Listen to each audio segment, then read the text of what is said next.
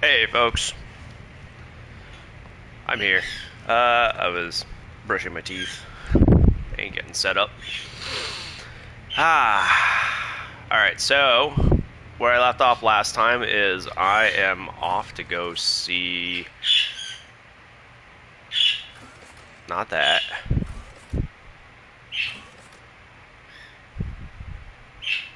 Not that.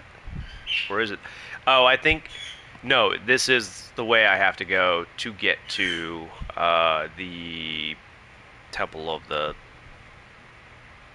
Blood Cult or whatever. Okay, so I do need to bring her along. I would like to bring him. He's got some good buffs, and he's a healer.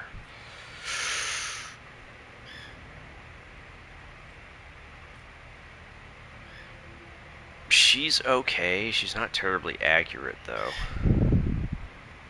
I think I have ranged mostly taken care of.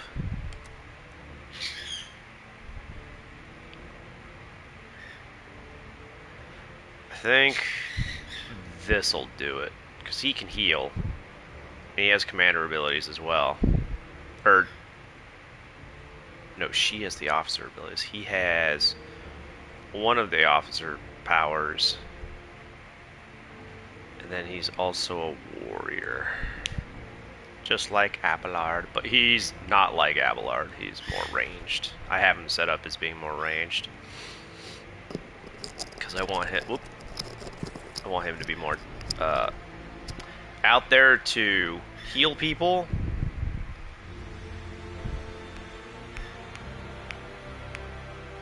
Is like a city unto itself. It is a city unto itself. It's basically a small city-state. It's got like what?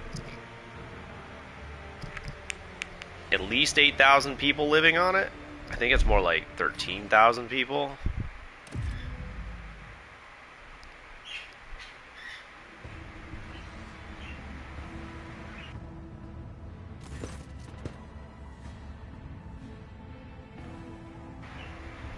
A sturdily built man with an augmented jaw stands at attention.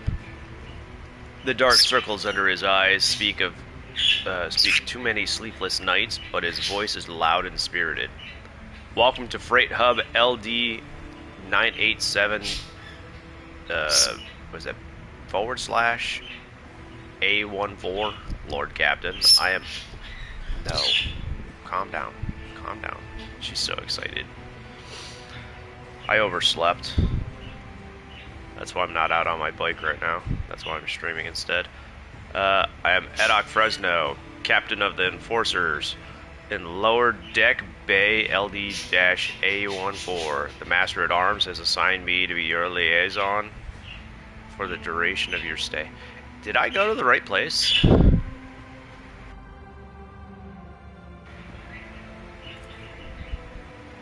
Lord Captain, would you like to inspect the control room to begin your search? Oh, no, I went to the right place. Or to begin your search for the Temple of the... Seems you were prepared for my visit. How did you and Sourback know I was coming? Now. The Master at Arms ordered us to be on standby after the Bloodspun Web openly invited you to visit their temple. Excuse me. Ooh. Visit the temple. We have been awaiting your arrival every day since then, Lord Captain. Do you know how to reach the Temple of the Bloodspun Web? I'm sorry, Lord Captain, I do not. No one knows. The cultists are too adept at hiding and keeping their secrets. And it worries me that you might have to walk around the entire compartment looking for the temple. Why are you worried? Is there a problem with this compartment? Lower decks are not suitable for someone of your status. And it's not just the grime and the crowds of brutish laborers. I suspect that the entrance to the temple of death is hidden in some dark corner where you might encounter criminals or contagious outcasts. With the kind of riffraff that dwells down here, you might even be attacked. He frowns. To put it bluntly, Although the bay performs and functions well, its more civilized sections are sorely lacking in discipline. Loki, did you just lick me, or did you rub your eye on me?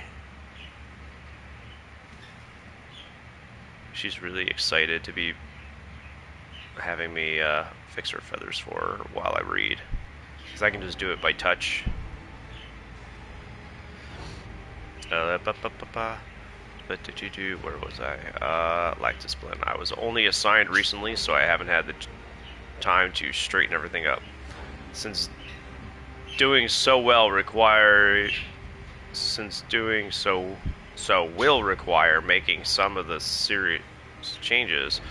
I am not inventing excuses, Lord Captain.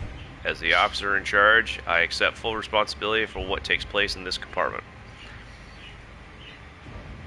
Being assigned here seems almost like exile. Did you commit an infraction? Frenzo shakes his head fiercely. No, Lord Captain, quite the opposite. I was commended for my service. This compartment has always been a troublesome one, and the Master at Arms assigned me here because she thought highly of my merits. I am honored to have earned Mr. Sourback's trust. What do the lower deck officers think of Jocasta Sourback? Mr. Sourback possesses all the personal and professional qualities required to lead the enforcers efficiently, Lord Captain. He enunciates each word with pride, but you note drops of sweat on his brow. I hereby offer you my assistance, Captain. I shall conduct an inspection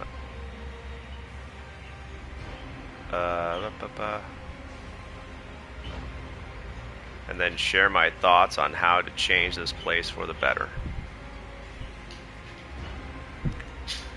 Rejoice, Frenzo. The Lord Captain himself has deigned to deal with your problems. Rest assured, I will provide you some crucial guidance once I am done inspecting the bay.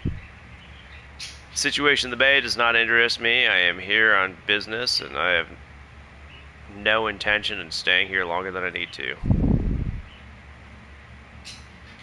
I'm going to say the first one. I don't want to be pompous. Although it is my right to be pompous, I don't want to be. But Frenzo stops himself mid-protest and assumes a more compliant tone. In that case, I urge you to remain vigilant. The freight trains...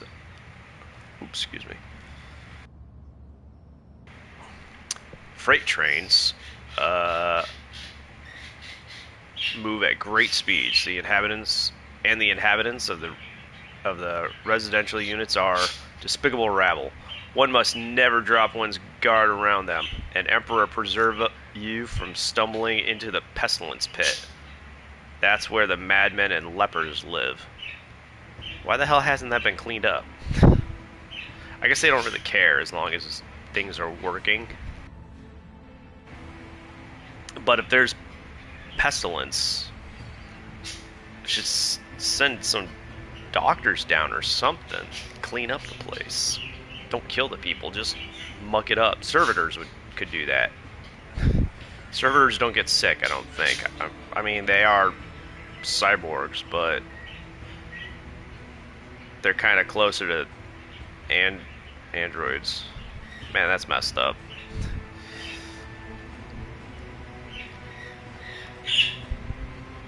Tell me about this station. Hub, blah blah blah, connects the lower decks, freight, residential, and artillery bays. The task is to monitor the flow of the labor force and prevent supply disruption between bays. Who maintains this hub? Traffic controllers. They're technomats trained by the priests of the machine cult to keep the sacred cogitators in working order and prevent train collisions. Okay, both of those are actually pretty important jobs.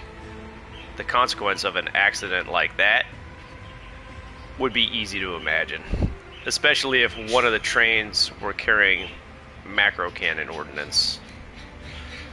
Also employed here are an enforcer squad, a team of Inferni, the clerks who keep the cargo records, and a medica officer. A fine chap whose medicine of choice is a bullet. May the God Emperor forgive him. Not every void ship can boast its own railway. That is true. Usually higher class ships are the ones that get the trains, or get trains, but it's far from the greatest thing a rogue trader's warrant can see done.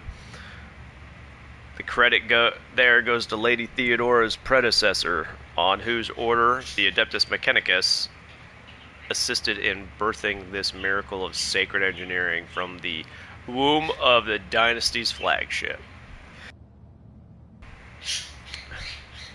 What is the situation on lower decks?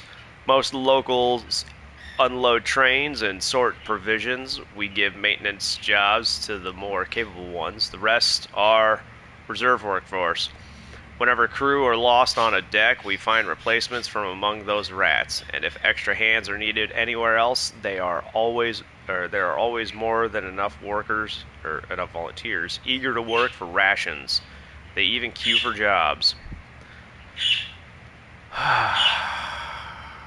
The rabble causes you no problems, I hope? Surely you're joking, Lord Captain. The rabble are base in nature, and mutiny is always in their minds. They steal whatever they can get their hands on, and lately they've moved from rations to tinned food to weapons. Rations and tinned food to weapons. We confiscate those regularly. Of course, and we keep the serfs meek and terrified. That's the way we can protect the mindless herd from themselves. Oh, and another thing the bastards do on a regular basis is build their shacks in front of service tunnel entrances. That has delayed the arrival of the furnace brigades during several emergencies and caused air and power supply problems in adjacent bays. We burn those saboteurs along with their shacks, but they just keep pressing on regardless. You and this rabble. How paranoid of you. You know, whatever.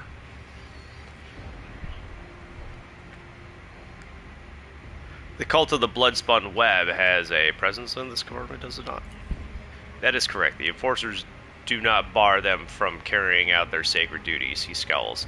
As irregular as it is to have armed crew members set up a secret hideout forbidden to the enforcers, and that they can go around dispensing bloody justice.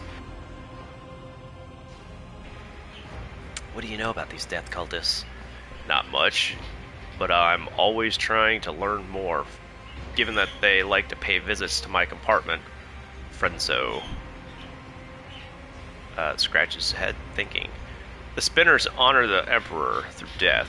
They kill notorious reprobates and heretics. Sometimes they kill righteous folk, and other times they even seemingly at random. Their rituals are morbid, and their prayers are strange. Anyone not initiated in their rites would struggle to make sense of them.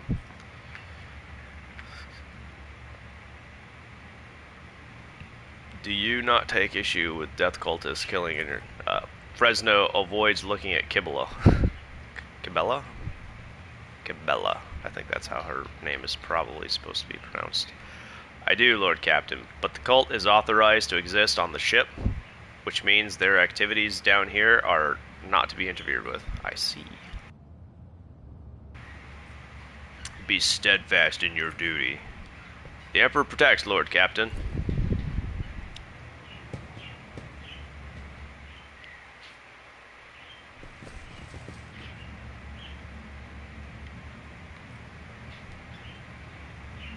Servo Overseer. Is that a...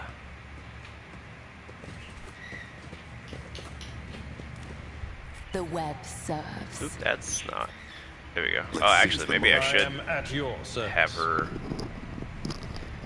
be there.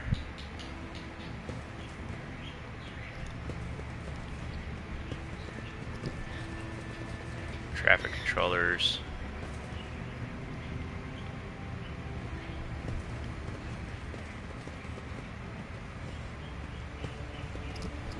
There we go. There's something I can loot from my own ship. It looks like ordnance. Maglock scabbards. Supercharged plasma. Universe power cells.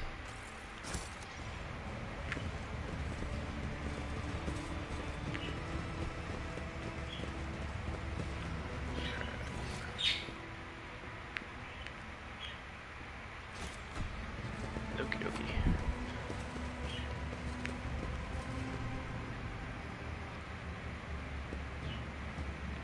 Is that blood? It can't be. We scrubbed the deck 3 times right before the rogue trader came.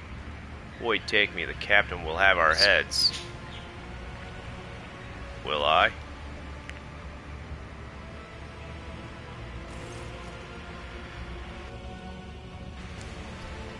Is this the welcome you give to the rogue trader? Abelard's nostrils flare in anger. Whoever had the audacity to leave this behind? This appalling symbol. I will see it that the master at arms calls them to account for. The corner of the captain's mouth twitches nervously as he mutters, "Damn those, how did they even..." You have seen this sort of symbol before. Death cultists carve bleeding marks like this into their own skin. Bella carves the same symbol on the back of her hand with a knife and whispers a prayer. Doman Wilbur, remember this sign. It is the beginning of your quest. The first blood trail.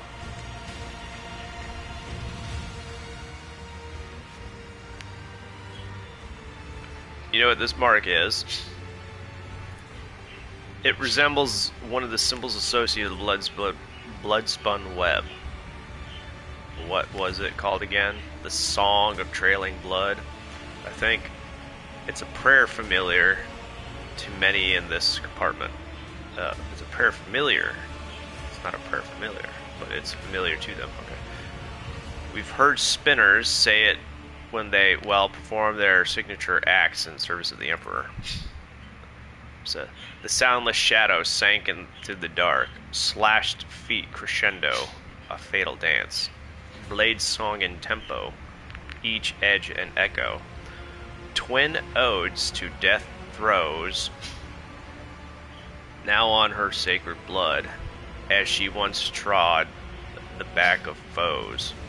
Tread countless souls, but none who know.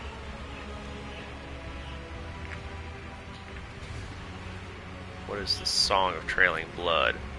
From what I can tell, it's something like a prayer with several verses that tell about the life of one of the cult saints, Ariane, the matriarch spider, as they call her.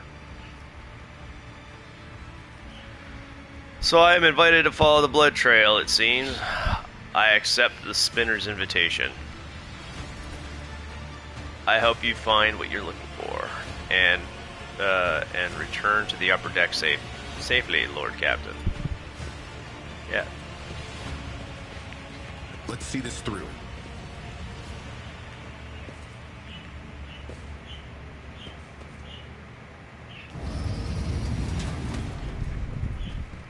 Oh, maybe I should have Abelard go Whisper first, upper because he's... deckers avoid coming here. But how can one live aboard the flagship only to turn one's back on the core that gives it life? This core can just as easily take a life too. Especially if someone around here takes a fancy to your boots.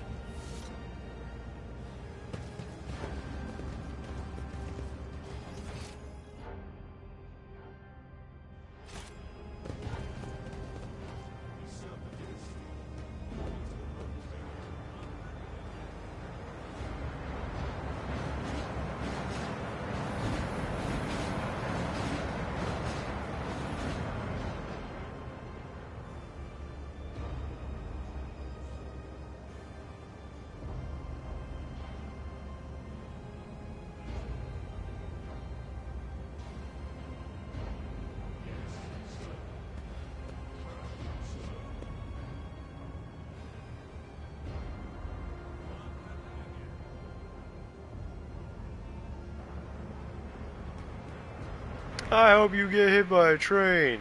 Damn, bro. The guy might be an alcoholic. That sucks. Marching ahead.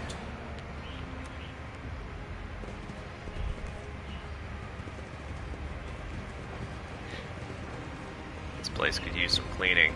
There's a lot of debris, to say in the least.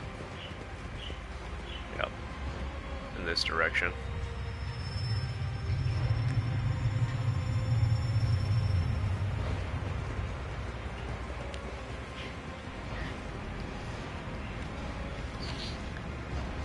Looks like the rabble is bowing to me. That's pretty nice.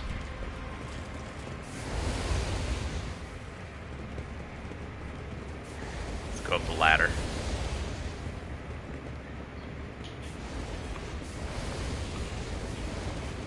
Why are they burning my ship?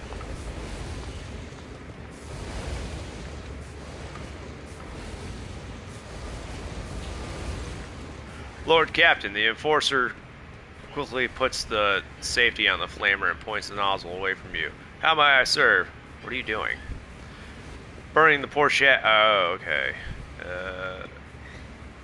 Burning the poor shacks, Lord Captain. The rabble build them, cutting off the air supply to the next bay and making it difficult for the Inferni to work. We've told the serfs to get out of here time after time. They won't listen. Captain Frenso ordered everything to be burned down, and afterward this area to be sealed off. Stop the burning immediately. Stop it! Stopping the burning. Venture forth.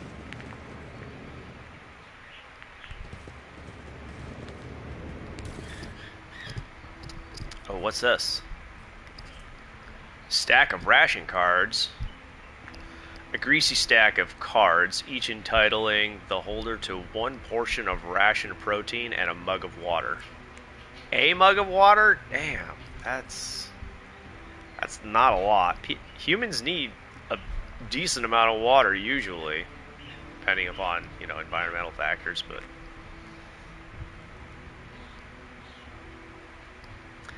you can barely make out the crudely scribbled words. Then pass the marketplace. Make sure the Enforcer don't you. I don't know what that. Or you'll ruin entire operation on the tracks. Behind, you'll find there's a little gift. Give it to him, or you'll see for yourself. Huh. Behind the tracks, there's something. What's that? Mag class rechargeable battery. Yo, if they load that up, Prometheum. No, that's just locate. Set of icons. Interesting. This was on fire earlier. And it heads in that direction. Kind of class. Switch to your box. Get some enforcers and Medicaid personnel in here now. There is a man in need of revival. Once he is recovered, assign him to be a scribe's apprentice. He is too badly injured to go back to worker's life. Oh, I didn't even read what that said. Mercy, please save me. The young man gasped for air through burnt lips, slipping in and out of delirium. His skin is dripping from his his gaunt body like melted. That sucks. The God Emperor has sent you to save me. You are his light. You are his grace. Thank you for not leaving me here. Never forget the mercy the Lord Captain has granted you. When the Undying One is ready to accept a soul, it must be sent forth, and so will it be freed from the torment of the flesh. Yet you have chosen to prolong this one's suffering. Your intentions perplex me. What are you doing? What happened to you? Unveil. a cleaner. I was in my house asleep. Enforcers came, set fire to it. I didn't make it out in time. I wonder how long he's been sitting here like this. A watch? 3? The whispers say nobody cared because he didn't matter. But they also say he's somehow supposed to matter to us. Strange. You know anything about the mark I see? He tries to turn his head, his blackened skin crunching. I don't want to read that. That's gross. He painted the symbol. Then he gave me water and whispered a strange verse. He told me to memorize it and recite it later so that help would come. And here you are. Then I should. Begins to whisper. To soot-smirched soul, her mercy she did grant. Last breath expressed, knife met heart. Removed from chest, passed on to death. Her duty blessed. Stop chewing on my mustache, you weirdo. I need to shave it. Her duty blessed, a balm for those who suffer anguish and distress, a longing brought to rest. A mortal bonds the soul divest. Help is on the way, just hold on a little longer. Of course, thank you.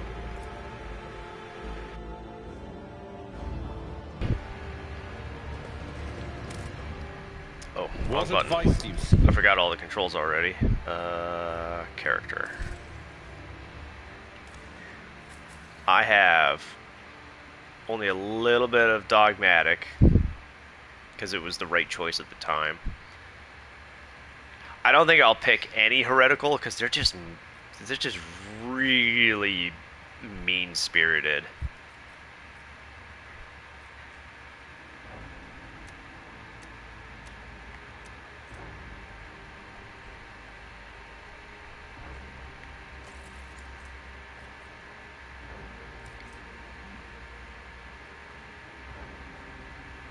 Oh, okay, that's why some people start with temporary wounds.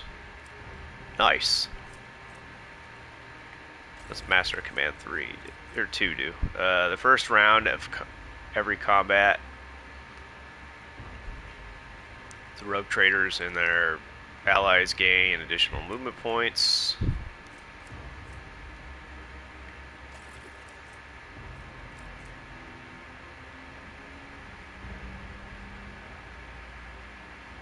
Oh, okay.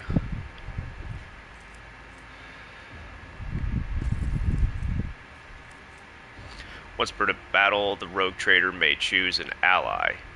The target ally may immediately use their heroic act without spending momentum. Not applicable to allies whose heroic act is on cooldown.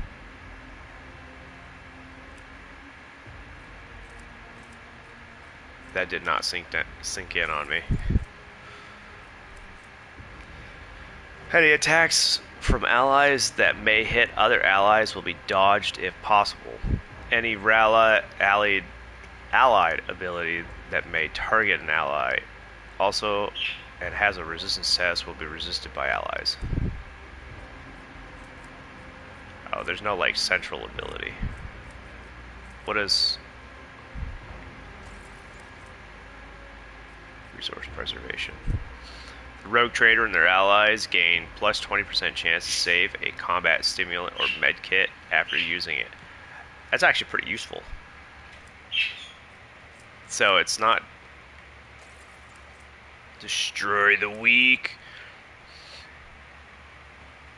For the first round of combat, everyone in the rogue trader's party gains a 25% chance to regain 1 AP after killing an enemy. However, triggering this effect immediately manifests as psychic phenomena. Ooh, that's not so good. Ooh. Alright, I'll read the rest of those some other time.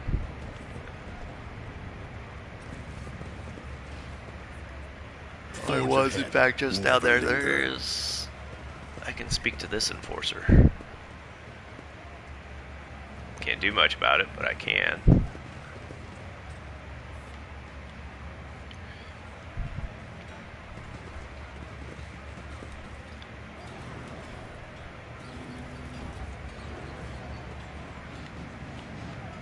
There we go. What's this? Consecrated scrolls, las gun optic conversion modules, and prey sense sights. I don't really know what those are other than their weapon parts or something. Time Worn loader. This legit looks like an orc contraption. Hey, what's Heinrich doing down here? The Infernus Master salutes you cheerfully with his low stick, and so he smokes cigarettes, which are called low. Probably because it's not strictly tobacco, but it's something. What an unexpected encounter. What brings you to this compartment? The famous cuisine and magnificent vistas, no doubt. I seek the Bloodspun Web's temple. Do you know where they are hiding? I don't have the foggiest idea, and that's probably for the best. I have my hands full as it is. And what are you doing here? I'm here to patch up Savage Locomotive number 3 under the Tech Priest's supervision. That old grump is my personal favorite on the entire freight line. Every couple of hours, Savage gets mad, his boilers catch fire, and starts spitting steam at the repairmen. Guess who they call to take care of him in these situations? The Inferni, of course. And after I've done all the most dangerous work, that's when the Iron Brains come in. That's alright. I love Savage. Excuse me. Whew. My budgies are animated, to say the least. When he's in a good mood, the feeling you get standing at his levers and speeding down the freight line is indescribable. I envy those Tech Priest drivers who get to operate him every day. The roar of the boiler, the wheel thumping like mad, and all that furious power pulsing in your hands, responding to the slightest movement. How about there's a mischievous spark in Heinrich's eyes. I introduce you. I must take my leave. I cannot turn down an offer like that.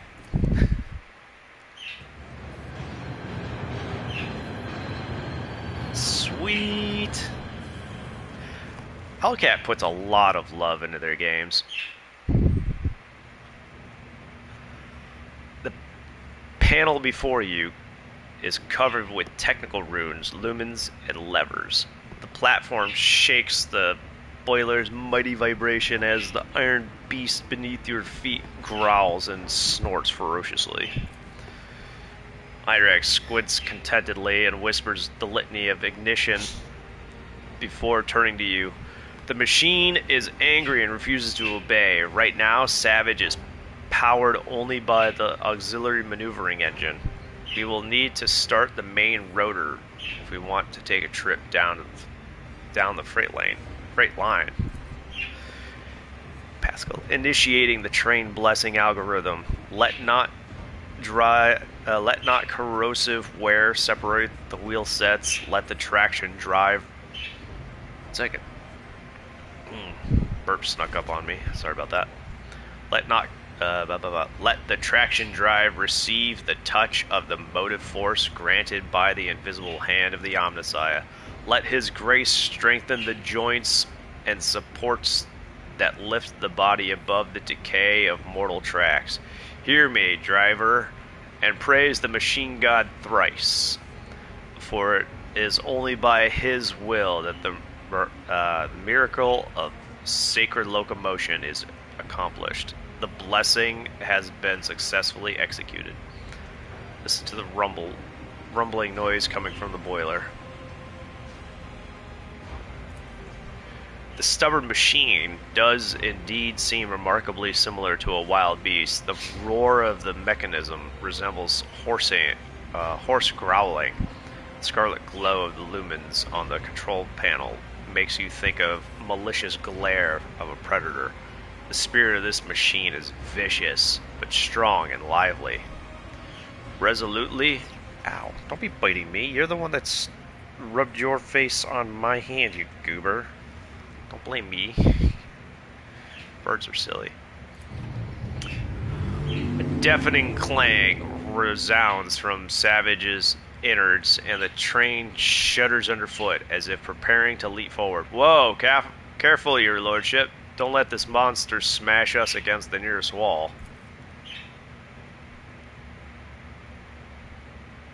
Put your hand on the big lever and gently pull it, very gently. Heinrich's face is focused, but his voice has not lost any of its playful cheer. Savage does not like being hassled. Grasp the lever and gently pull on it. A few erratic jolts shake the platform, and an indignant groan emanates from the depths of the machine. An intense shudder passes through the lever and into the palm of your hand. There is a strange feeling of emptiness in your stomach. Savage's fiery heart is stirring. Don't you feel it? There is so much energy and defiance in him. This is a rocket, not a locomotive. Unruly and enamored with speed, but quite willing to submit to a strong hand. There is almost a loving tenderness in Heinrich's voice. Pull the lever toward you, smoothly but firmly. Then pump the fuel with this command rune.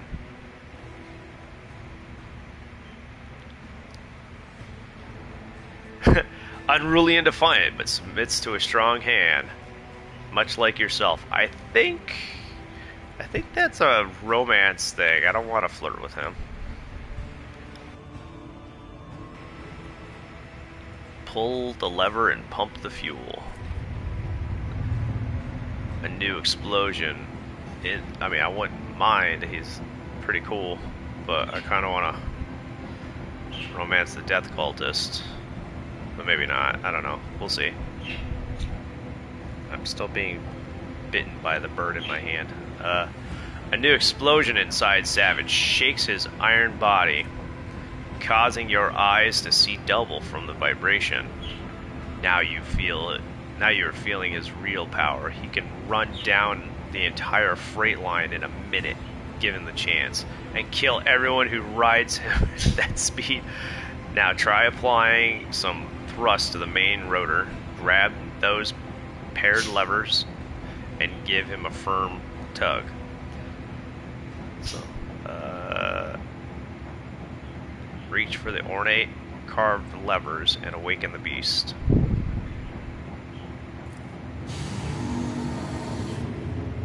A torrent of steam bursts from the slit a torrent of steam bursts from the slit in front of your face, but Heinrich deftly covers you with his shoulder. A moment later, you realize that you cannot hear a thing, or rather, you hear only one thing, the roar of the engine, triumphant and powerful. Looks like Savage has agreed not to kill us both. His tech priest guardians will be pleased. All hail the Lord Captain. You have subdued a mighty beast today. Now I'm sure you have an urgent business to attend to, and it's time for me to drive Savage down the line and see if he's feeling cranky.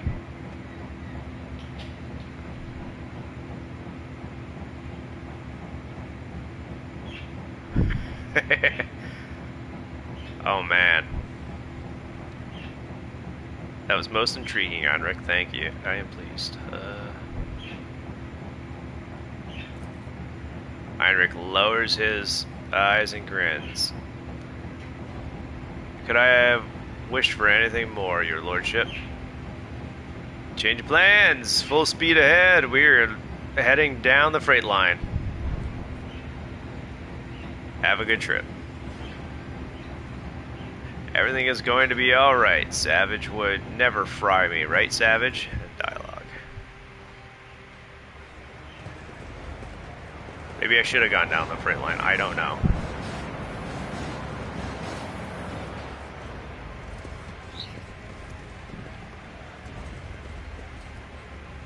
Yeah, I probably should have actually gone down the freight line.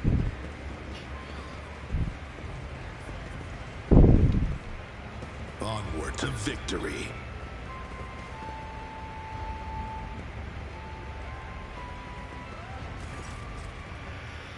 A group of gawkers are crowding around a makeshift stage, watching a strange duo perform. A man with odd-looking goggles pushed up on his forehead, hands wrapped in worn leather gloves, plays a tune on a handmade flute. Next to him sits a stack of crates supporting some kind of game board. A scruffy rat is rolling small glass balls around the board. Several workers empty their pockets and start throwing ration cards, bolt nuts, and even a few power panels into the small chest next to the board. The flute player winks at the crowd and switches to a different tune. The rat squeaks excitedly and starts rolling the colorful balls. The players have chosen around the maze of tunnels on the board, but not a single one reaches the goal, a hole marked with a red circle. The rat just rolls all the balls off the board or into dead ends. Once the first group of players get their hopes dashed and leave empty-handed, new workers immediately take their place.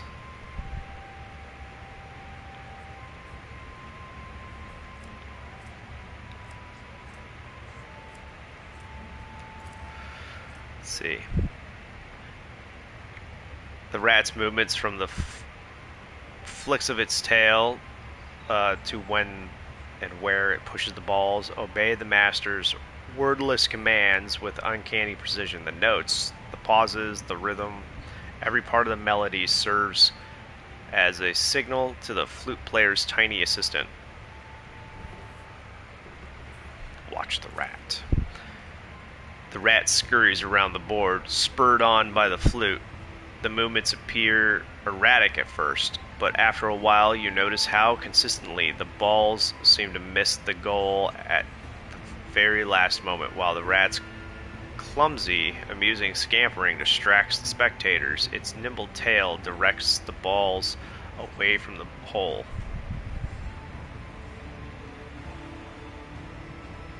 Toss a coin into the chest. The crowd, which has been too absorbed in the performance to notice your presence, turns to you. Expressions of frightful awe appearing on the workers' faces. Many start worshiping prayers, or whispering prayers, not worshiping. My bad. The flute player's clear eyes widen in surprise. Then, with an open and friendly smile, he says, "Many a grand story of the great Lord Captain's generosity is told, and I swear on my flute, today I will add another. To a fortune peddler, the Lord Captain's grace is a gift from fate itself." He applauds you with gratitude, and the workers timidly join in. "Perhaps you would like to trade us some of that captain's fortune of yours, your lordship."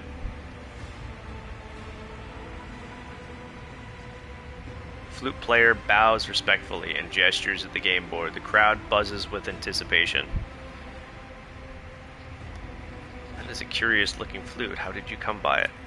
He pats his instrument gently. "My mother loved music. She used to hum beautiful melodies to me, and when she passed away, I carved this flute from her hip bone and learned to play, out of sorrow and respect for her memory."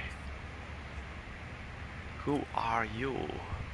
"I am but one of many." The man gestures broadly at the teaming station. A voice in the crowd.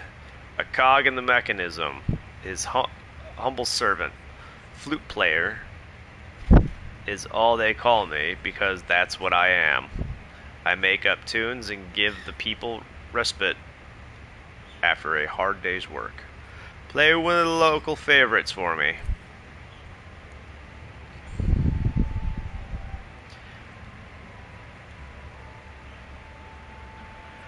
The flute player smiles mysteriously and brings the flute to his lips. A simple, brisk melody pours out of the instrument. The glum faces of the workers and traders soften a little, and the tunnels around you seem less squalid than before. Long after the music has stopped, many continue to whistle the unassuming ditty. A flute needs no words to sing, but I am curious to know what story your melody tells. The flute player awkwardly adjusts the goggles on his forehead. The story of a simple man from the lower decks, honest with himself and others. He risks his life to protect the oppressed from those corrupted by power. He takes from the rich and gives to the needy. He helps without asking anything in return. Nemesis, hero of tales, admired by children and grown folk alike. The interrogator's lips curl, but he remains silent, his icy gaze not leaving the man. By opposing legitimate authority, persuasion, a fairy tale indeed, risking oneself for nothing. If such a man existed, he would surely be profiting from your misfortune in secret. By opposing legitimate authority, your vile nemesis tramples on the creed, and everyone who glorifies him is a criminal. Youch, that is rough. Instead of piping frivolous ditties, all right, let's go with, may good times come for you one day, and then there will be no need for songs about fighting injustice. In the meantime, strive to lift the people's spirits, flute player. The crowd nods in approval. The excited whispers merge into single prayer for your health. The flute player smiles. For a humble servant, there is no greater reward than his lord's approval. I will try my best to inspire as many of your subjects with music as I can. Are you suggesting that I play a game?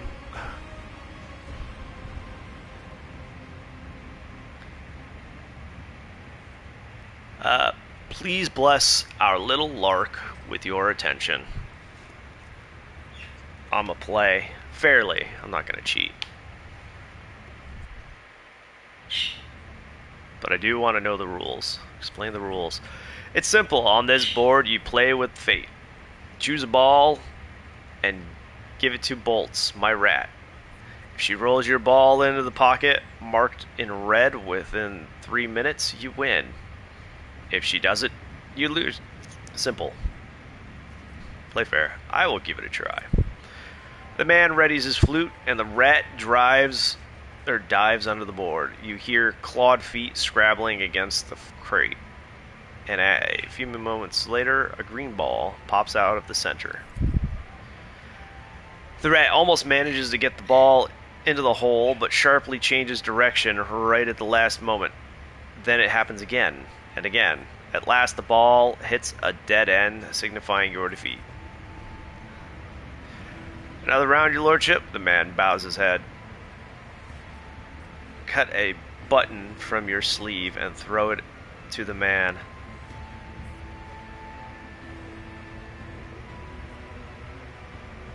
I know you are cheating. Get out of my sight before I report you to the enforcers.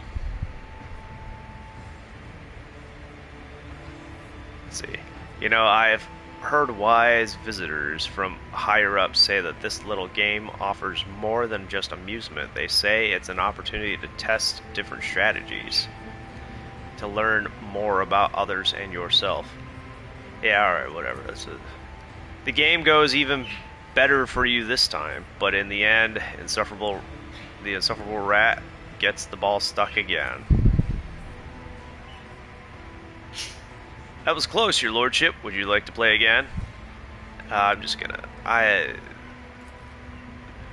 Thank you for this generous gift. These folks will shower me in ration cards to get their hands on something that belonged to your lordship. Fortune gave me the brightest of its smiles today. I hope you have enjoyed yourself. I certainly won't forget my fateful meeting with the Lord Captain. Flute player clears the board in one deft movement and begins a new tune.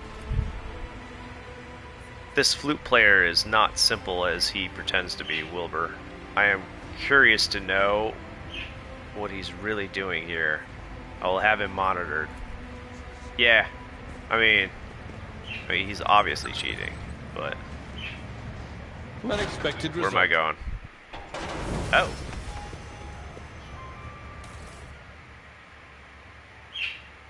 Ship goods. Stay sharp. And we leveled up. Your senator. What torments you?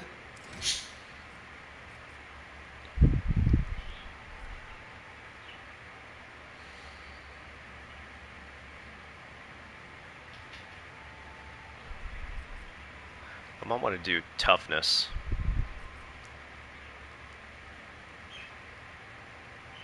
Well, willpower is good. I don't really use that much.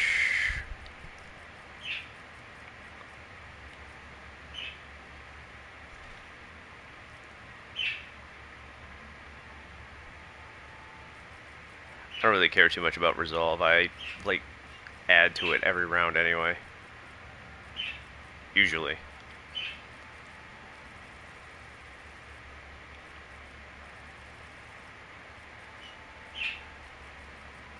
Have no shields. I still need to pick up a shield for Abelard. Ah. Bird, your talons are making my scalp itchy. Oops, sorry. Just punched my microphone.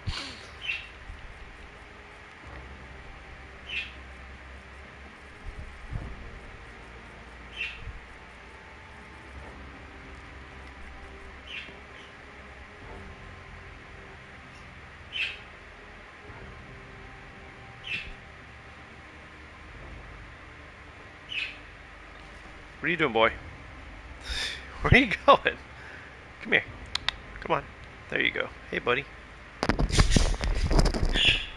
So if you hear like clicking or rapid movement on the mic, that'd probably be my boy trying to get comfy.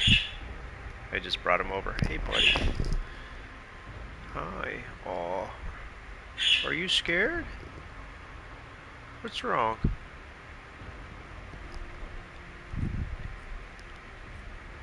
Ooh, Psycho Majoris. I might do that. Whenever the Psyker uses a damaging psychic power on a target that is 6 cells or farther, yeah, he's nervous. For some reason, all of the birds decided to have a start.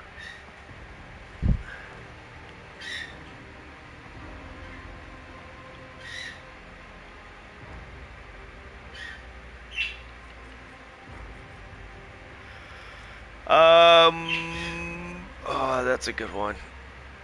What's this? The Psyker gains and describes soul ability. It costs no AP, but deals direct damage to the Psyker equal to 25% of the Psyker's maximum wounds. The next psychic power used after this. Hey, Burp. Yeah. How you doing?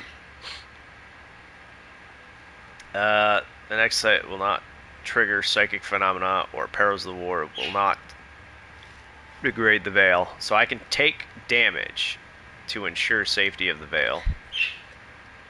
I'll just do this one.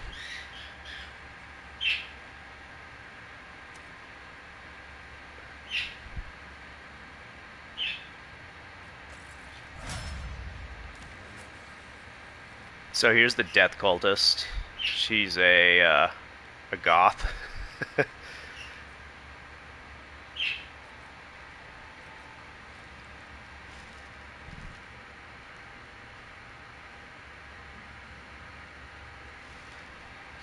I'm sorry to hear about the flare-up, but crocheting is, in my opinion, always good to do.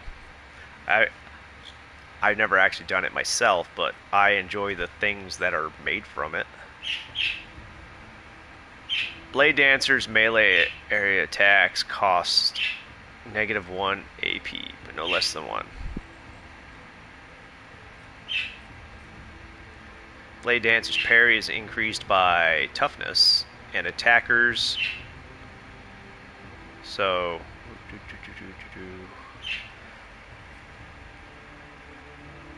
Melee attacks cost -1 AP. Bloody Requiem. Whenever a Blade Dancer kills an enemy, the Blade Dancer's resolve is... I don't care about resolve. Whenever the Blade Dancer uses an ability that costs wounds, they gain +3 MP to the current turn. As long as the Blade Dancer has 2 swords equipped, the Blade Dancer's weapon skill is... I have her using a two-handed weapon, so... I mean, she does have 2 swords. I gave her 2 pretty decent swords, but... she has a two-handed one that was gifted to me, but I'm not a melee person on my dude.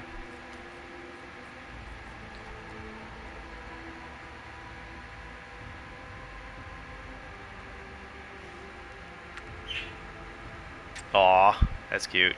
I have a beanie that my mom made way back when I was like 16, maybe younger.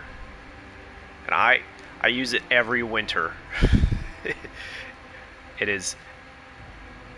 or when I shave my head and I get cold. It's currently in my winter coat, because that's where I generally keep it. It's a good beanie. It's super dark blue, and most of my clothing is like black, so it stands out a little bit. I don't care. I don't actually care about how I look as long as I'm comfortable.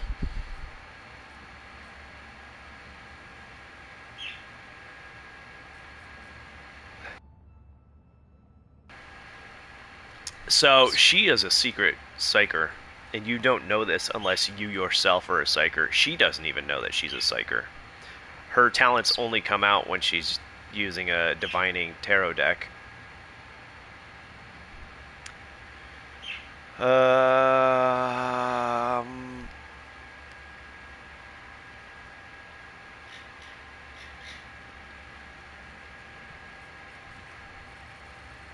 I'm gonna go back up here because I want each attack made by the Blade Dancer increases the damage of all subsequent attacks they make this turn by +5%. So I can go up to +15%, which is pretty good.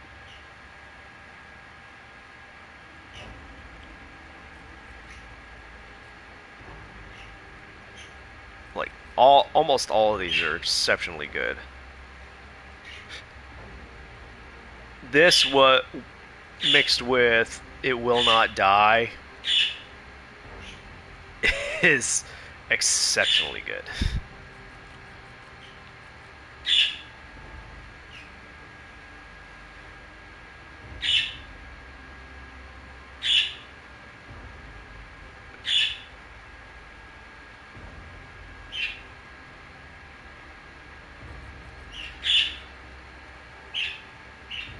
Let's see. Whenever the Blade Dancer uses an ability to... oh, I already looked at that.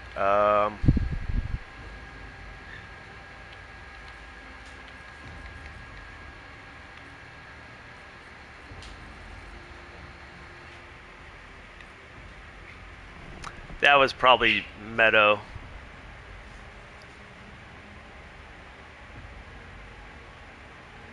She's currently climbing on the shredding tape that I have up. Now she's on the calcium perch. Hi, baby. Hi.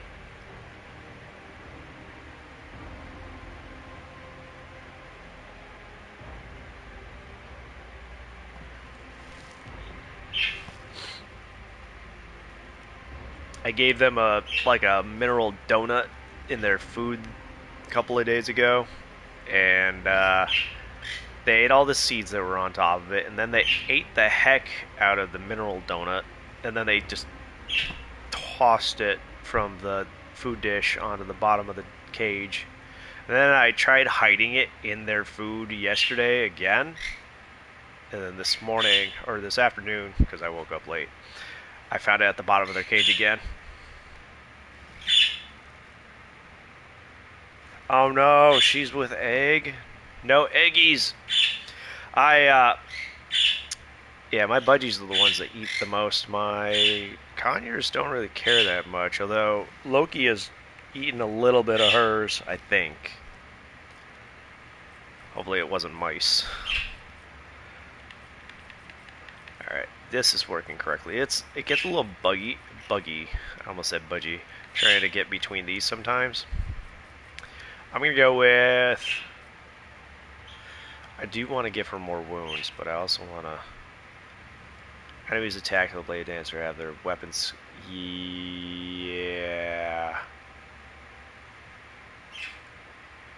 Yeah, let's do that.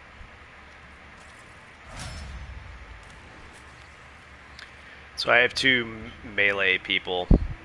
Abelard is my tank, and the Blade Dancer is designed to be more.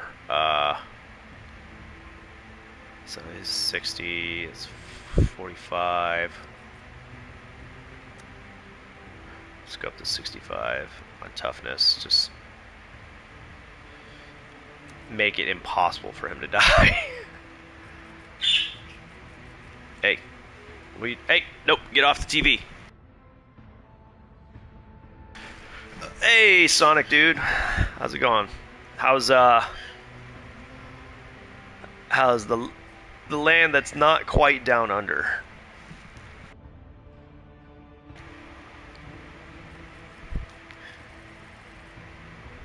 Speaking of both of y'all, what'd you spread on your toast this morning? I had these chocolate peanut butter rice protein bars. 11 grams of protein per bar. And they're not very big, so it's a lot of protein.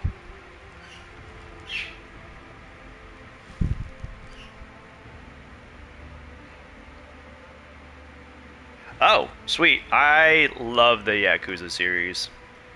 I will eventually go back and finish my run of Ishin, and then I'll do Yakuza 0, and then I'll go through the entire series up to... I have Infinite Wealth.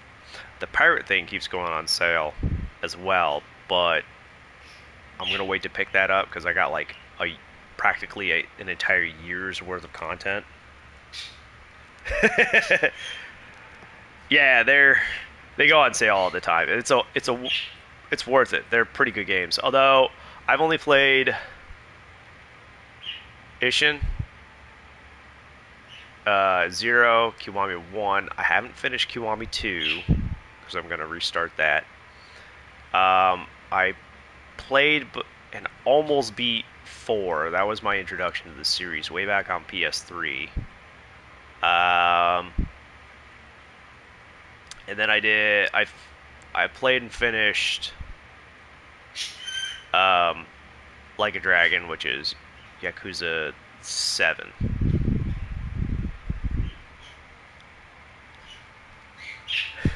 I don't remember which one Chapter 6 was because it was years ago that I did that.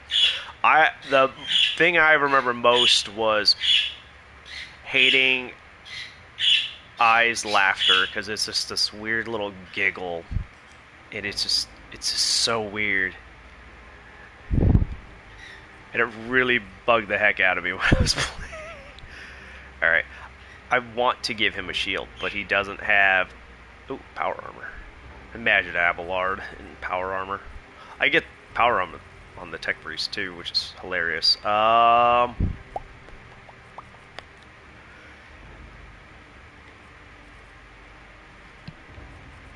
don't want to use any of these. Alright, perfect timing. All allies.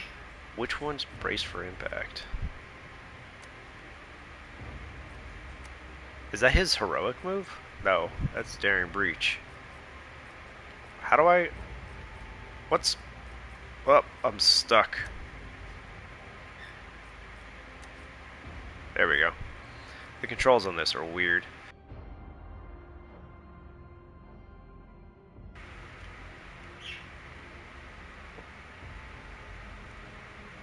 Oh, yeah.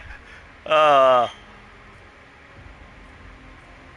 Kiryu is such a Chad. Oh yeah, I was gonna do toughness. Why can't I give him it will not die? We already got it. Oh, there we go. It will not die. Increase wounds up to half of the character's level rounded up. Maybe I'll give him this, even though I don't have a shield.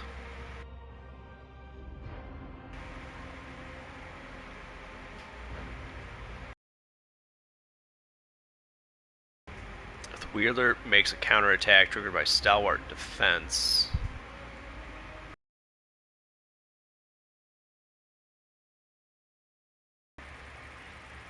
Ah.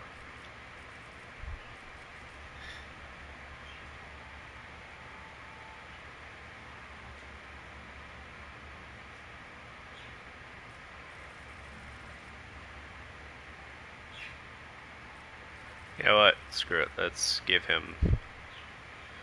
An Imperial World character is affected by an ally's blah blah blah. I don't care about resolve. All allies, excluding Xeno, was chosen for humanity's finest. That's funny.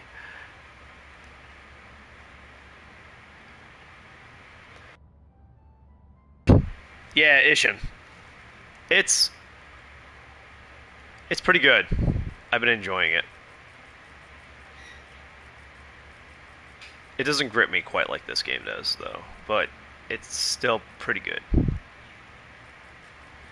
I probably just did too much of the management system. I'm not gonna spoil it for you, but you know, almost every single Yakuza game has some form of a thing that you manage, and I think I might have done that too much, and it burnt me a bit.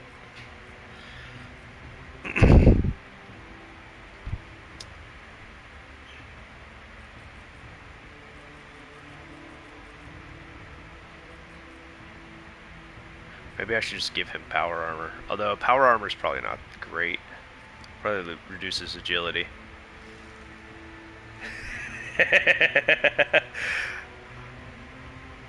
Then you'll probably enjoy this because it's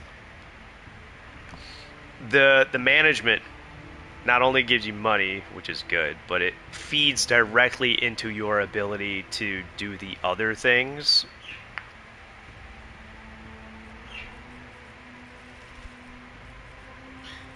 So I think you'll like it. Whew. All right, I don't know what I'm doing. I'm just kind of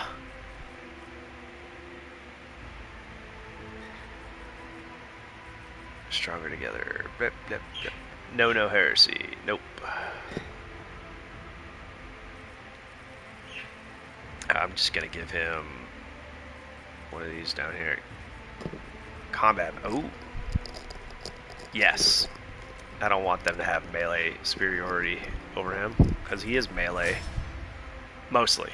He's not strictly. He has an offhand weapon.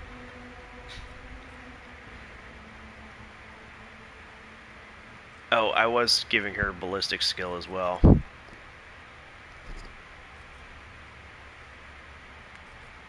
I mean, willpower's good, but being able to actually hit with stuff is also good.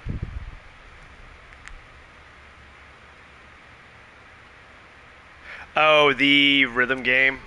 Yeah, I'm not great at rhythm games. There is a little bit of that, but it's much easier in Ishin. It's actually more simplified, I would say. Let's see.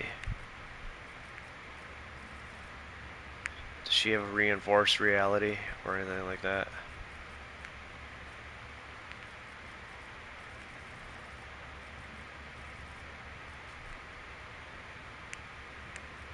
Defensive maneuver. Oh, she doesn't have shield. I'm not going to do shields on her. I try to keep her out of melee because she's a psyker.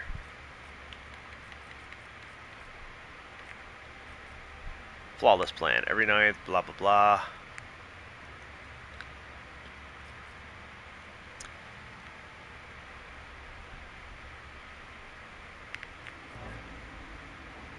First dodge attempt of every enemy. Every time the Psyker deals mental damage from any source other than Aftershock, the target suffers half as much mental damage at the end of the next turn. Will you knock it off, Bert? She's trying to steal my mustache again.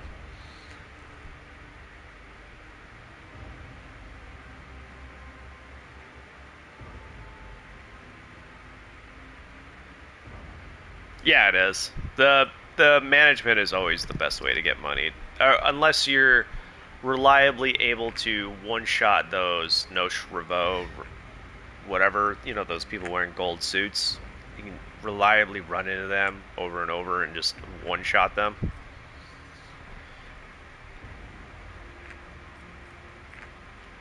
Mind Thief. Anytime an enemy becomes a target of any particular psychic ability for the first time, this enemy suffers -5 penalty to their intelligence perception and Psyker's intelligence perception until the end of combat. Pretty decent. Whenever the Psyker kills an enemy with a psychic power, dealing more damage than the excess damage will be dealt to the enemy closest to the target.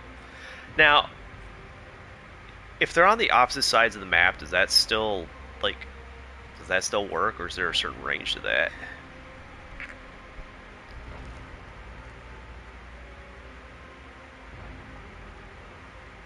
Damn, 15 billion. That's pretty good.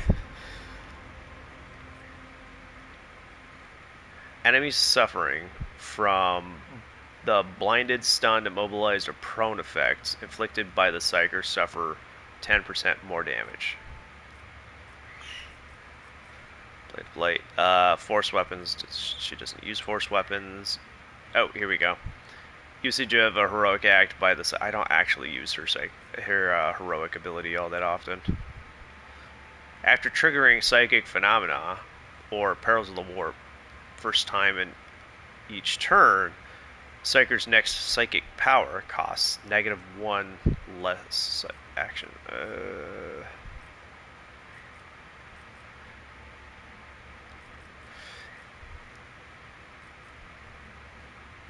Psyker's psychic powers. Yeah, let's go with Psyker Minoris.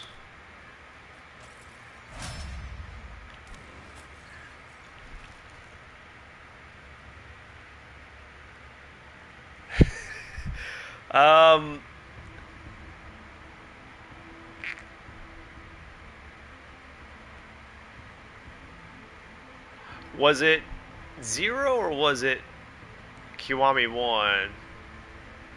It might have just been base Yakuza that also had it. There's a Michael Jackson character, and that was silly as heck. Let's see, which character is this? Pascal. So...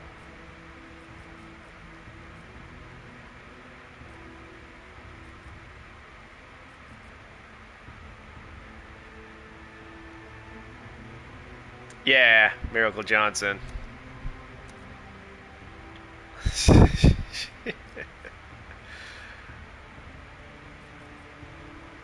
Pascal gains 5 MP on the first round of combat. Every successful melee attack grants +2 MP the next round. Oh, I could have used that. Melee attacks apply machine communion effect on all attacked enemies. Ooh.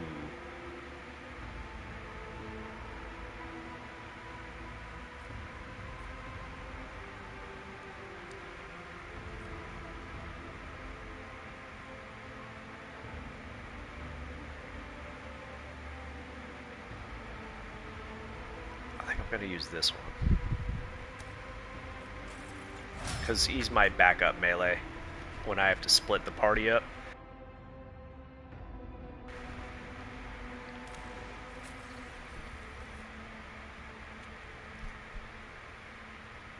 And he's my healer.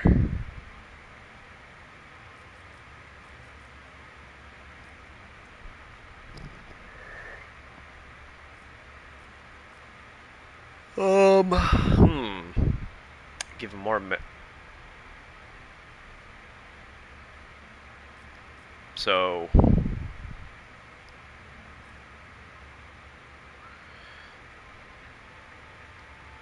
Why not? Or. Let's give him that.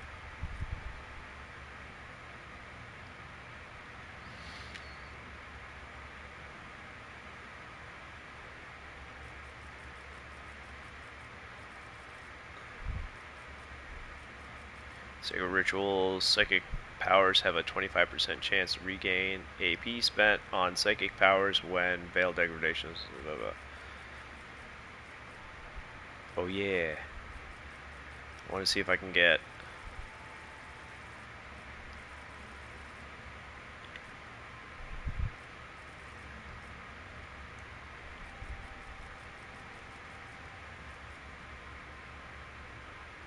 First round of combat.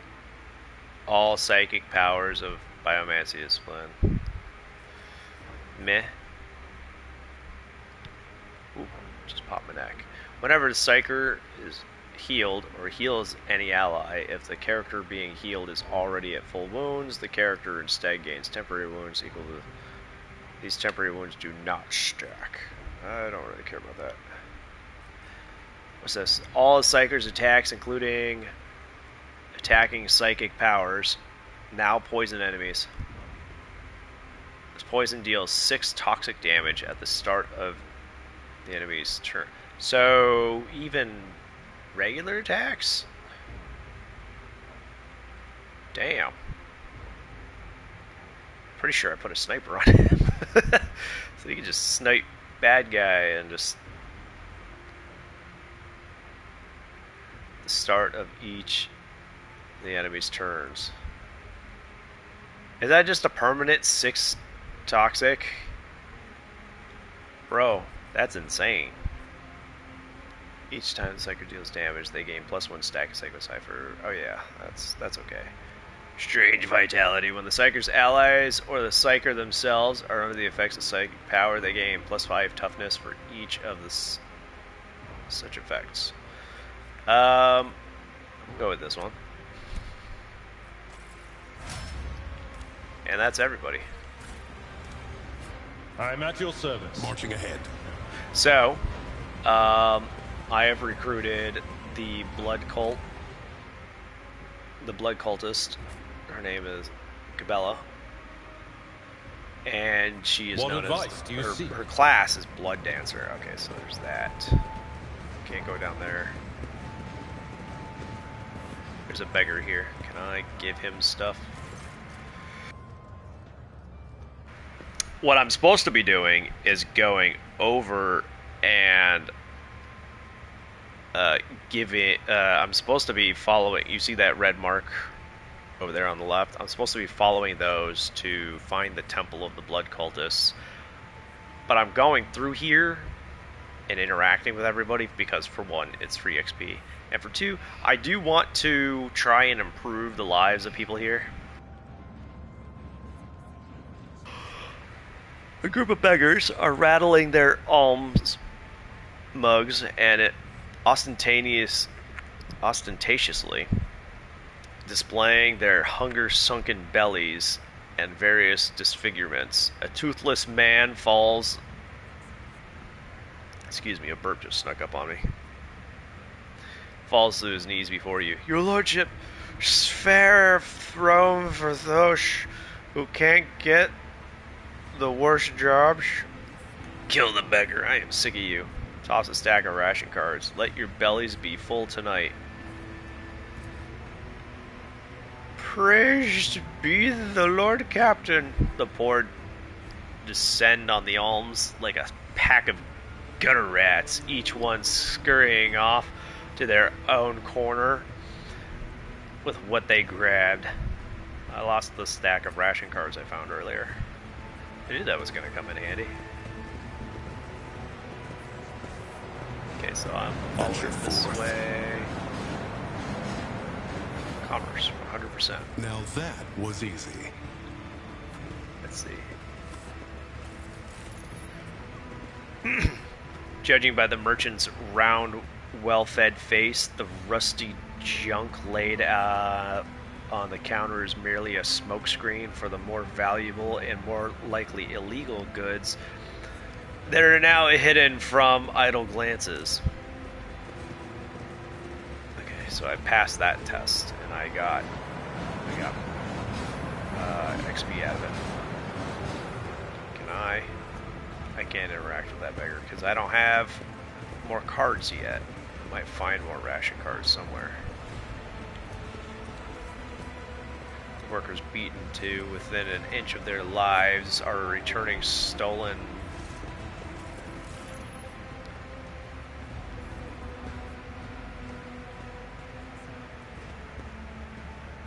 The workers beaten to within an inch of their lives are returning stolen power panels, wire, and microlumens to containers marked disposal.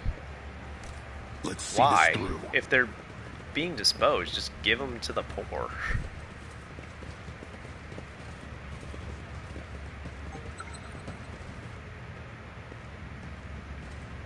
You're just skin and bones. Oh, hey, what I found. Oh, more ration. Oh, I have plenty.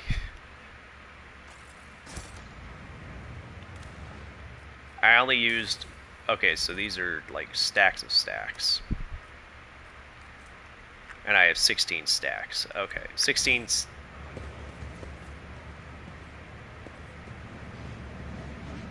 Yeah, that should make sense. I was gonna clarify, but...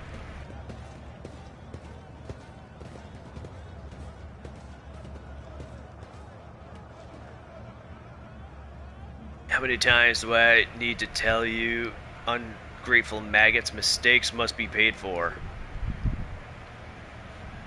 Have mercy, in the throne's name, I beg you. They sound like loyal servants of the Empire. The battered worker throws himself at your feet and touches the toe of your boot with his dirty palms. Your gracious lordship, hand of the God Emperor, save your unworthy servant. Get lost, the enforcer's baton pummels the man's back and shoulders several times. His bones crack audibly. My sincerest apologies, my lord captain. Your boot, I'll clean it right away. A murmur of discontent breaks out among the gawkers who have gathered around. None of the other workers dare come closer, but the anger in their faces... Stop the enforcer. I tend to hear this man out. Your lordship, I work hard, never even take breaks to rest, and all I earn is 7 ration cards with 15 mouths to feed. Back home, the enforcers shake me down every shift, just like they do every other honest hard worker. Who? Enough whining. You and your pals lifted a box of Nutribars a few watches ago and 2 canisters of water before that. I didn't beat the life out of you because I took pity on you. And this is the thanks I get? You quarantined the hub for 20 watches and refused to give our rations if we didn't have cards. Cards we had no way to earn. Yeah, you basically forced these people into stealing stuff. Bro, come on. And today you earned 15 cards in a single shift because you do the work of 3 people, right? Or did you take your pals to a dark corner somewhere, do them in, and take their share? I didn't do them in. It wasn't... the worker stops himself, cowers. They got their heads bashed in by crates. The dead don't need rations. Gaze proudly and solemnly at the crowd. Would I achieve glory if I had complained about every... No. Strike the enforcer. Consider yourself discharged, thief. Tomorrow you are to stand here and queue for work assignment like the others.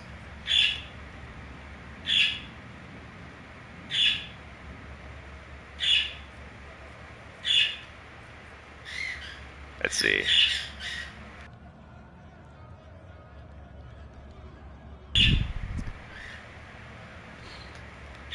Add a note of sagely depth to your voice. Society, you see, is much like a boot. Its toe proudly directs the foot of the Imperium forward, and yet it needs a soul to stand on. You are the soul, good people. That you are down here choking on dirt without ever seeing a sliver of light is not the result of someone's ill will, but rather it is the logic. That's just fascism. You both deserve punishment. Strip the arbitrary enforcer of his rank and give lashes to the thief. Address the worker. Every crime will be punished accordingly. I offer no protection to thieves. Address the return the cards and do not abuse your position again. The onlooking workers bellow triumphantly and point at the enforcer, praising the Lord Captain. Awareness test success succeeded. A sullen, red-bearded man with keen black eyes draws your attention. His oddly piercing gaze seems to size you up the whole time you were speaking. But now he has hastened to conceal himself behind the gawkers. The next thing you know, you are watching him hurry deeper into the tunnels. May the God Emperor protect you and all of House von Valencia. Valensis? Where did I get Valencia from? That might have been from Pathfinder yesterday. Lord Captain.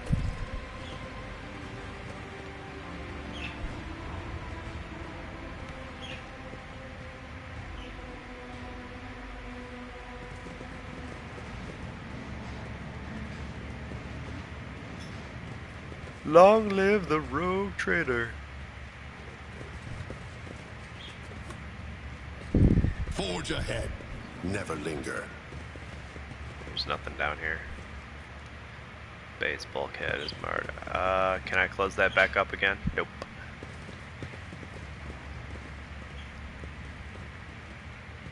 Yes, your lordship. Oop. Move the container. There's only a 95 chance. Okay, so I failed at 90% chance before. Let's see if I'll fail at 95. Despite your efforts, I failed the 95% chance. There's something back there, but I can't gain access to it now.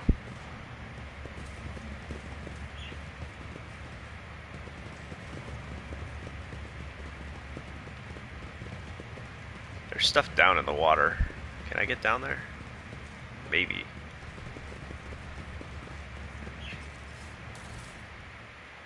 Let's see, what's this? Chargeable battery and synth leather. Sure, you can have it if you need it so badly. I just stole that dude's stuff.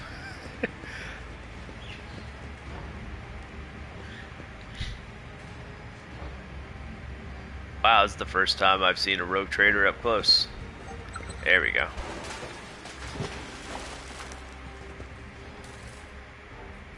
More ration cards. Oop.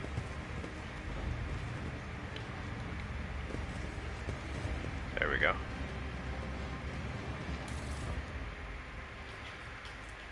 Spiral Black Obscura. Miscellaneous corpse starch rations. Those are made from dead people. Dead humans. Which is gross.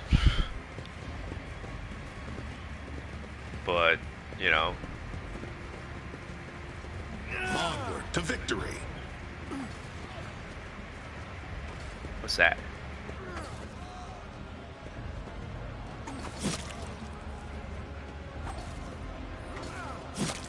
Those two dudes are just stabbing each other. Did they just hug? The kids have been waiting for you. How was your shift? We worked hard. I helped out a friend loading. And he gave me some cards. Take them and exchange them for new shoes. Yours are all worn out.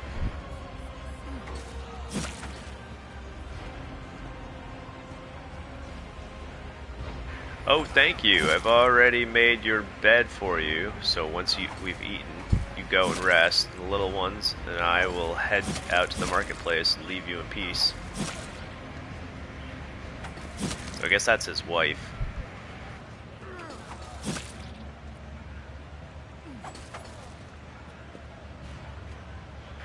Why did the Emperor send me such a wonderful wife?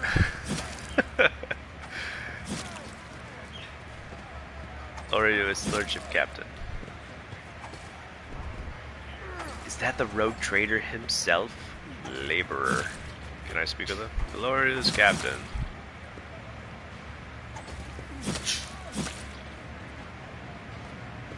Yeah, I can't speak with most of these people.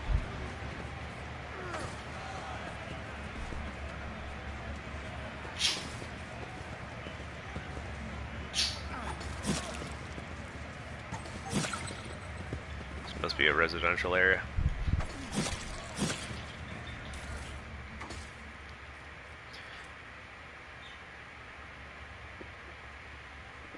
Wow, how'd this get down here?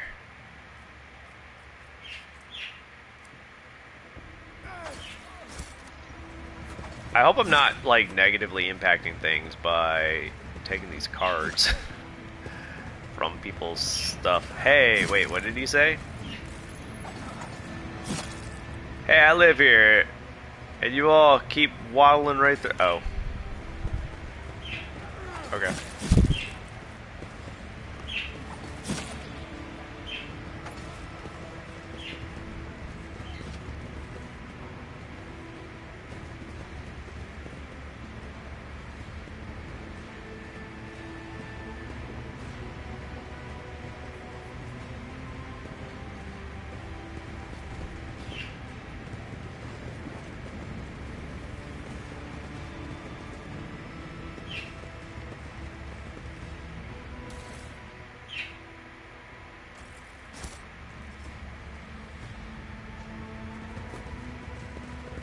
No one argued with me taking that.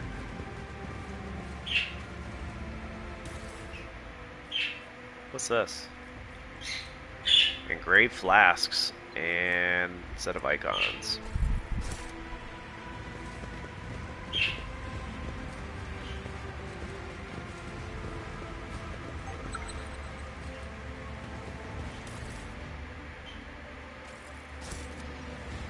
I have a whole lot of ration cards, and I have no idea what I'm going to be doing with them.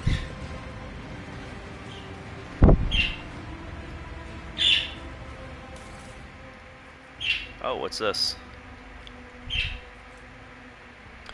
Book of War Prayers. The wearer deals plus 10 damage to Xenos and demons. If the wearer has conviction dogmatic, this bonus is doubled. Okay, so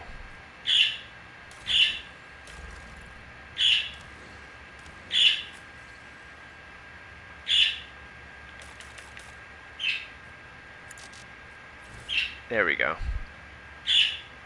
Counts as a ring. She's dogmatic. So, you see that I have a sword and a shovel on her, but she has the two-hander right here.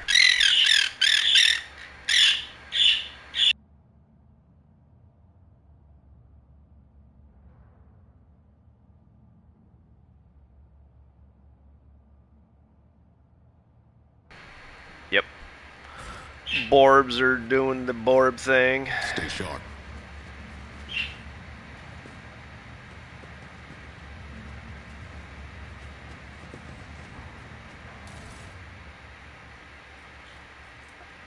Ladies of Faith. Low capacity fuel tank.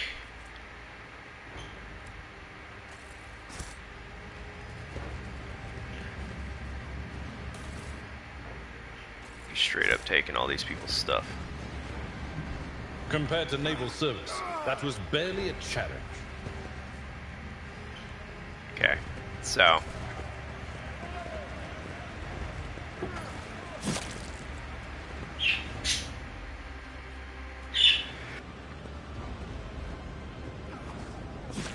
This must be the pestilence pit.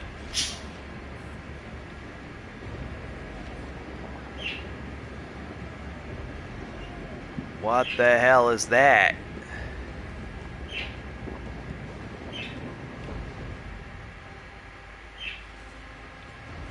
I need to get my tech priest to come down here and clean all this up. I can use servitors, I guess.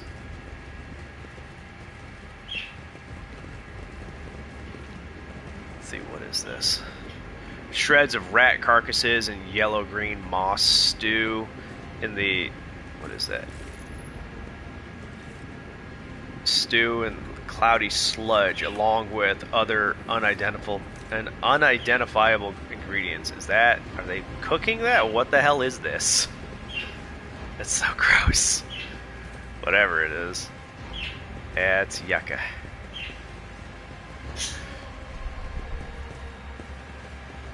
Oh, okay, I can just get through here. Whoop. Saving. Game auto-saved. That's a good idea. I have not saved in, like, forever. The foreman. Are these in back guard? Okay, so this is some sort of food distribution thing. Blindfolded old man. An old man in pitiful rags listens intently to the sound of your footsteps. A stinking piece of cloth is wrapped around his eyes with greenish pus oozing out from under it. The old man lays his trembling hands protectively on a heap of junk that serves as his bed as well as his table. An empty beggar's mug makes a clinking sound next to his withered leg. Throw a strip of dried ration meat into his mug. Here, have something to eat. What happened to your eyes? The void rats gnawed them out while I was asleep, and the sewer water my wounds were washed with was infected, turns out. The pain became a stinging feeling and that wouldn't go away and only got worse. How does a blind man manage to survive in a place like this? People help me. Good people. Not so good ones, too. He sweeps his withered arm vacantly around the slum. Right here. The old man ravenously sinks his remaining teeth into the meat's tough fibers, but soon gives up on chewing and swallows the piece whole. Could this be a true miracle of the Emperor, or is it just another dream? Oh man, I feel real bad. Lower Imperium. These crates are typically used to transport weapons. The worn-away markings make it impossible to determine where the shipment came from, and the scuffed surface indicates that the crates have been moved frequently. Interesting.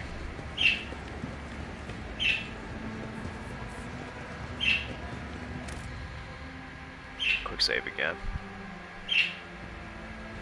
Is there anyone else I can speak with before I initiate this? What's this?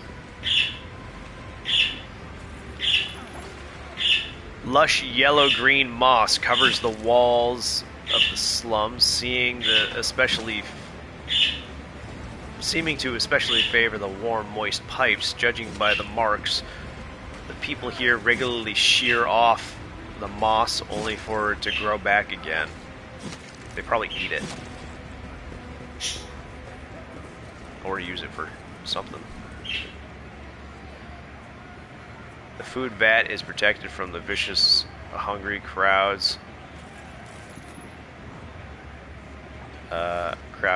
by equally vicious thugs wielding makeshift weapons.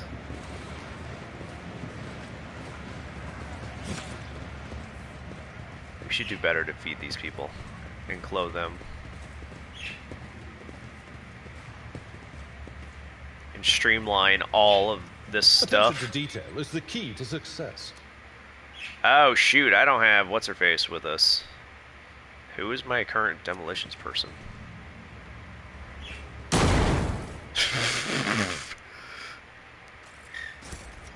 Good job, Abelard. I selected the wrong thing, apparently.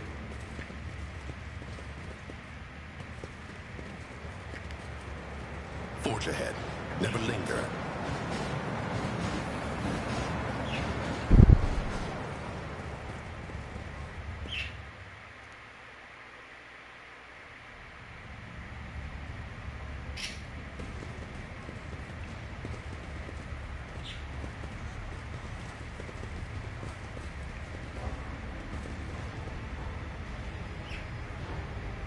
Stop being so bloody difficult. What's that thing the death cultists say? Your time has come, or what have you? No, please, what did I do? Whoop! He just sparted that guy into the fan. Talk about being everywhere at once. How about we take his stuff back to the marketplace? Who the hell are you?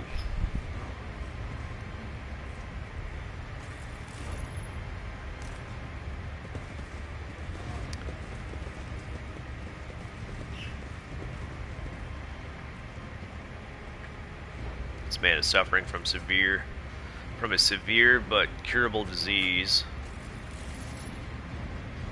One vial of medicine administered in early stages would have saved him. That sucks. Just a vial? Wait, this...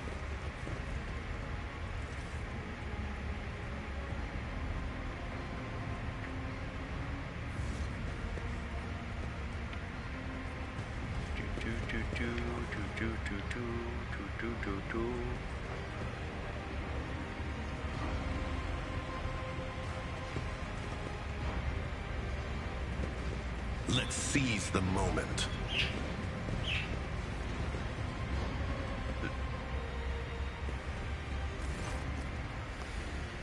Was that Zdana? The outcast. A figure in decaying tatters is rocking to and fro, muttering indistinctly in several different voices, occasionally breaking into hoarse laughter. As you come closer, she freezes and turns slowly to look at you. An ugly, rusted mask covers her face. Are you here to take Zdana to the other side? No. No, no, no. You are just wandering around in the dark, looking for the light, but it's nowhere to be found. Do you really not see it? Who are you? Old Zdana, some blah blah blah blah. I don't know how to say her name. The outcast, the mad, the disaster, the curse, the spurn. The woman hugs her arms to her chest and starts cackling loudly. Broken chains clink at her emaciated wrists and neck. A ghost of the past, a shadow of the present. Only the Undying One knows. He alone. The Undying One, she's a cultist, or was a cultist. Why are you wearing chains and a mask? You happen to... Ah, these, gifted they are. Chains clink to announce Zdana's approach. For others to hear, she slides her disease-darkened palm down the rough, rusted metal of her mask. They hide, fearful of becoming like Zdana. After losing face... What is this repulsive place? Do you live here? The woman scratches her neck nervously. You note her deformed fingers, ravaged by some unknown disease. Here, where the unfortunate meet their death. Here, a dumping ground for the bodies of those the Undying One rejects. Here, the pestilence. Here, where pestilence dwells, Zdana welcomes them all, talks to their ghosts. Here, where Zdana lives? Yes, that sounds right. You talk to ghosts? You can't hear them. Zdana points somewhere off to the side, laughs, then stops herself sharply. They don't like it when people come here. Lord Captain, this woman is clearly ill in both spirit and body. Best leave her be. Zdana, The woman turns away and starts talking to someone only her eyes can see. Stay sharp. Mine now.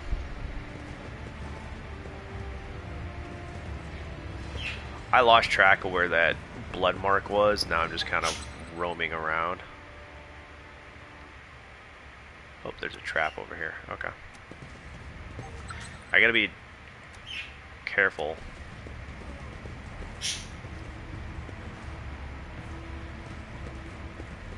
Whoop!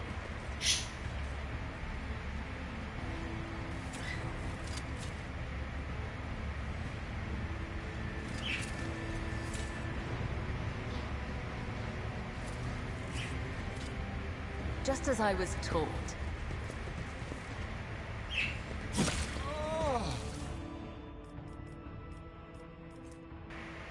If warned by a Death Cult assassin, whenever the wearer kills an enemy, that enemy explodes in a fountain of blood. The cells nearby are covered in blood as if affected by blood file.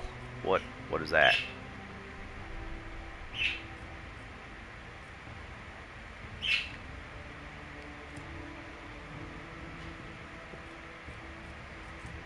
Martyr's Bone Charm. If worn by a Death Cult assassin, when the wearer gains a stack of Blood Blessed, they also gain plus 10 toughness for 2 rounds. Does not stack.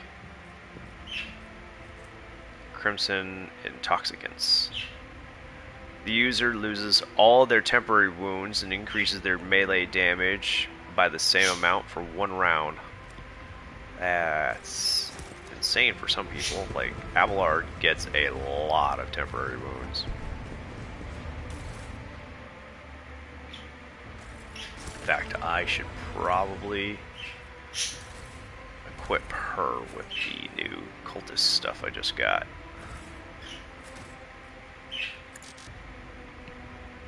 Oh, they're gloves.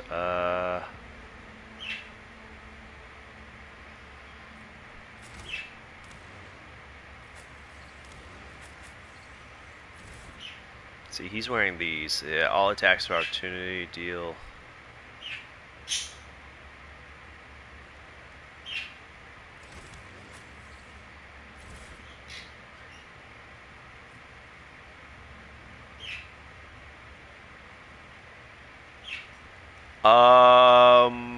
Yeah.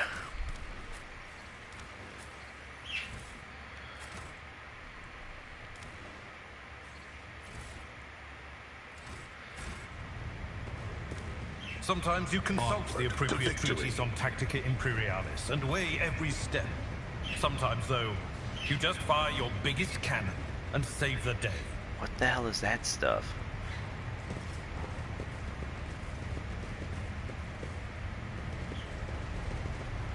Oh, I missed that thing. I wanted to go talk to those dudes. Oh, they're right here.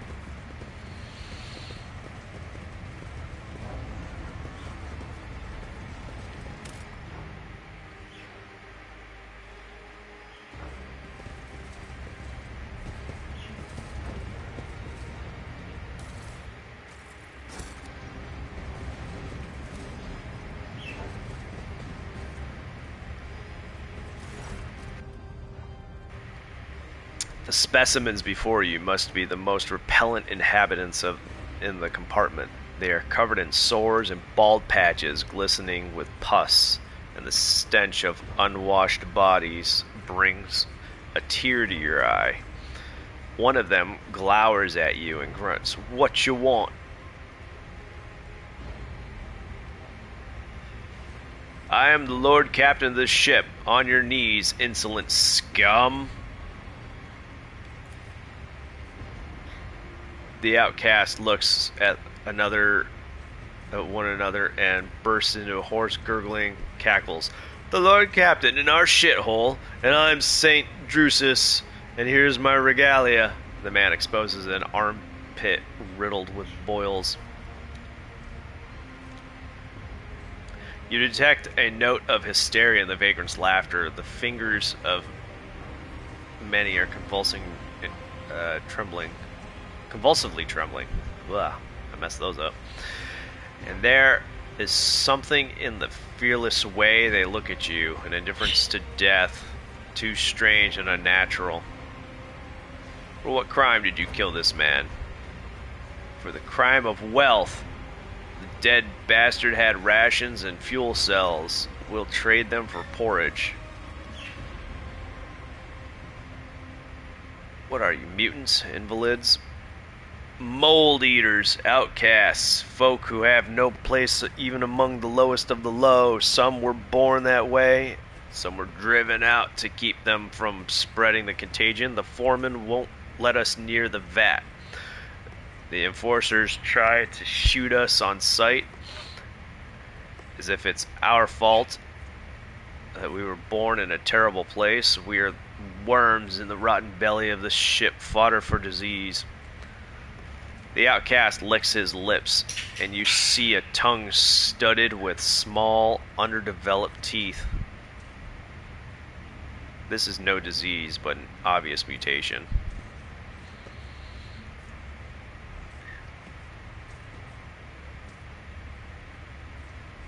So, should I just kill him, or should I actually give him kindness? If I give him a coin, he might get killed by another person. I mean, that would kind of continue the cycle. You need medicine and food. I shall have them brought to you. The longer you stare at the man, the more deviations from the human form you detect. Wretches such as this, disfigured by genetic abnormalities and disease, are the perfect breeding ground for true corruption. The man bares his teeth malevolently. Will you now? We know your kindness. You'll douse us with poison and leave us to die, so we don't sully your ship. Alright, I'll give him a coin then. He grabs the throne and tests it with his teeth. Don't expect thanks. You gave it to me freely. Got it? Whatever. Marching ahead.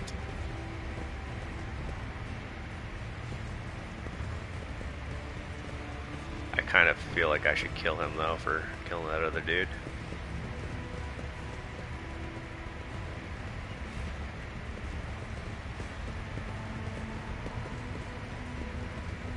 I think... Oh! I missed quite a few things.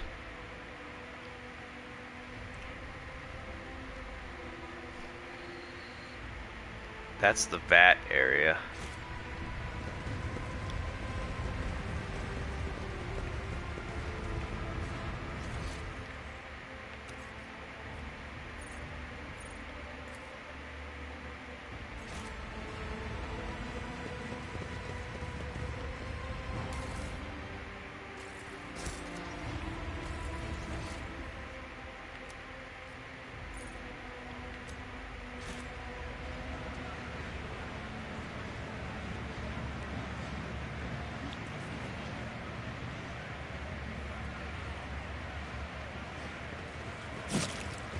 Venture forth.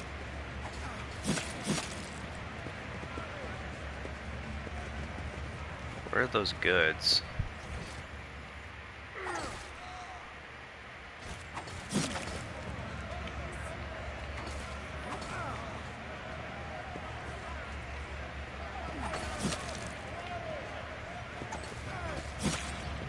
Oh, there they are.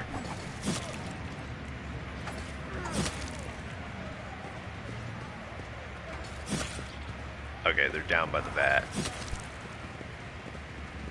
In fact, I can just do this. There we go. It's neat that they let you toggle that. They did that in the Baldur's Gate games too, with or I should say, all the old Beamdog remastery thingies, or whatever versions you want to call them. I don't know how to get over there. That might be blocked off because I didn't pass that one check, but there's one right over here.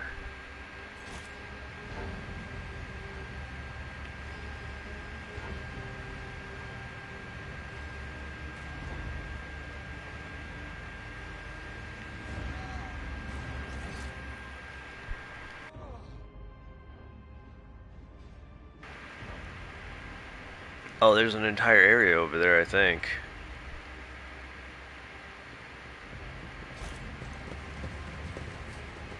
Oh, I'm actually...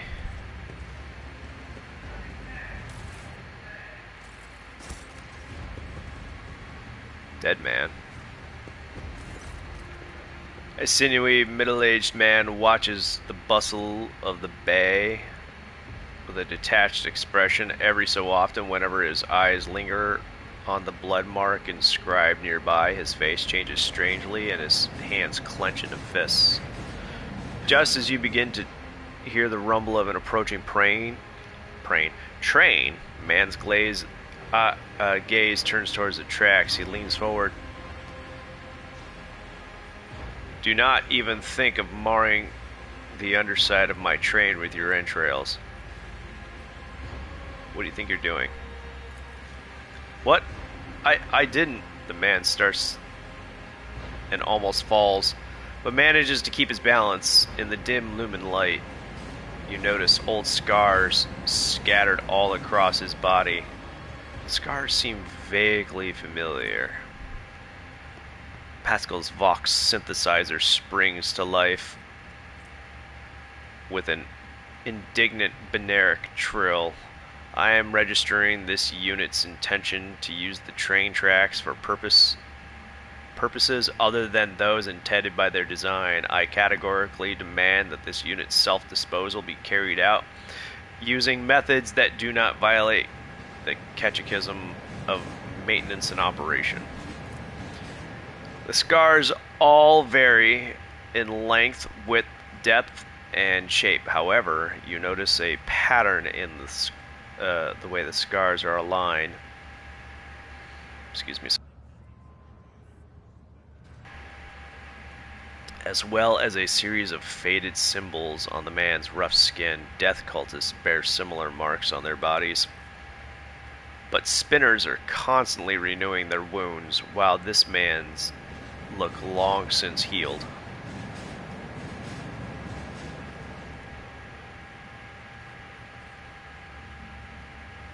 Your eyes always return to the blood symbol. What do you know about it? Symbol of the bloodspun web.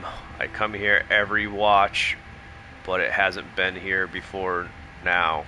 I guess today must have been a special day. He smiles strangely. The man's faded eyes grow wide as he notices Cabela. His voice quivers. Have you come to take me to the other side? Cabela briefly studies the man's face, then turns away. I do not know you. Death's gaze is not upon you. The man lets out a dull groan and turns to look at the symbol again. Then why is that here? You have the symbols of the blood. You know that you bear scars. Are you a spinner? I was, but I failed to complete my final assignment, so I was exiled from the cult. The Vizier told me to kill the one who would be a certain junction of the utility tunnels at a certain hour. I went to the appointed spot, then I waited an hour, 2, 5. The junction was still empty. Nobody came. After hours of waiting, I finally realized the person at the junction had been me the whole time. I was to turn to the... it was my turn to go to the Undying One, but I was afraid. I couldn't do my duty. I ran. So the spinners simply let you go. They made no attempts to find you and kill you. There was no pursuit. I thought I'd see their black blades the very next day. Instead, years passed without them taking my heart. I tried starting a new life, but the terror never stopped eating away at me. When I got truly desperate, I went to the Temple of Death myself, but no one there would speak to me. When I gave them my name, they just whispered, Sabraid has gone to the Undying One. They looked through me like I wasn't there. I've lived like this for 20 years, like a coward, like a dead man. Or to die for what reason? Man looks at you. But some would choose to leave the righteous path. Leave the righteous path. These earn penance in due time. Her whip sings vengeance on renegade menace. Her blades pass sentence. For cowards seek to hide their hearts, but death makes no pretendance. It takes what it is due in essence. He stops, then adds hoarsely. The third verse of the Song of the Trailing Blood. The Vizier recited it to me before sending me on my final assignment. I didn't realize at the time that it was my judgment. There were plenty of reasons. I sowed death. I offered him the souls of the most pleasing men and women I could find because it kindled my passions. I killed well-off crewmen who didn't deserve their wealth, and I took their thrones. I killed enforcers who looked into my eyes without fear because I wanted to be feared. I reveled in bloodshed. I betrayed the tenets. I realized it, but I couldn't help it because I enjoyed it. Oh, you poor thing. I think I'm gonna cry. You couldn't stop slicing people up. That must have been so hard on you. Even my whispers have nothing to say to a pathetic tale like that. I bet they're thinking, what a lousy, self-absorbed sack of scum. You do not sound particularly morseful. Heretical. As the Emperor's anointed, I hereby overturn the Vizier's verdict. The cult ruined your life, and for what? For a few mere... Gosh, heretical is just so nasty. I mean, I guess that's the point of heresy in the Warhammer universe, but it's still like... It's not even a slippery slope, it's just mean. Like,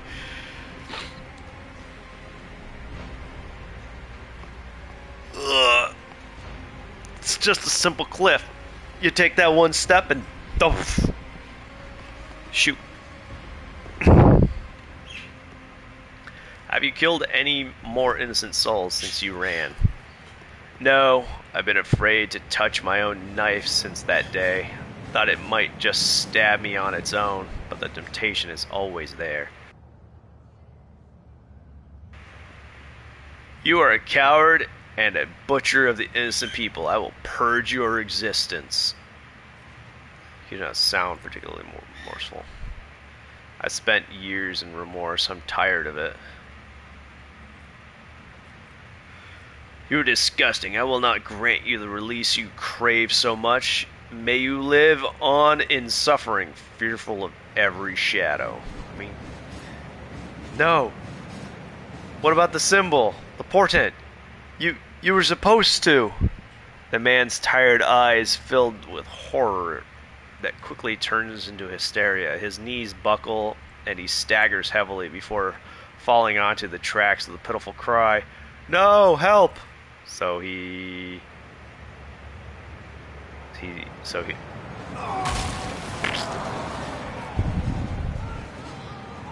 Bella stares at the remains of he who was once her brother in service. Surely it is better to die for him than to live for yourself. This he forgot. I wonder if the blood symbol was placed specifically there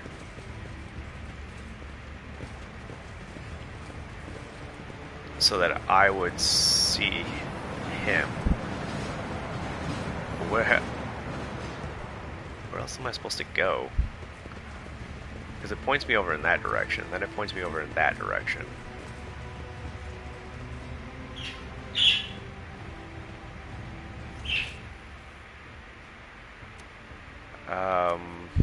Let's see if I can get over here. I think this is the...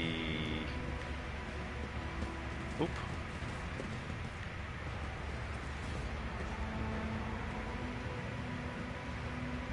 I don't know where that is. Yeah, I think that's... Yeah, that's the one I failed, I think. Maybe? Yes. Yes, it is.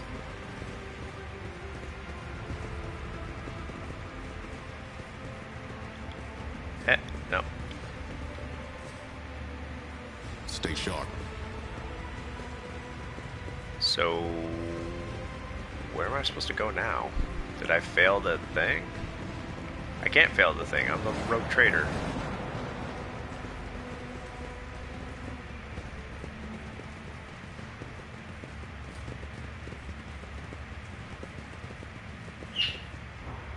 So where do I go?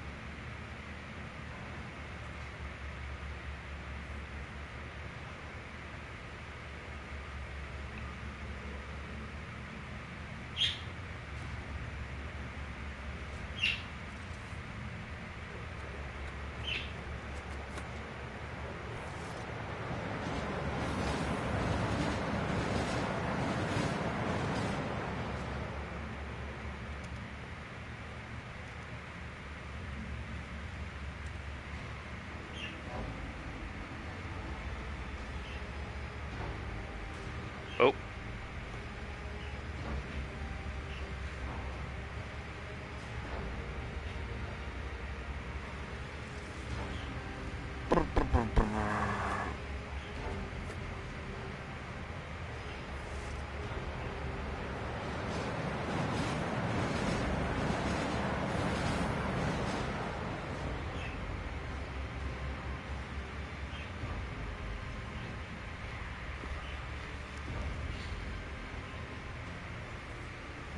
What quest am I on?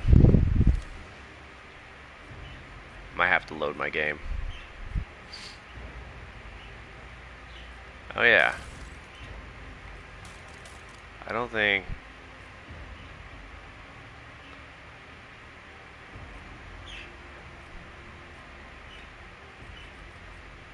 Yeah, she's not great at pretty much anything.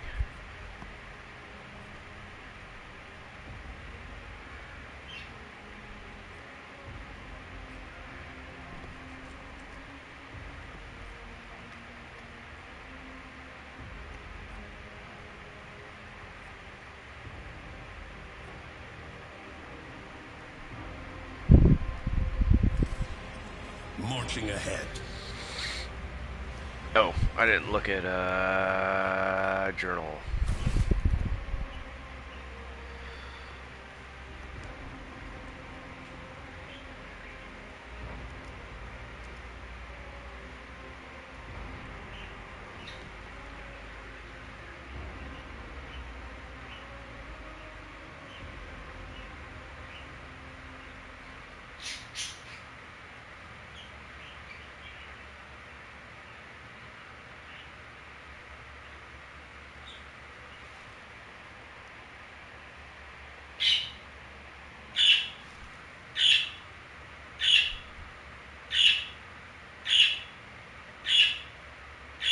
I'm being yelled at by a budgie. It's Meadow. Hi, Meadow.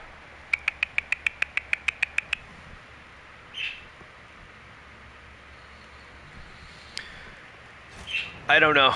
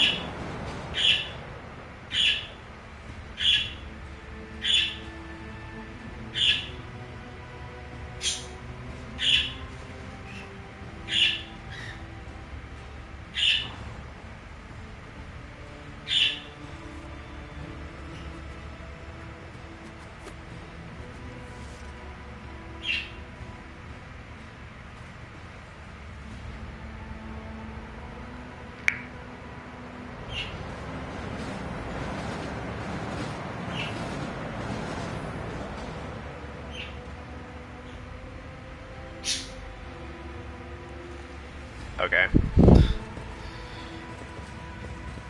I looked up a guy. It just says go talk to Zdena again. I guess? Where the hell even was she? She is over here. Yeah, there she is.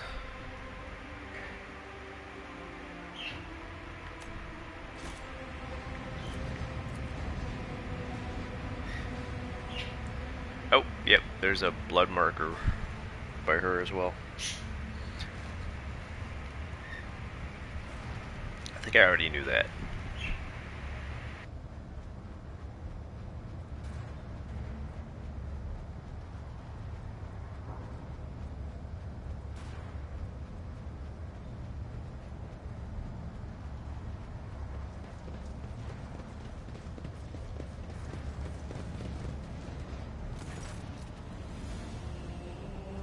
Oh, hey. There we go. Nope, that was not there before. You're just wandering around in the dark, looking at the light. There's a blood symbol. Zdena bursts into hysterical laughter. Oh yes, the song. Here, listen, listen. She wandered an eternity in dark, yet was consoled. Web foretold. Undying one's blood, secrets glowed. A light to guide her faithful fold. But threads must end, and so the spider did that which was owed, her life and death to the ship bestowed. She laughs again. You'll see, if you learn to see. Look into the darkness. Look. Peer into the darkness. I cannot fathom what I'm meant to see here. You peer into the darkness. Am I looking that way, or am I looking that way? Whatever. And are gradually able to make out the outlines of objects hidden in the shadow. Rotting corpses, rough walls, the twitching death throes of infected people left here to die. You see no light in this place, only more darkness and despair.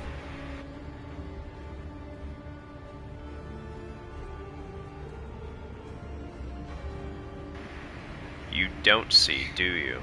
You don't see. Zdena shakes her head frantically. Starts tearing off her rags. Strips of her decaying flesh peel off along with them. You will see until you become like Zdena, the flesh and blood of this ship. How do I become the flagship's blood? Oh, Zdena will show you, and you'll see the light, the true light. Come now. And then, oh, I thought she was gonna Venture forth. commit suicide. She might still. There we go. Oh, she is. I was right. She did commit. Oh, she didn't commit suicide. She just jumped through.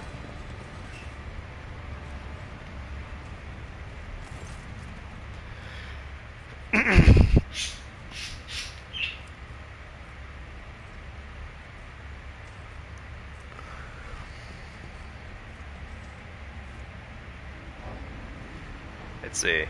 The rotating blades promise nothing but a senseless, brutal death. Slipping past them would require some unreasonably precise calculations or blind luck. While listening to the air currents, for a moment you think you hear Zdena's whispered prayer rising from the depths of the shaft. I've had it with this madness in your riddles. I am not going to risk my life for the sake of finding some temple. Zoop.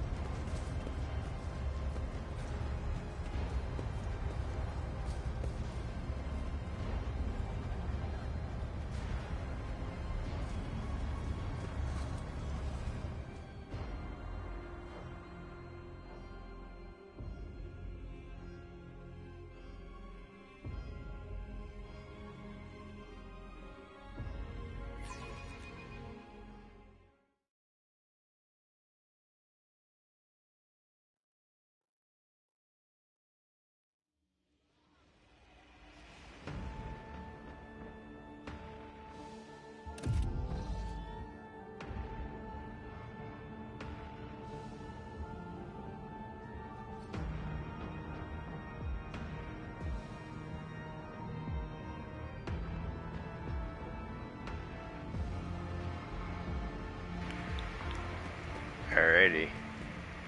Death cultist Doman Wilbur, the Undying One, has whispered that you would honor the Temple of Death with a visit. We are ready to serve you. Forge ahead, never linger. Athletics, 50%. I'm just gonna go this way. I can take the long way.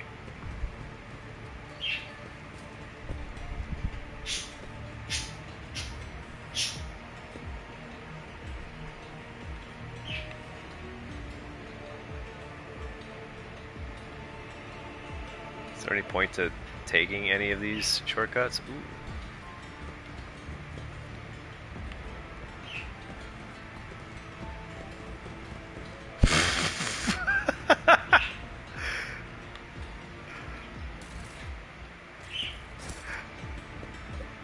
I mean, that's one way to go up a ladder. Burb, did you see that?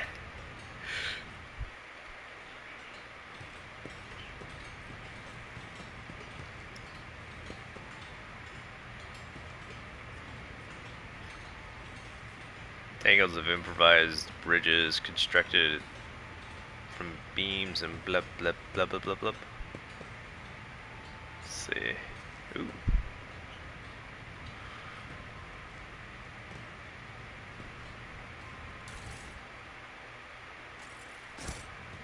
Onward to victory.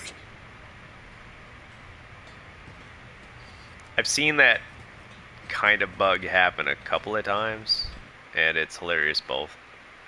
It's been hilarious each time where like character can't quite navigate a thing, or if you're like manually controlling and you just wiggle, you can sometimes just teleport through some of the geometry.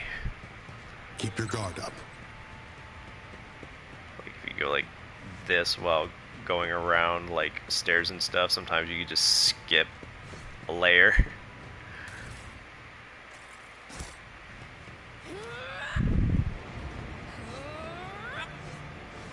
What's that? Cold stone sarcophagi.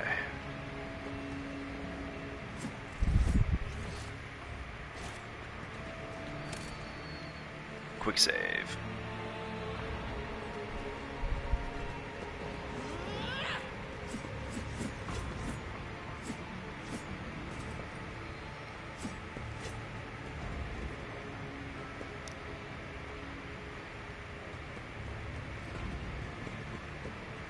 I'm not gonna ruin my opportunity. When I fail a 95% chance, I'm probably gonna fail a 50% chance too, to be honest. Let's see this through. That's just a cultist. Are you standing in a giant spider web? It's huge. Crimson torrent flows from the statue's hands, a symbol of the countless deaths. How is that? Whatever. This cannot be sanitary. I mean, these people regularly cut and flay themselves. I'd have open wounds, so of course it's not going to be sanitary.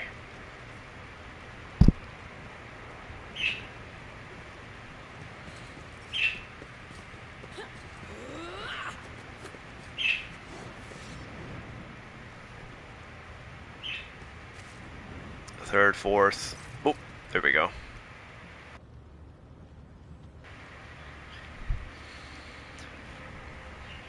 A frail old man, gray beard tinged with blood, folds his wrinkled hands in a ritual gesture. His body is covered in scars, some old, some fresh. His eyes are sewn tightly shut. His mouth is cleft at both corners, making his jaw seemed eerily snake-like. So this is what the Joker was talking about when he got those scars. Whoops. I think I dropped my TV remote. Yeah, whoops. And the Lord of the Ark walked the paths of unlife in the footsteps of the web's very first spinner. And the servants of death bowed before him, for the Domin is the giver of life. The old man goes still, his head turned to the side. He nods toward the temple's muffled silence. Yes, yes. Truth like a stream pours from your lips. We welcome him as the tenants demand. Wait, when the hell did she get here? A servant of death who sees beyond the threshold, a spider who spins a cocoon at the end of his thread. Adira shakes her head and clutches her temples. Sorry about that. It just came over me. I didn't say anything too weird, did I?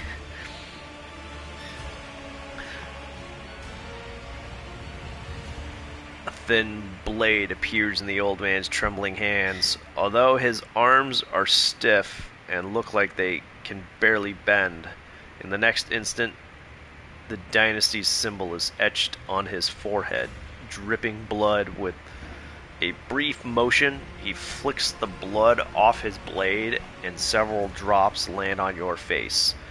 The blood-spun web welcomes its new lord. I am the Vizier. For many years we have waited, and now you are here. We have waited, whispers echoes in his words from the shadows. Why is it you invited me here? Death whispered your name and commanded us to honor you with a sacred ritual, but only inside the temple can the spinners perform it. The Vizier is suddenly distracted by someone invisible and nods toward empty space. Yes, we are glad he has reached this place. We are glad to serve. What do you mean? You have waited for many years. It was not so long ago that I've made my acquaintance with the cult. As I delve into my divinations from the flesh and blood of the departed ones, I turn to a relic most ancient and priceless. It is his tarot, inherited by the cult from the matriarch spider who spun the first thread. One of the readings I did back when I still had the strength to leave the temple and usher souls on their final journey. That was when the intricate tangle of destiny I glimpsed our meeting, but when we would meet, alas, was not revealed to me. So we waited year after year, and now the hour has come. You sense a strange disturbance around the Vizier. It is similar to the one that appears around Cabela, but stronger. He is not a psyker, or else he is such a powerful one that he can conceal his gift. However, his psychic potential is definitely higher than that of the average mortal. There are people like that in the Imperium, undiscovered by the inquisitorial powers. They live out their lives as individuals with a reputation for having strange things happen to them on occasion. Perhaps this decrepit old man is indeed capable of gleaning something more from the Emperor's tarot than just painted pictures. Let's see. You are a psyker. I am a psyker. It's true. Vizier. Is that some sort of title? It is the name we give to the first spinner. Oh. I was wondering about that, actually.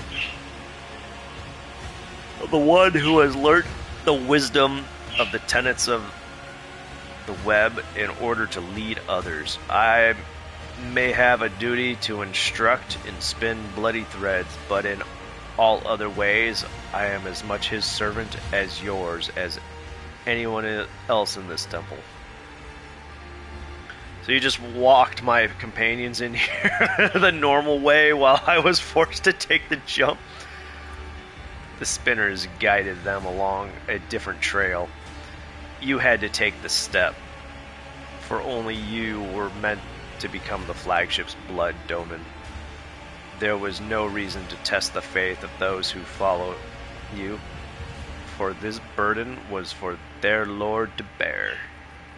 How did you manage to erect an entire temple in the middle of the ship without anyone noticing? Followers of the cult once inhabited the tunnels between the bay's bulkheads until the threads of fate were tangled and a dolmen of ages past gave us this compartment. We set ourselves to building spacious halls where the shadows, the images of him, and the spinners themselves would whisper of death, and thus the temple that you see began to change with a succession of viziers and the cult's generations. We are building it still, slowly but surely. I expect a greater respect from one who is so eagerly anticipated, blah blah blah. I have walked the path of the matriarch spider. What now? I'm not going to show them disrespect. After I did show them a little bit of disrespect, but it's okay. I hope. The Song of Trailing Blood. Hey!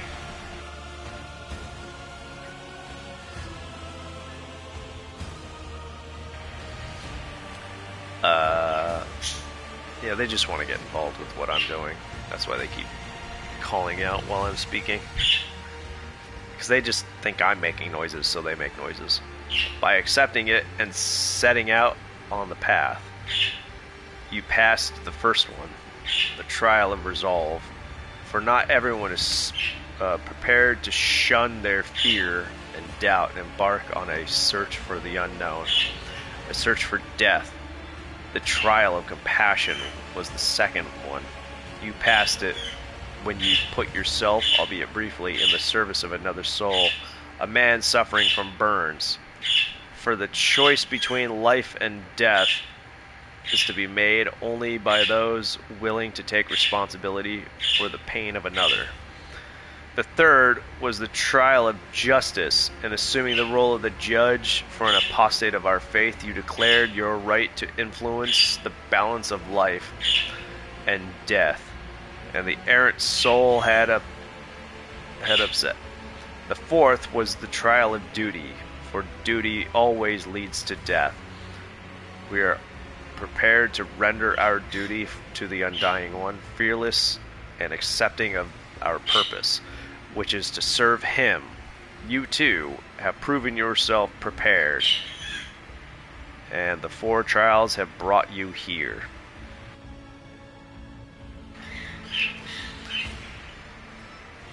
Were the trials truly necessary? Not a conversation, so the path I have walked has helped me better understand myself. The tenets teach us that the lesson learned is in itself the supreme reward for the one who is open to self-discovery. The vizier's sewn shut eyes seem to peer into your face, studying it. Then he turns away and speaks into empty space again. Peace, my brother. The time has almost come. Who is it you talk to all the time? The vizier turns his head as if looking around the temple. I see echoes of those who came before us and those who were with us, but have since crossed over to the other side. My brothers and sisters raised by the cult, I hear them from beyond their deaths. They share their wisdom, I heed them. The other spinners, they hear not, for that burden is mine to bear. See, your eyes are stone, show it. Are you blind, or is that another of the cult's rituals? I was sighted for much of my life until a disciple of mine violated the tenets, and I realized just how blind I had been. A lesson, but a bitter one. To look with one's eyes alone is to be easily fooled. But the heart cannot be lied to. Such is the truth, and such was my choice.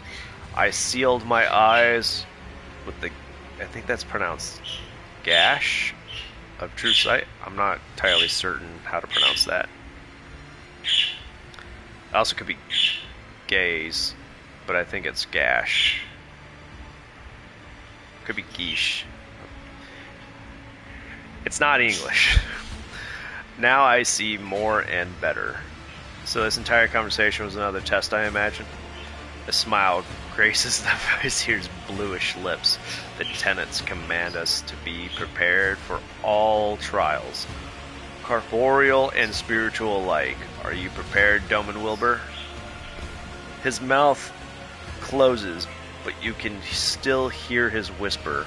A prickling sensation in your face is making you increasingly anxious. You raise a hand to your cheek only to realize you can't feel it. You look at your palm and see a few smudged drops of blood from the vizier's blade. Ooh. I might have been poisoned. A strange, serene calm envelops your body. Your fatigue subsides, and you seem to float in the air, seeing things you had not noticed before. The shadows in their corners taking on the shape and color. The subdued lumen light playing... Sorry, my nose is itchy. Playing on the cultist's cheekbones. Are they really masks? Their tall, lean, empty-eyed wearers might as well be dead people. A chill runs down your spine. Everything's getting weird. That's the visual effect when there's your heart is beating slowly, your breathing has become deeper, and your thoughts are muddled. You seem to be under the influence of a potent stimulant. Look around the temple. Wait, stimulant? Shouldn't that be a tranquilizer? Because if it's a powerful stimulant, a potent stimulant, shouldn't my heart rate be higher? Pretty sure it's a tranquilizer of some kind, because it numbed my face and lowered my heart rate. One moment the walls of death's sanctum grow infinitely wide. The next they are so narrow as to make it hard to breathe. The floor dances under your feet. The undying emperor's statue seems to shake its head threateningly as it looks down on you. Poison me somehow, did you not? The vizier nods meekly. My blood is infused with a concoction taken by those who follow the thread. It is sacred and harmless to us, but you it befogs, and it flicks. Yet, Doman Wilbur, you have grasped that the mind may fail, the body and the senses. This was the trial of spiritual acumen. You have passed it. And what happens now? What did I get? I got some XP out of that.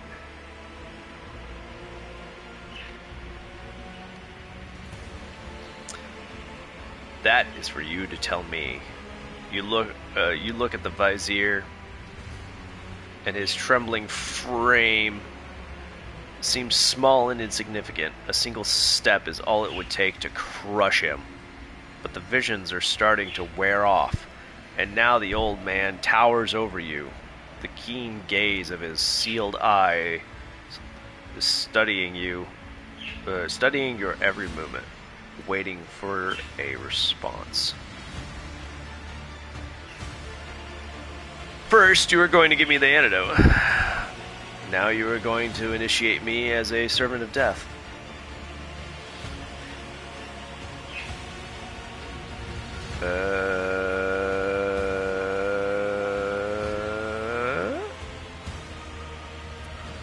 The vizier ponders your words for a long time, whispers something to empty space behind his shoulders. Our threat is repellent to you, Doman Wilbur. You provide it by walking the matriarch's path in your own way. It is your right, and we respect your choice. However, only one who accepts the essence of death may become its servant. You accept your own essence, and we dare not burden you with our dogma. This is because I'm not dogmatic, I guess, and I did not choose to kill that dude, I suppose. For years, we have maintained fealty to the Domini. We have collected sacred symbols and relics. You are the first in 3 generations of lords and ladies to descend into this sanctum. We are grateful. We are uplifted in spirit. Hear our exultation and accept this gift of a vestment sewn from the bones of his faithful with the threads of death.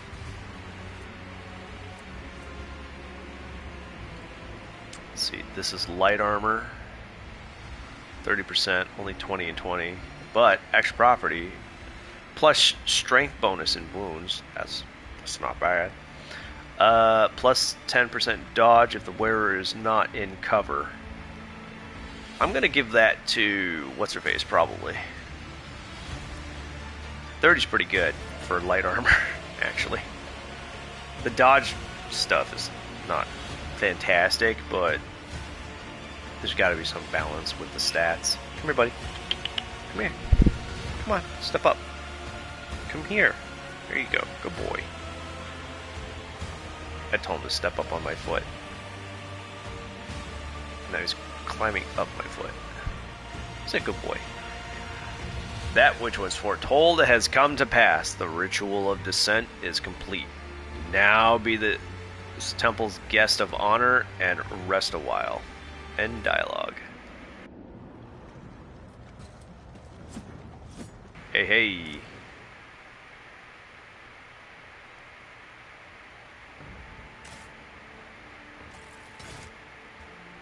Alright. I'm gonna create a new save. Now I can do all that stuff, maybe. Oops, I hit the wrong. They say I have a magnetic buttons, personality. whatever. That certainly explains why I keep attracting trouble.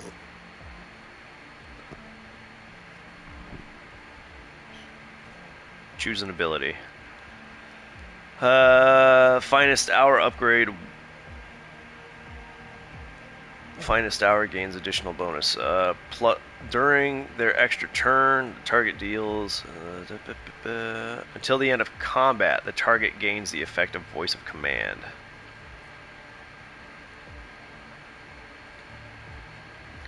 All negative effects are immediately removed from the target until the end of the officer's next turn. The target cannot die. Its wounds cannot be reduced below 1. I think I did. I already picked this one. During the extra turn, all their non-attack abilities are -1.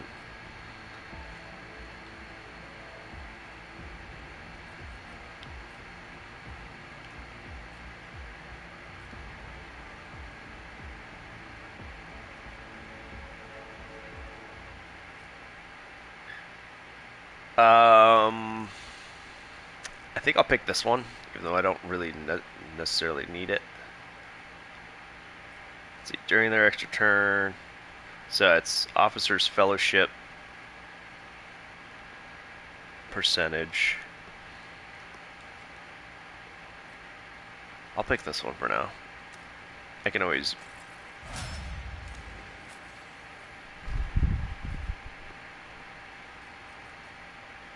This turn, melee attacks deal additional +2 damage. I didn't exactly read these when I was picking them last time because it was kind of being weird buggy, so I just kept hitting X. Daring Breach also grants +10 movement points until the end of the turn. The warrior does not provoke attacks of opportunity until the end of the turn. The warrior gains +4 MP for killing and may use their MP after attacking or using abilities. Until the end of combat.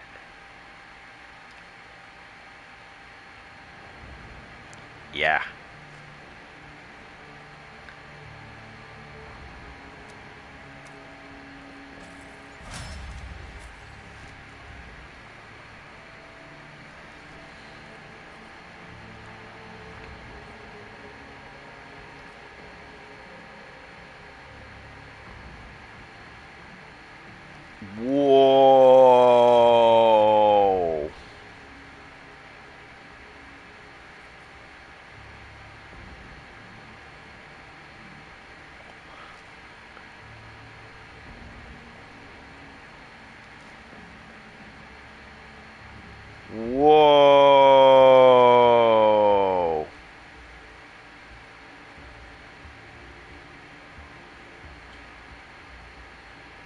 Both of those are super good. I'm gonna go with this for her.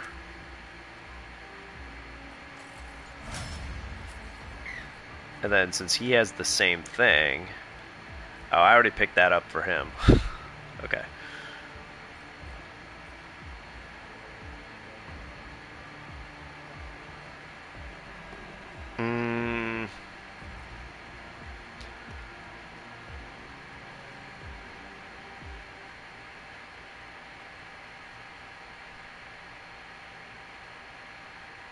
I'm gonna pick that on him as well.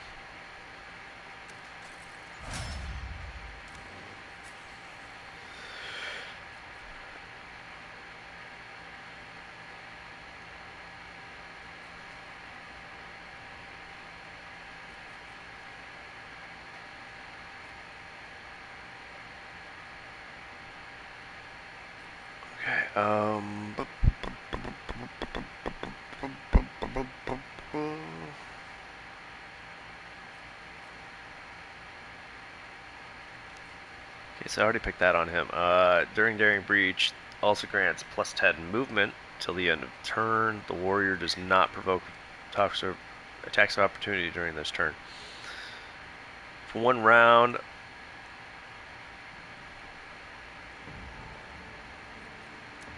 I'll do that one.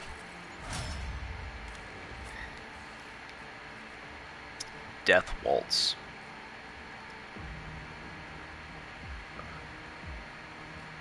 Upon using Death Waltz, the Blade Dancer immediately heals to full. The cost of abilities that cost wounds is reduced by half until end of combat. Oh gosh.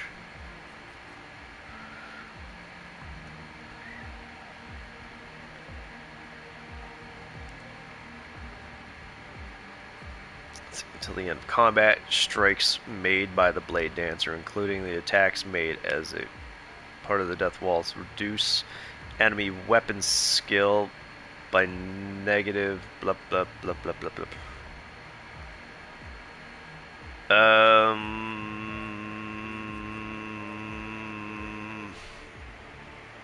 I'll go with this one. And then I'll have to level up what's her face. Let's seize the moment. Medicaid, 100%. Smoke tickles your nostrils, making you slightly dizzy. Such substances are known to induce visions or hallucinations. Okay, so what am I supposed to do now? Other than just roam the halls of this. Oh, there's a thing over here.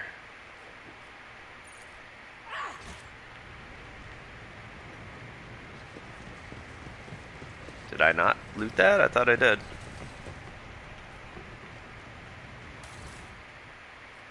What's this? Blood Drinker. The blood of those, whenever the wearer makes a melee attack, they regain +1 wound. I might put that on Abelard.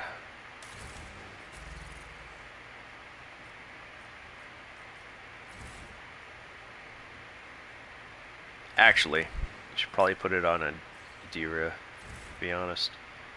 Oh, it makes a melee attack, though. She doesn't really do melee.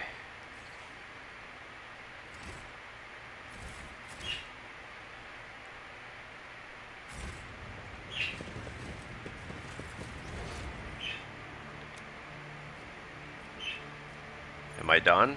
Can I just leave?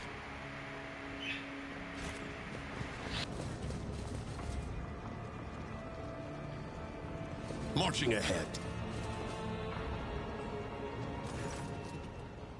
The vizier's head trembles with infirmity of age, and his lips utter barely audible words meant for those only he can see. Doman Wilbur has honored us with a visit. We are glad. Cabela. First spinner. Peace, Cabela. You are the shield, you are the shadow, you are the blade, so be them.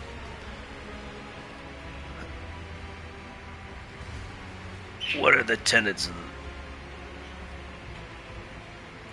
Yeah, okay. I guess I can just straight up... Bye! Oh, but I want to go back up. Can I go back up? No, it doesn't look like I can go back up.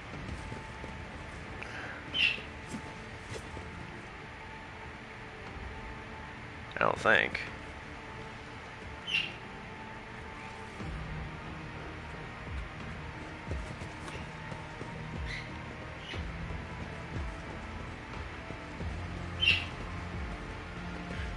Nah, it looks like I am stuck here now.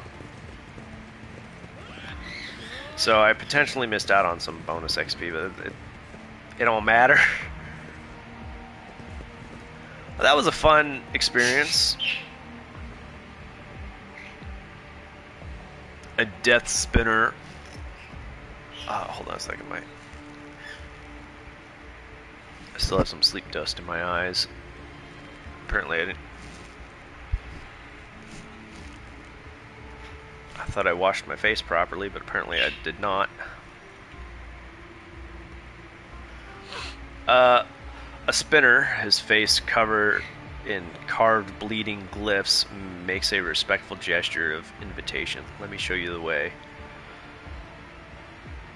Take me to the enforcer in charge of the freight lane line. I have business with him.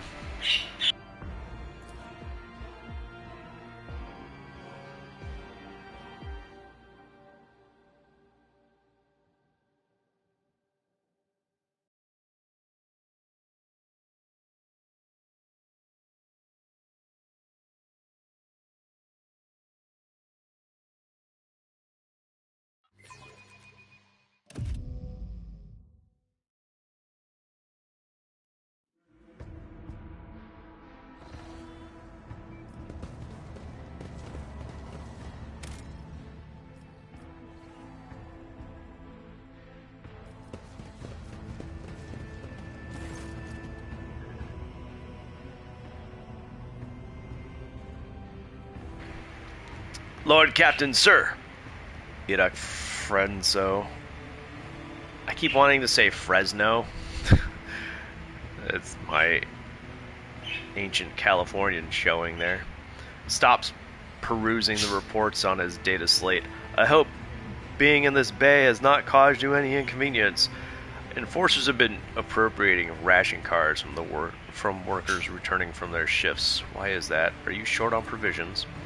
The compartment has just enough food to avoid starvation, Lord Captain. This is why the enforcers are making sure that no serf has more cards than they're supposed to. They used to rip out people's tongues for it, but I reduced the punishment to simply beating the thieves and confiscating all their cards. The orders are to give these cards to workers who are starving due to a lack of work shifts. Not that it helps them much, but it's better than nothing. You know what? I understand. But I would rather just increase rations to this deck.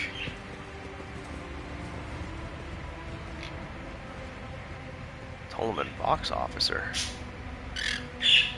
That dude works under Never linger. the Voxmaster Tolman. Hey, get off of my bike.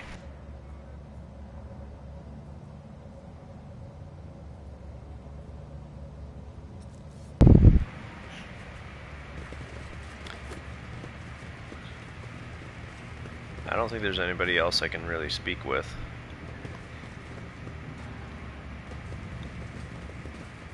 I should have taken the train.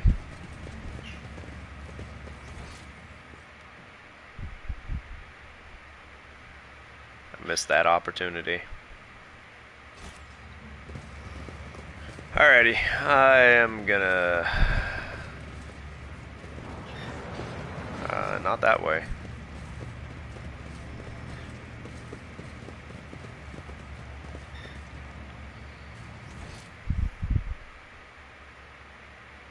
There is a person... Oh, that's the foreman. Why didn't I speak to the foreman? I thought I did. I thought I activated it, but maybe I apparently did not.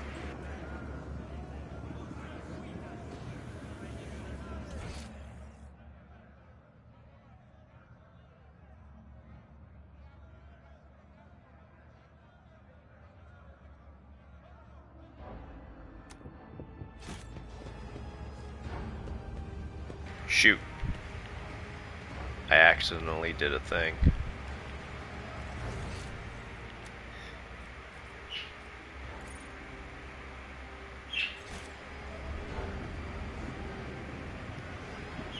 Boop-a-doop-a-doop-a-doop.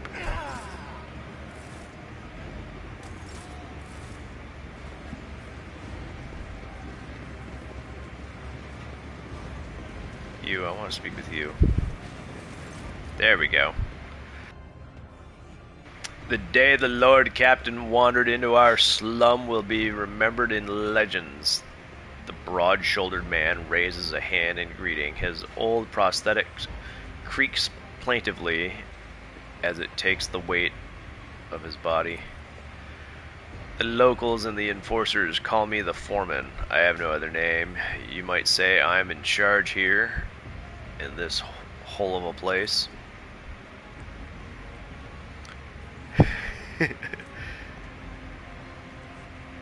You recognize the shaggy red beard and keen black eyes. This is the man who was watching you during your encounter with the enforcer and the station worker, Iconoclast.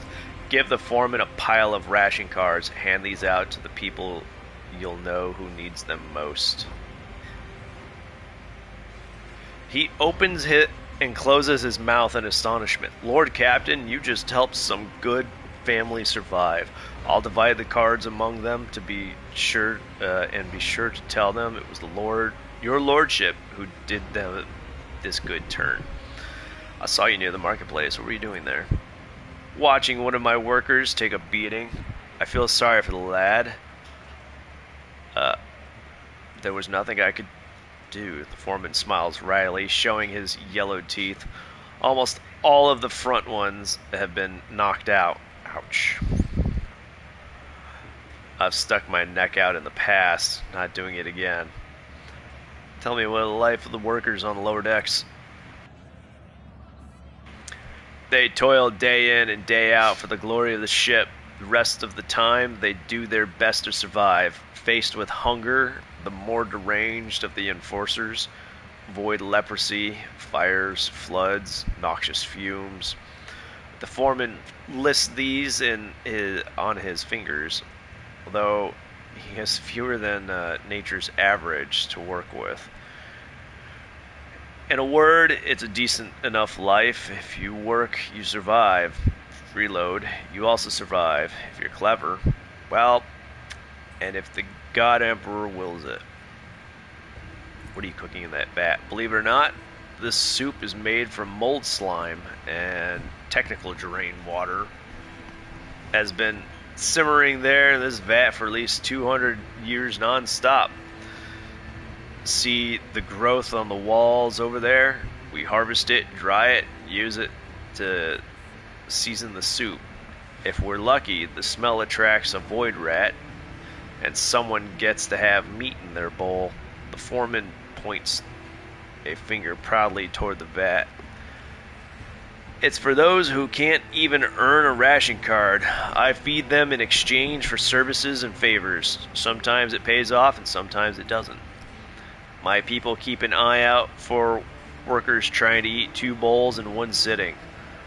One is enough to fill your stomach for an entire watch. Some complain about the taste, of course, it grates. Give me some of that soup. Let my servants see any food is a great blessing. I don't think that's a good idea. Mold slime is something of an acquired taste. Takes 2 years, maybe 3, for your stomach to get used to it. Lord Captain, you must be joking, surely. As if. He's serious, says the void kraken. Pour me a bowl. I know what I'm doing.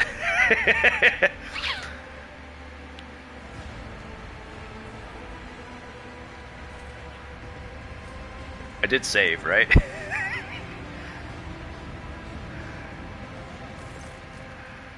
As you wish. The foreman hands you a bowl of hot, viscous sludge. The smell could be worse, probably. While I will certainly be able to rid your body of the consequences of this decision, I cannot say the same for your mind. Substance analysis complete. The outlook is dim. It is recommended that you dispatch authorized units to locate an appropriate successor.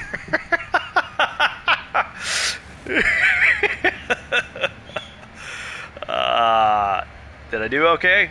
Am I gonna die? Carouse test succeeded.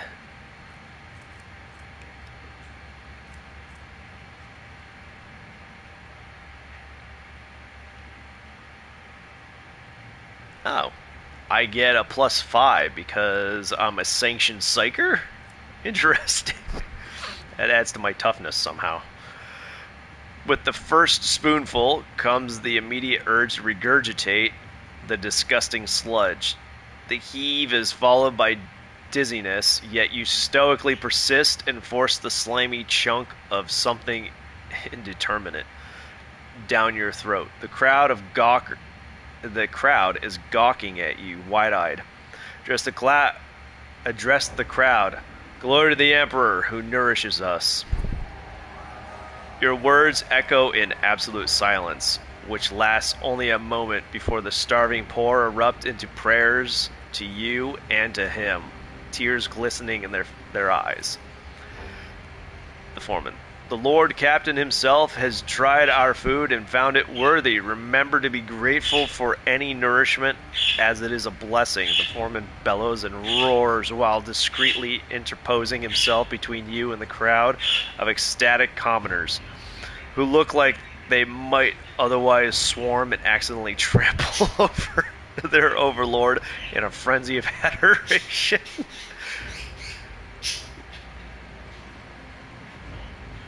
Items. Hidden auto-stimulant. What?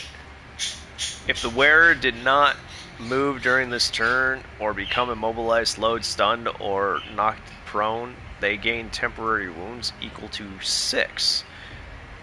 If the wearer has conviction, iconoclast, all their allies immediately gain the same number of temporary wounds. Yo, that's cool. The Lord Captain, I beg another second of your attention. Please accept this humble gift from us, the common people of the Bay, for all the good you do us. The most precious thing we could get for your lordship. End dialogue. Damn. Well, I'm glad I came back for that. Just in general. That was funny. What? Okay, what am I wearing?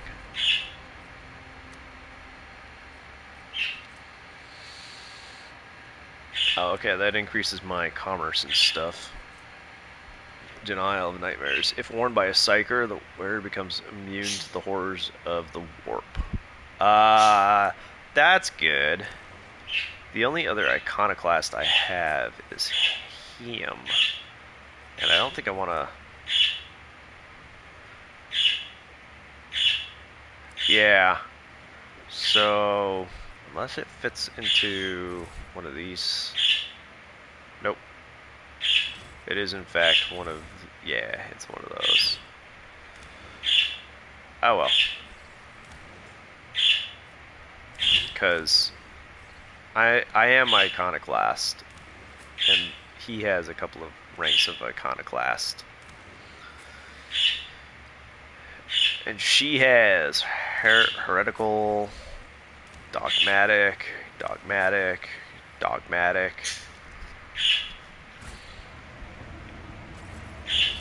And that does it. I am done on this deck.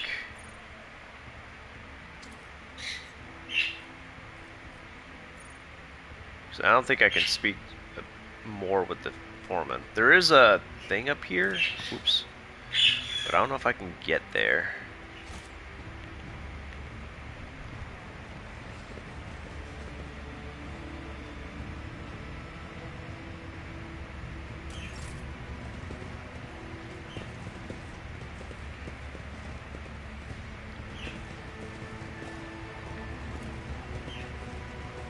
Oh, okay. Let's see if I can get here. Which might take a little bit.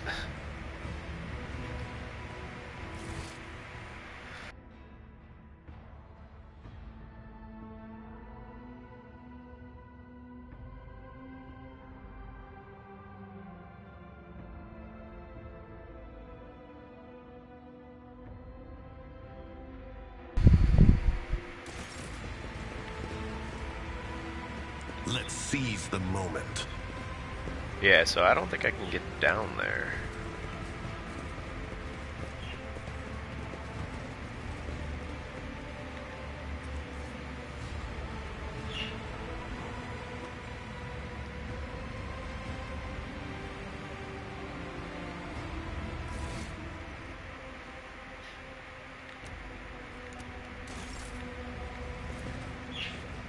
Yeah, I'm just gonna leave.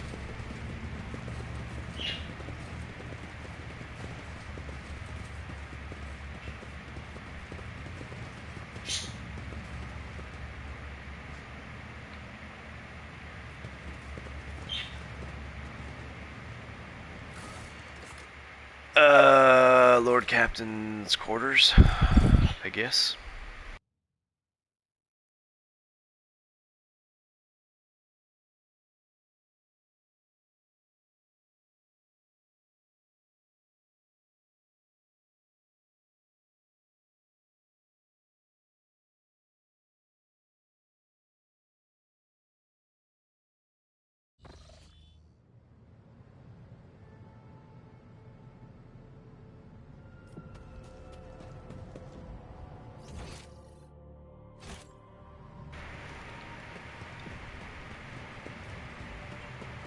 Where's my bath? It's over here. Okay. Quick save. Perform your absolutions.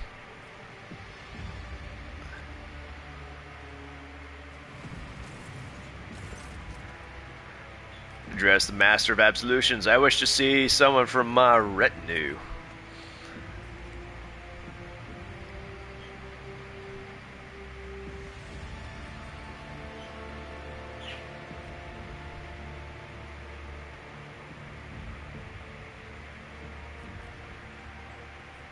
Heinrichs, he will keep me entertained. Cabela. I wish to learn more of the tenets of the web. At once. Cabela silently appears by your side. You ask to see me, Doman Wilbur? Do you wish to learn more of the cult's rites? Very well. Since you are in the water, I can introduce you to a rare discipline of blood-spun web known as controlled self-drowning.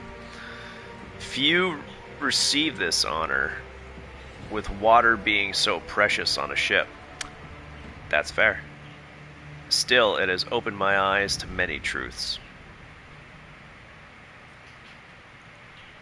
Intriguing. Teach me. Close your eyes and trust me. Reject your fear and remember, you have carried death within you since birth. This ritual is simply a meeting between you and your oldest friend. You close your eyes and hear a quiet splash. Cabela has entered the pool. She puts her hands around your neck and gently pushes you under the water. As your lungs start to burn, she pulls you back to the surface, allowing you to take a single breath of air before she begins to drown you again. The process repeats several times. She holds you beneath the surface a little longer with each plunge. The fourth descent lasts an eternity, but her hands prevent you from resurfacing. Willpower succeeded. As your empty lungs burn, you start to panic. You fight against your fear as the darkness swallows you, and soon it gives way to peace. As you listen to the soft whisper of the water around you, you realize that death is the end and the beginning. There are no worries here, and no mistakes. There is only you. You and the infinite nothing. Just as nothing is about to claim you, you are gently lifted to the emptiness of oblivion.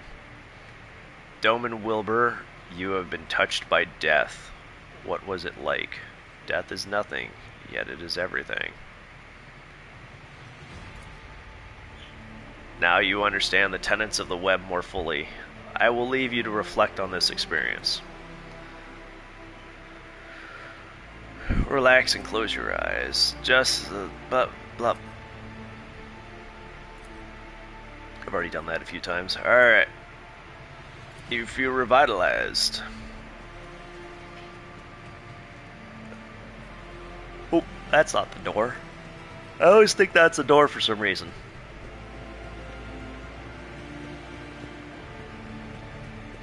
The door is the lift.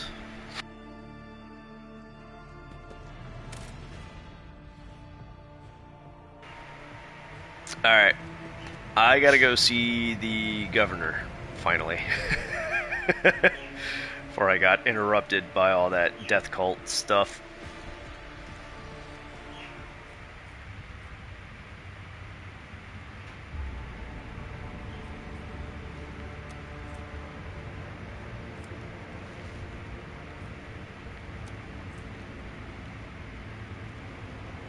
New blood. Oh, I already did that, didn't I?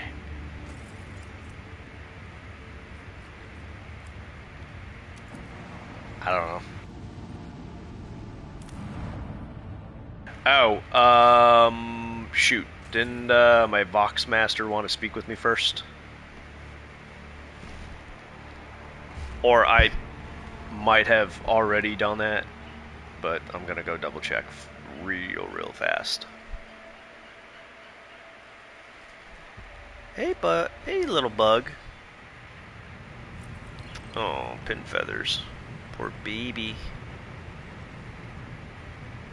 Yeah. I know you're itchy. Okay, Vox Master is right here. Oh, I guess she didn't really. Okay, well, whatever. Whatevs.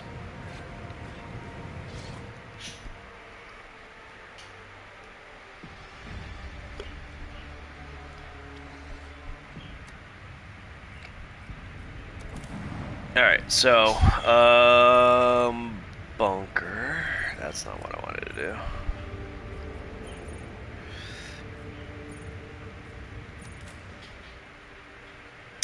Let's see, I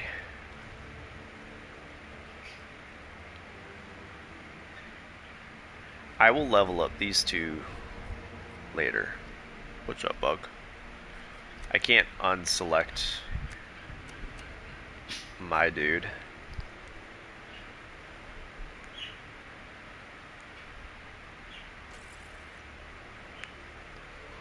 I'm gonna level up two ladies I left on the ship.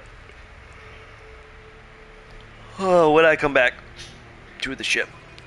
Which shouldn't be too long, but it might.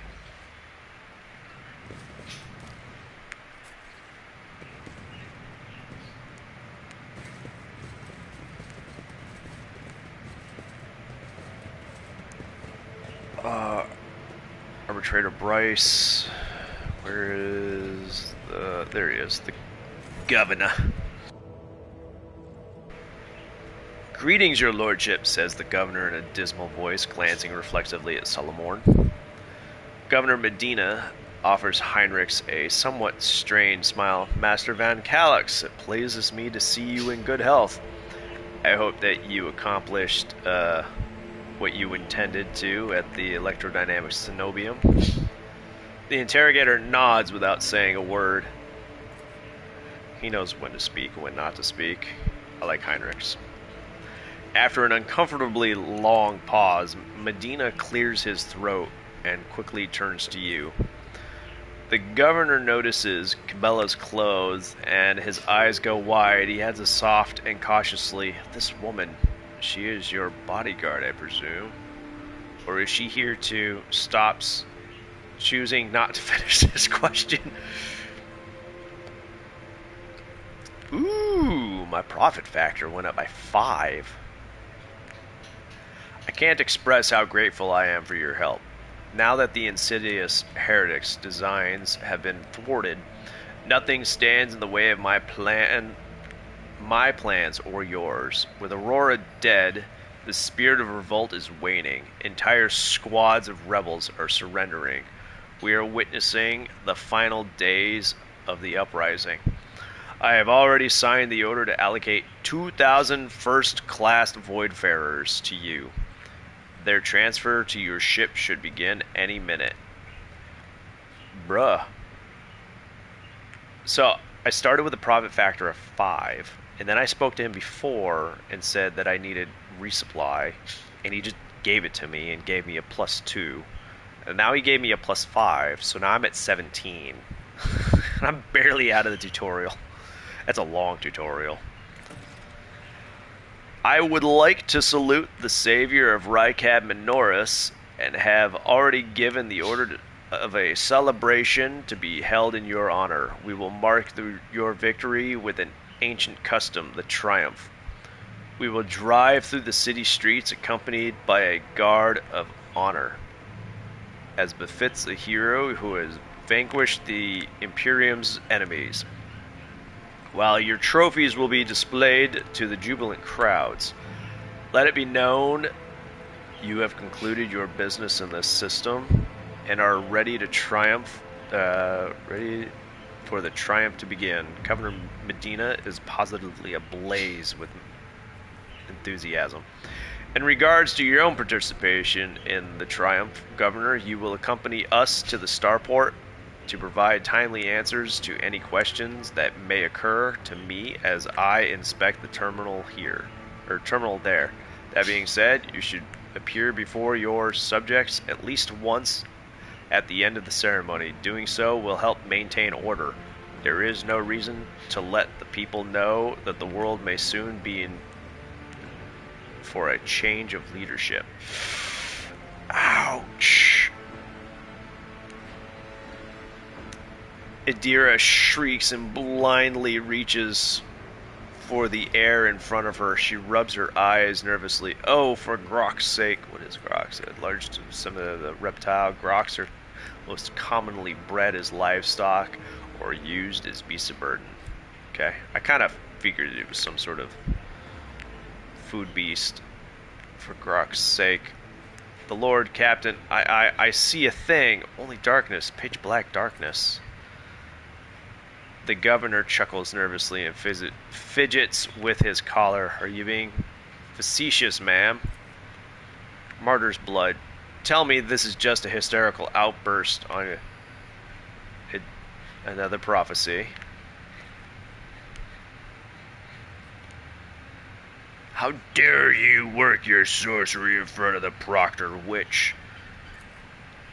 I have no idea. Darkness just enveloped me. Bam! Like some kind of veil. But I've not gone blind. No. It is the darkness that I see. It is the only thing I see. No idea what that means, but the whole thing reeks, Lord Captain. I don't like the look of it in the Oh, Adira stares at her hands as if she has never seen them before. It's gone. Medina breathes a sigh of relief. You have no doubt been through a lot, ma'am. Small wonder your vision had a dim spell with all that shooting everywhere, let alone all these maimed and maddened insurgents. It will be all right. The festivities will distract you and you'll feel right as rain. Glad to hear it. Will you seriously stop trying to steal my mustache? I really need to shave all this off because she's getting neurotic about it. Glad to hear it. That is quite enough mad ramblings and eye problems for one day. I am ready for my triumph. Then I will see you at the starport, your lordship. The master of ceremonies will organize the procession in a way that should allow me to share the ceremony's finale with you. And after that, Emperor willing, the proctor will clear me of all charges, and the woes of Rykab Minoris will be over at last. Let's go talk to Solomon. Nope, he does not want to speak. Where do I go now?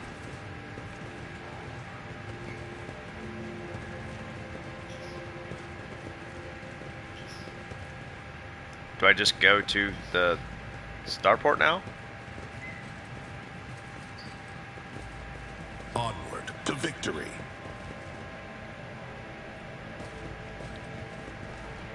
I guess I just go to the starport. Oh, maybe I go up here to the upper way, and then it makes its way to the...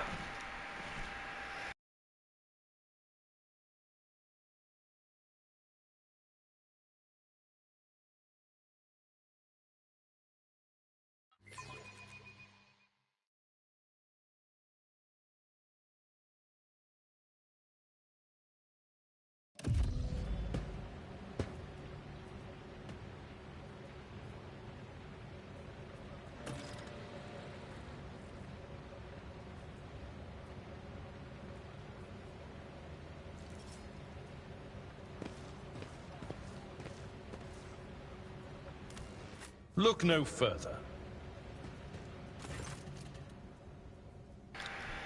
Your Lordship, peerless Lord von Valentius. I am the Master of Ceremonies of Rykab Minoris. Everything is in place for your triumph. Allow me to give you a brief summary of the upcoming event. I wish to start. Give the order. Speak. You will take the road, now familiar to you, from here to the starport. You will be accompanied by your comrades in arms and a guard of honor. The body of the heretic, known as the Prophet Aurora, will be pulled in your wake as a battle trophy. A stop is planned in the middle of the road. There, grateful citizens will rush toward you, praising you for their salvation. Not to worry, this is a thoroughly choreographed interlude. The group of the grateful people will be composed exclusively of loyal citizens vetted by us. Members of the military, young people, attractive and physically fit. A few healthy children. Once they have said their praise, the procession will move on. Governor Medina will await you by the starport. It is also where the pyre has been built for burning the body of the heretic known as Aurora. You will be handed a flamer blessed by a representative of the ecclesiarchy. You can choose to personally perform the burning, but if you wish to underscore the amicable alliance between House Valancius and House Winterscale, it will be fitting to pass the honor of the burning to Governor Medina. However, the choice is yours. I'll probably let the governor do it, unless some other options come up.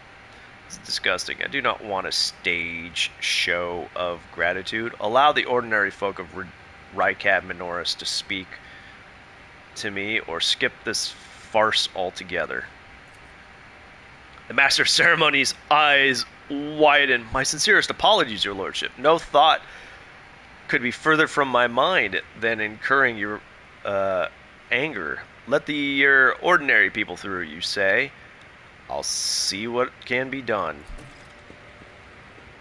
You better. Let's see this Wait, through. who am I supposed to... Am I supposed to just go now? What's up, enforcers? May the light of the throne. Blah, blah, blah, blah, blah, blah. Here we go.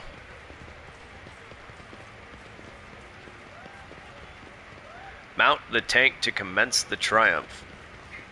The triumphant march. Oh, I can't walk this. She is probably going to be dragged behind that one. Oop, there it is. Surrounded by evil, repelling emblems, Aurora's corpse looks like a tiny island of gloom in the glorious ocean of your impending triumph. The governor's people must have put a lot of work into protecting the body from decay, as well as sawing off the grim iron face mask. The dead prophet has the weary, unremarkable face of an utterly nondescript commoner.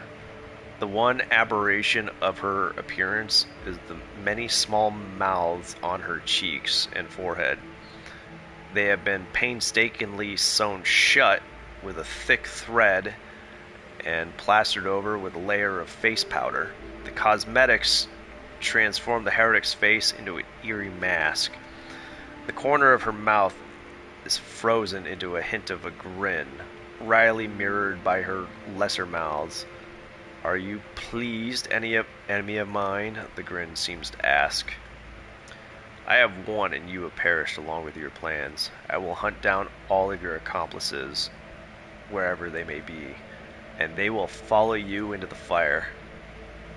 I wish I could learn your secrets, Aurora.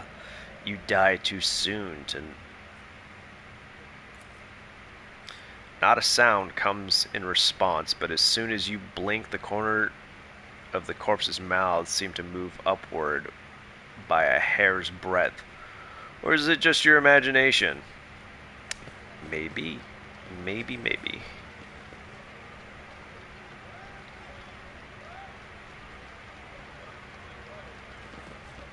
Alright. Let's get this on.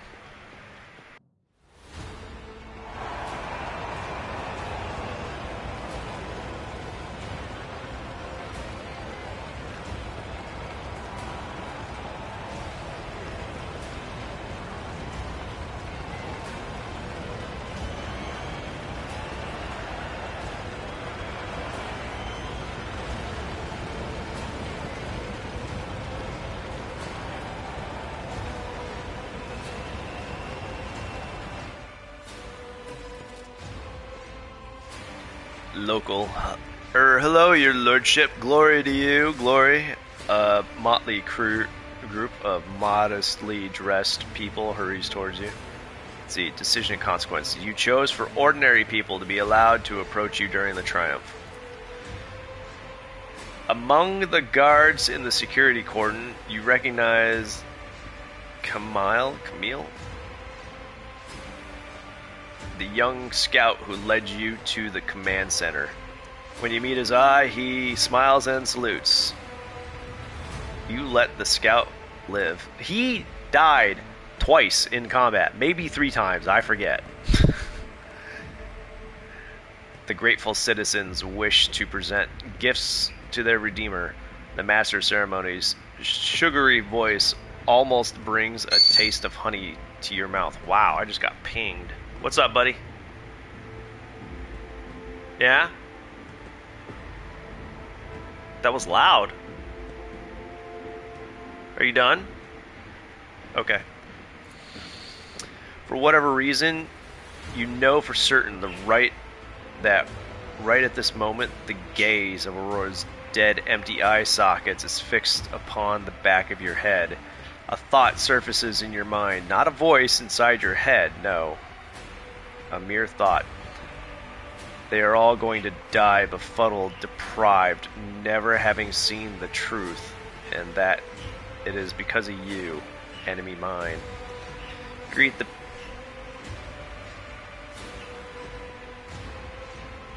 address the soldiers in the cordon. Stop the ceremony. Take the people away. Something is about to happen. The soldiers in the cordon exchange perplexed glances, but their trained discipline prevails, and they turn toward the spectators, preparing to lead the crowd away.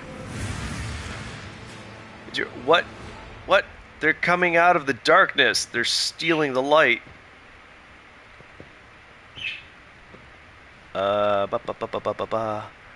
The darkness is insatiable. Behind them, behind these thieves, an ineffable eye follows, watching.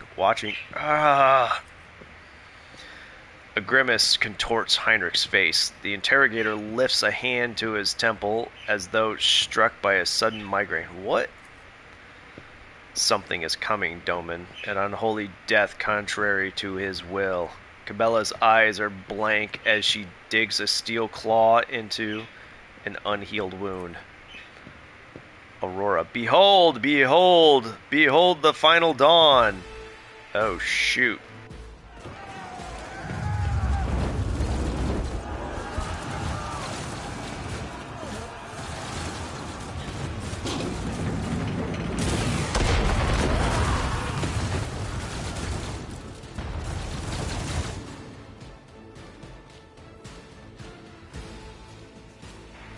What the fudge?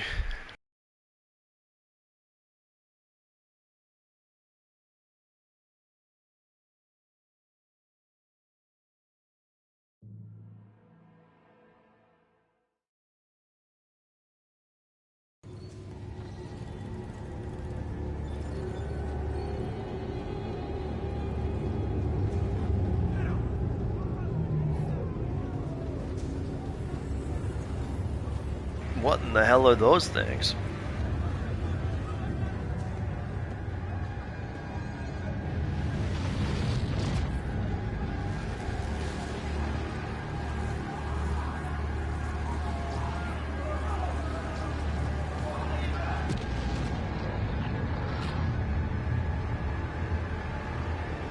Did they just kill this star?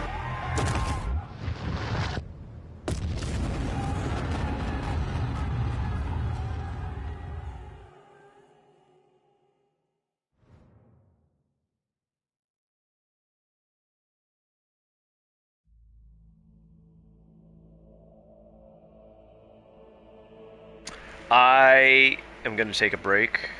The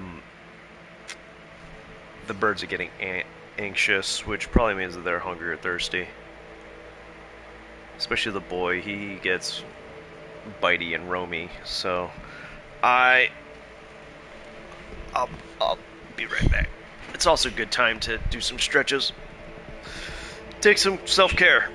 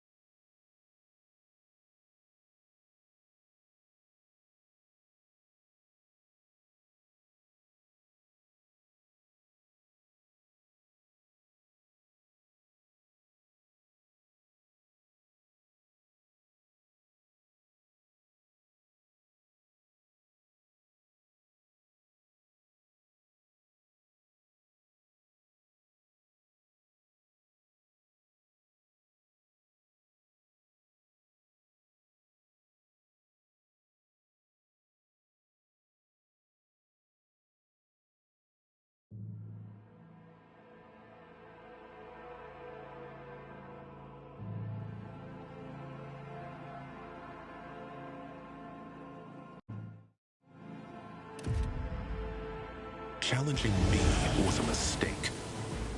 The Masters demand your death! I am in fact back. So Aurora's body is dead, but her spirit seems to still be alive. So Abelard. Let's put you... Damn, these guys are like... Ah, there we go. There's a bunch over there. Hopefully that is not toxic.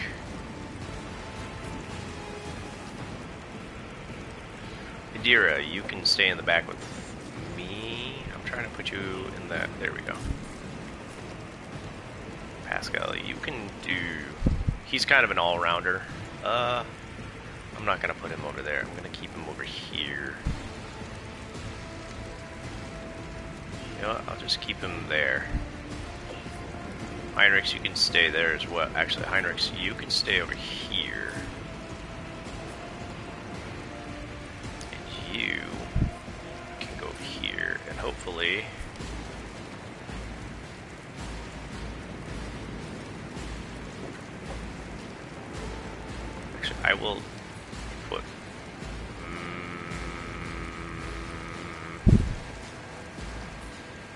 here? Maybe?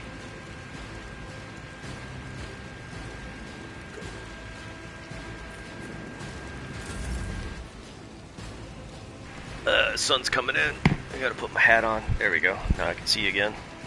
It's not like the light is directly in my eyes, but there's enough light in front of my face that putting the hat on lets me focus. So, what a twist, huh?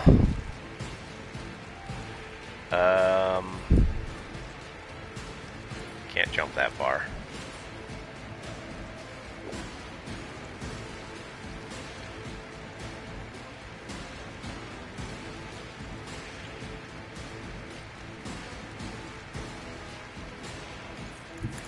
There we go. It wasn't working before. I don't know why.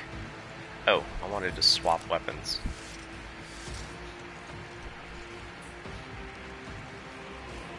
As the tenets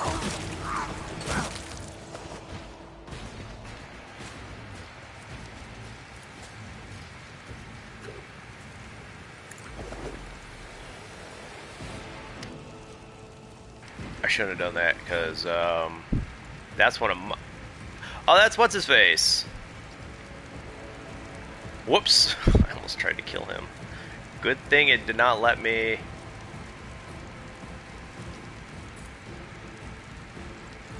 take that action.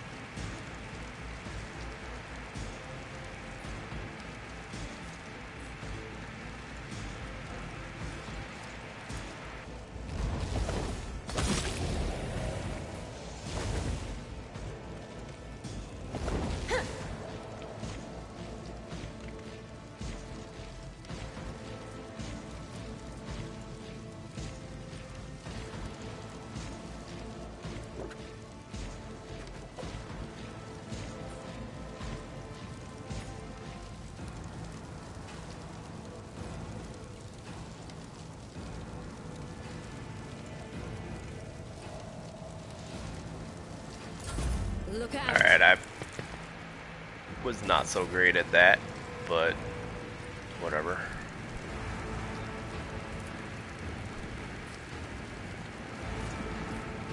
Avalar's too far away, but whatever. Easy.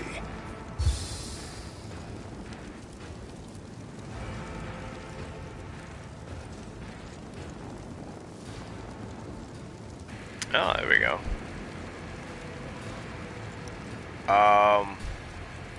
She's still out in the open though.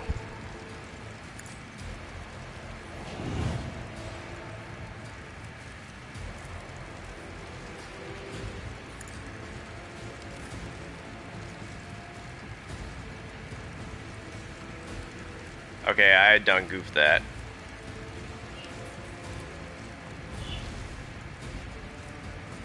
Yeah, I done goofed that. Whoops. Whatever. I can't stand it.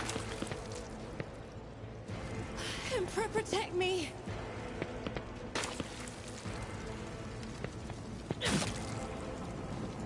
I am your doom. I serve the ruin of power.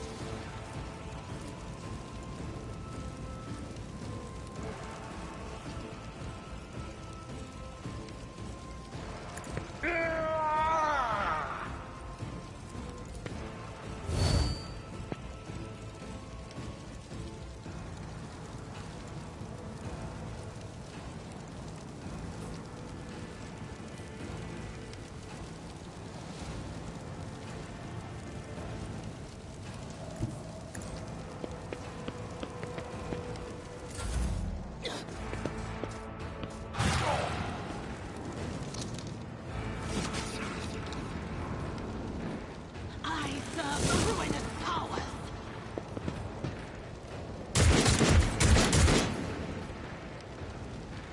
Break them around! I forgot to put that armor on, what's her face?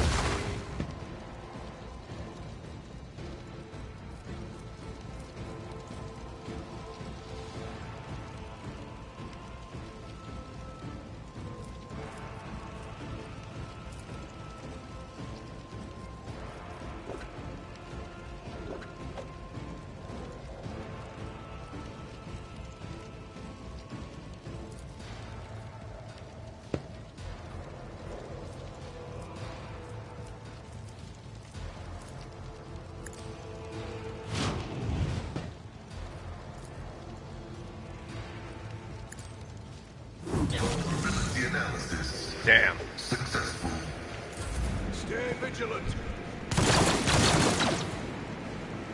Death to non-believers!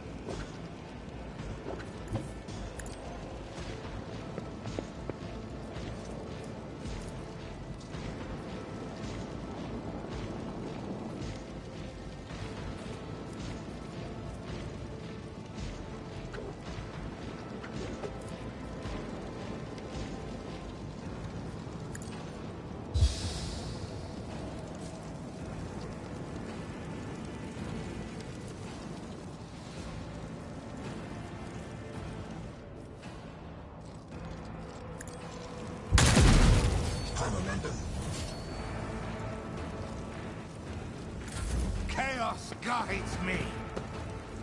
Ah! I must not falter.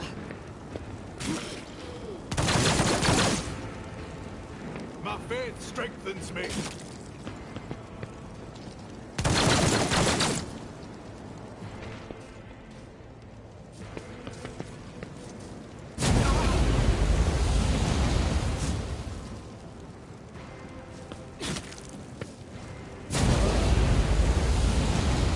Death to the weak. Well, that sucks. That guardsman died.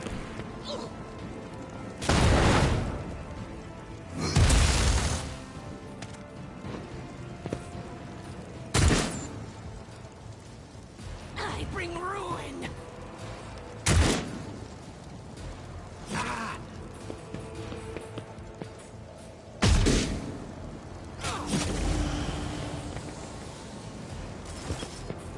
Oh, 3 more showed up.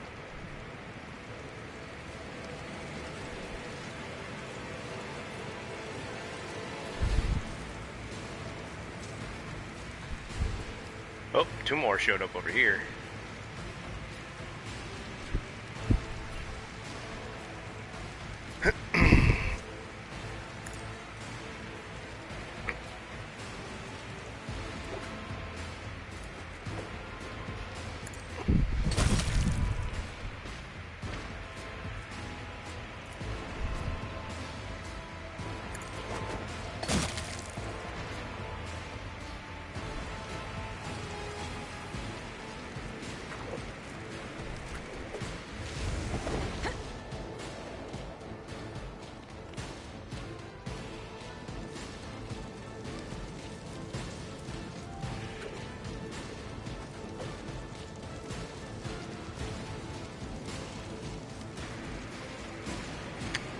I'm out of...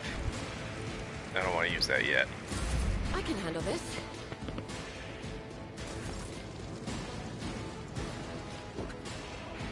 I hope there's no cultists down here to kill these people, but...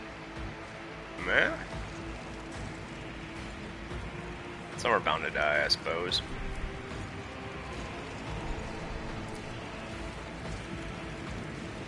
That's Heinrich's. Have a deer shoot.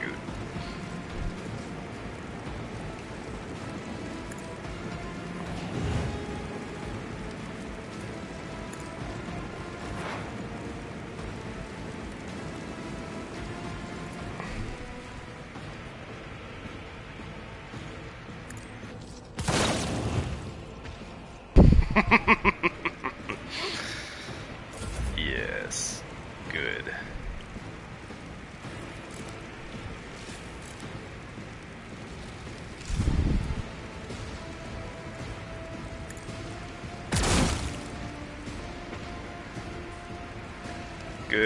Good. Oh, and make someone go again.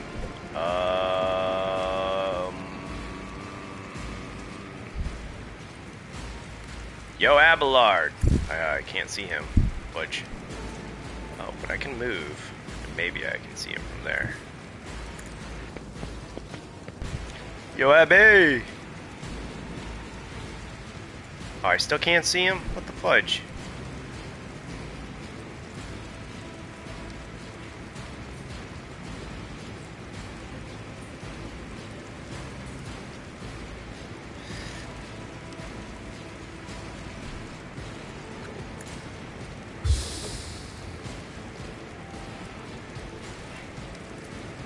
Can I see her? I can see her. Okay, so those cultists over there are dead. I define the outcome.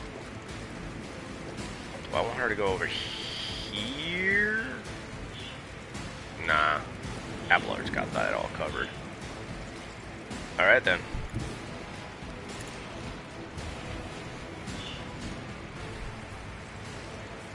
Fudge. All of her stuff still isn't.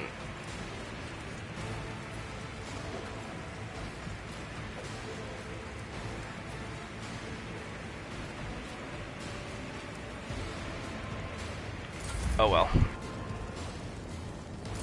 Quick! That was kind of a wasted turn, but whatever. Don't touch me.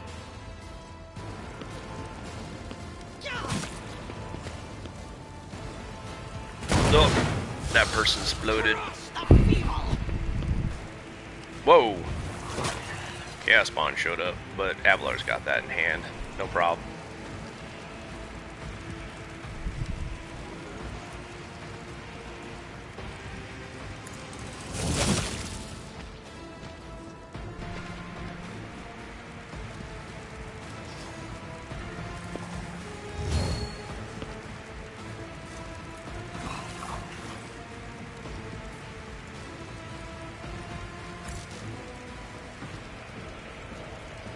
It will be done.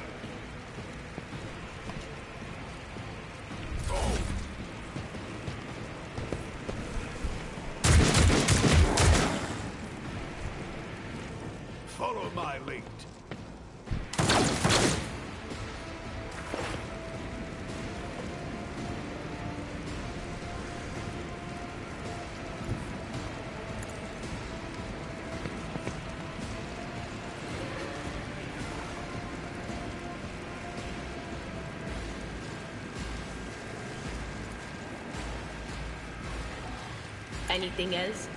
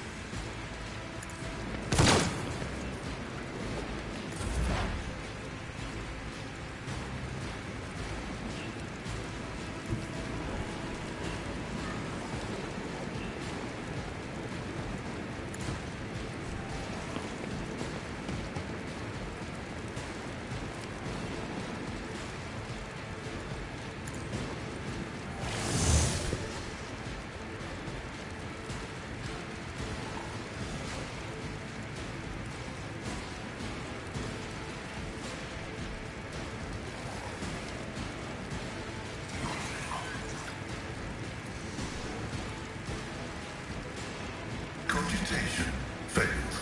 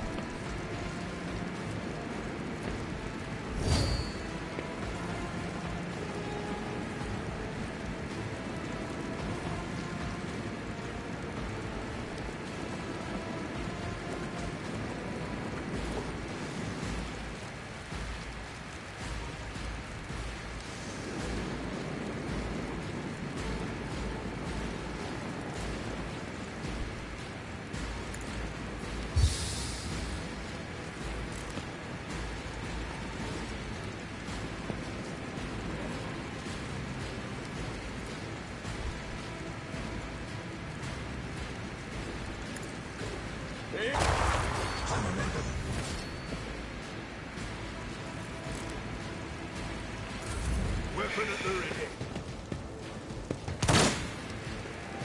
Such is the will of chaos. I won't go down easy. Out of my way!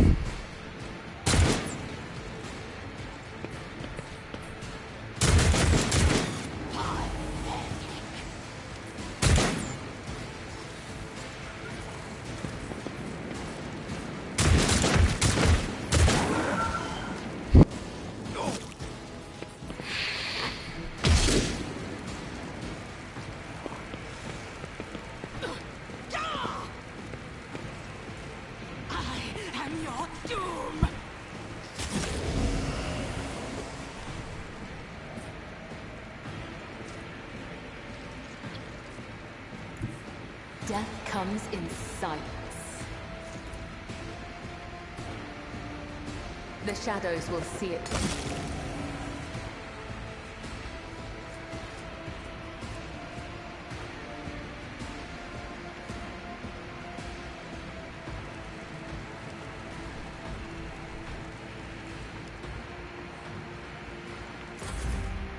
For now.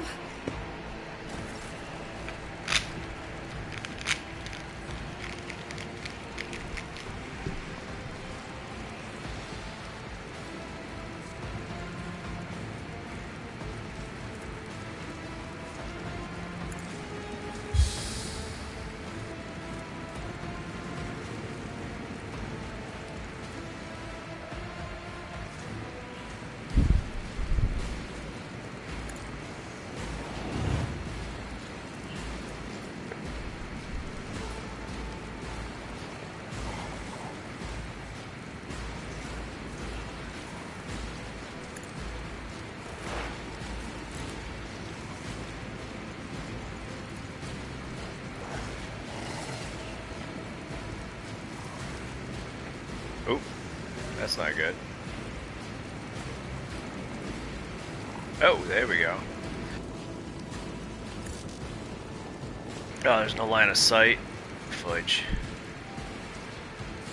There does be. Ooh, I can kill a bunch of them with that. Very well.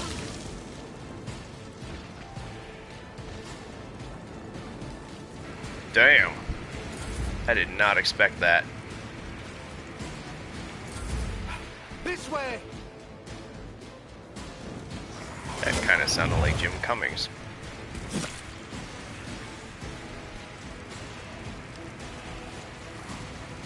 Okay. I'm gonna move over here.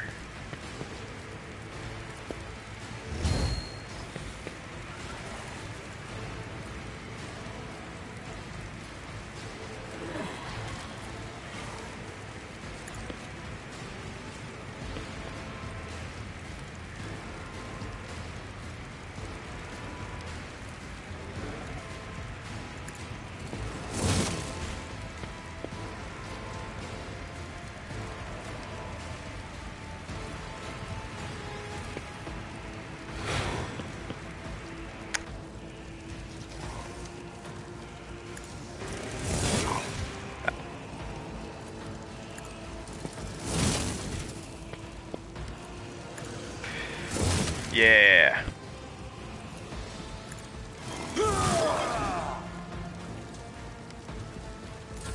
Follow my lead.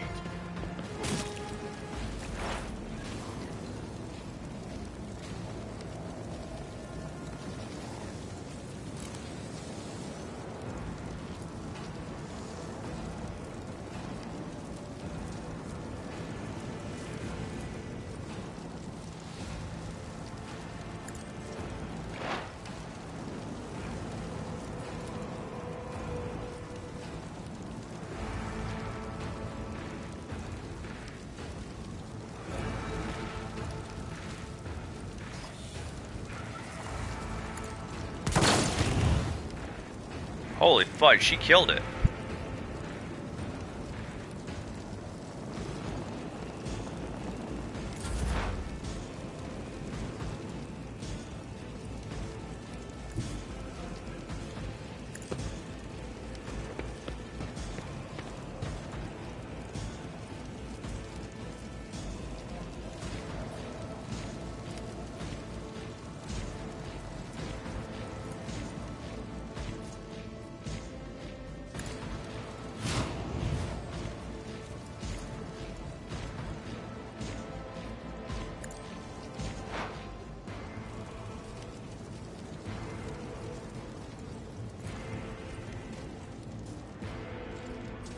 The Omnissiah knows all, comprehends all. I think he missed.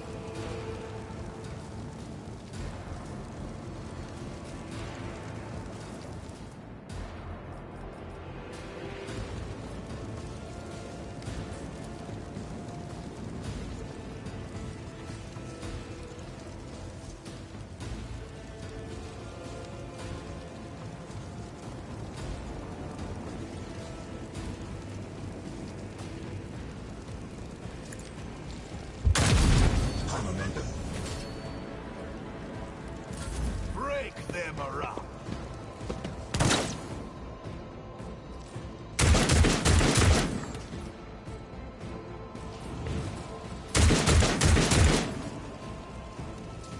I'll do what it takes.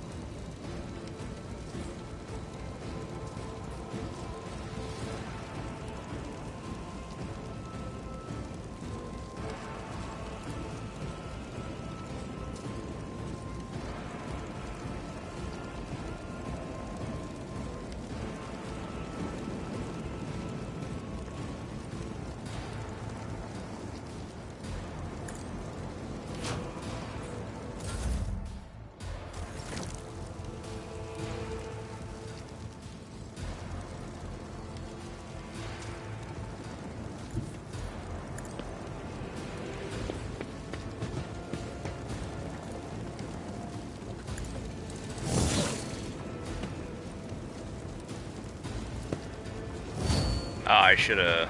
whatever. It don't matter.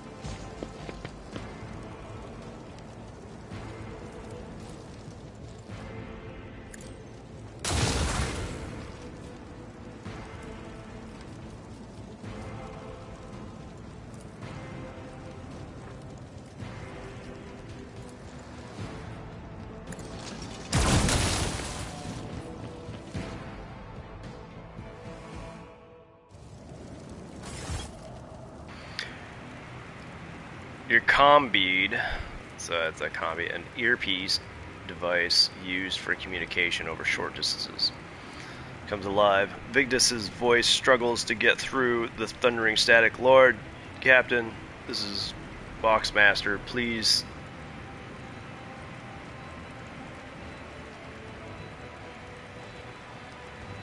We're en route to the starport. Captain, interference, repeat. An otherworldly cacophony, which until now resembled the rumble of distant cannons, suddenly swallows you with its full intensity. The warp energies seemingly bursting out of thin air rush inside your exposed mind. Let's see, you are Psyker. Like an unstoppable wave of filth. For a moment it feels like your head might explode, but then the sensation retreats, leaving in its wake a different one. That of someone's touch on your temples. Heinrich removes his hands and shakes his head as if trying to drive away whatever is assailing him. His voice trembles when he says, "A simple solution to stabilize your condition. Keep it together. Do not give in to the force trying to take hold of you." Private Camille Regius, his weapon still in hand. "Your lordship, what are your orders? We have no idea what's going on. Civilians are fleeing in panic, and we can't get through to the governor or the senior officers." Cabela gives you a faint smile and whispers, "A great dance begins, but I am still with you, Doman. Fear not, for I will not let your soul fall into the clutches of the unclean.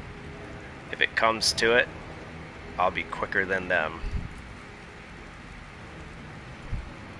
Maniacal man. The old man peers at you gloomily. "You told me my faith was false. You made me turn away from Aurora. Now what do you say, rogue traitor? Who was right? Here it is, the final dawn."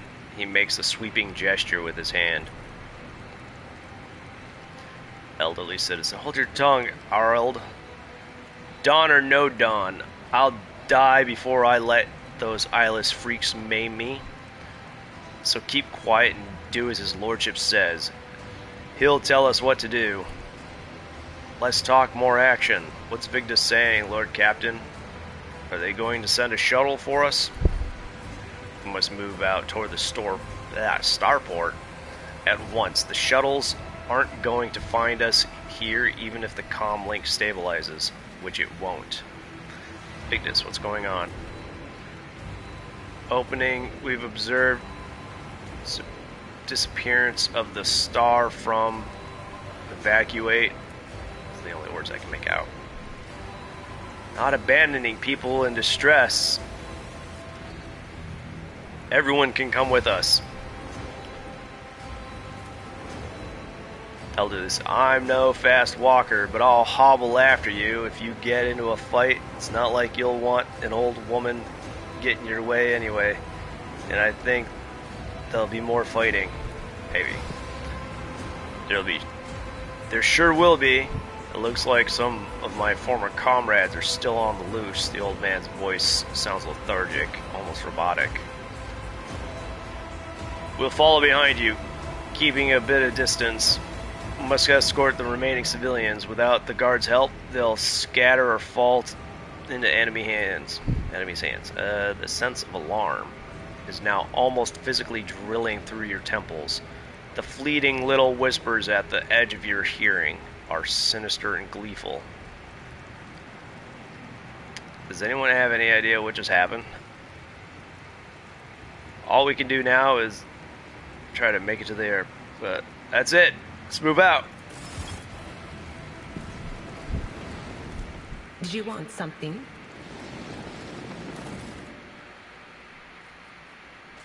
I'm gonna loot everything because of course I am. Throne take you.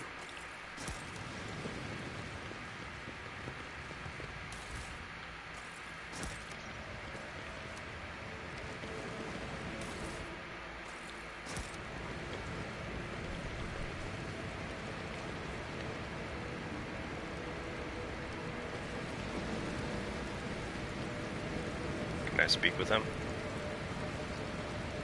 Oh, okay.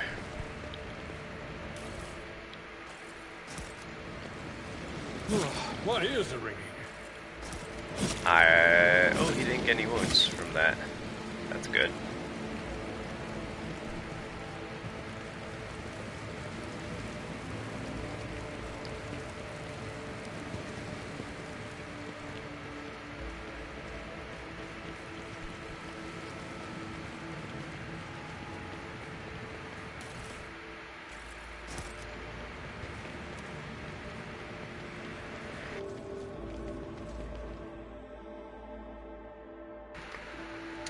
Very interesting.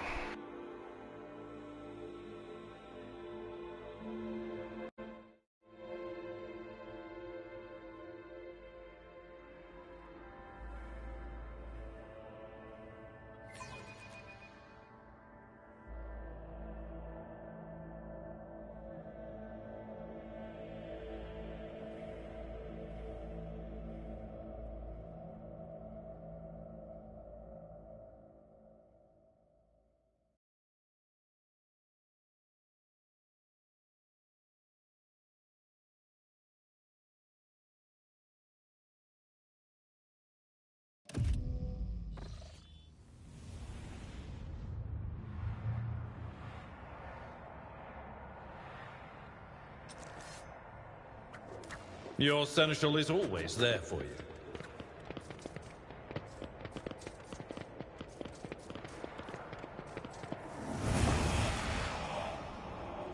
Do you think you had won, enemy mine? Yes. You vanquished Twilight, you cut down Aurora, but she was only one of us. You hear me? From the depths of dead stone, from his prison of cold metal, he will rise. The hour is nigh.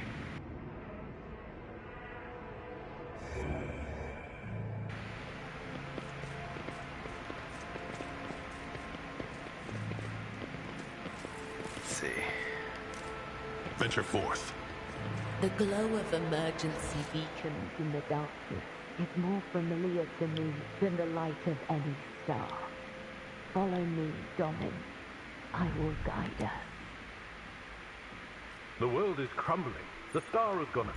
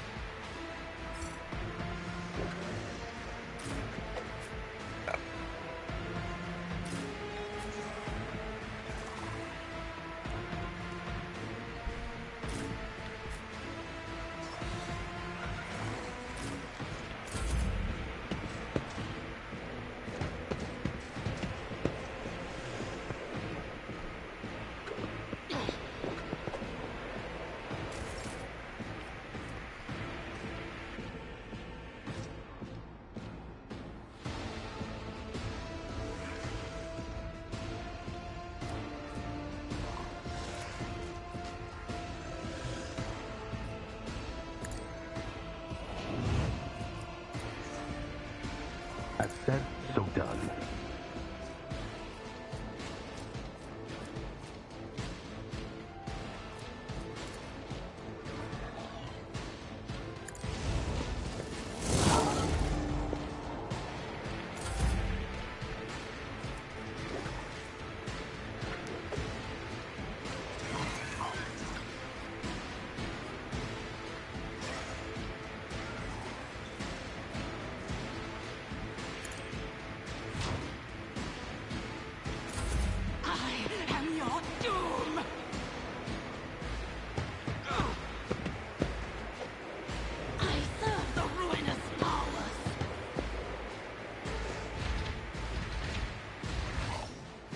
Chaos guides me.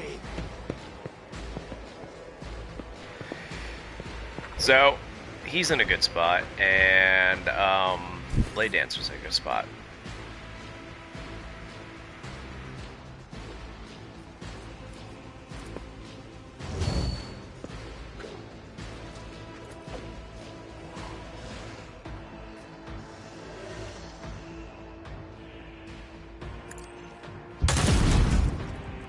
Damn.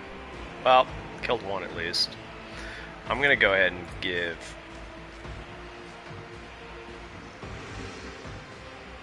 that to her or him. What does it do again? Strength and toughness. Yeah, not for now. But it is still a good idea to do it. I'm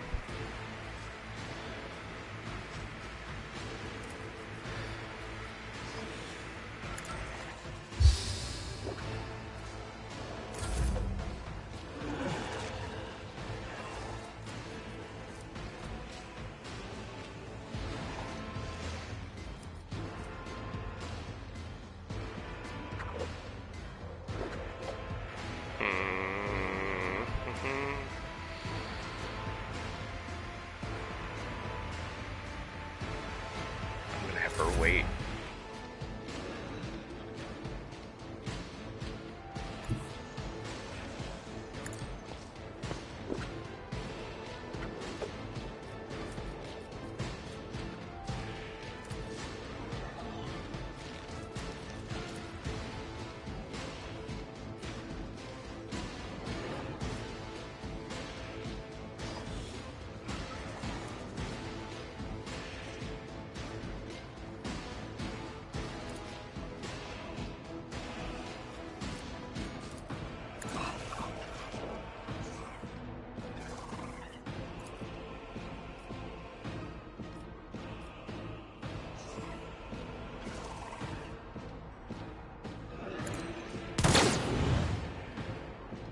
Damn, I'm missing the people behind, but at least I'm doing some damage.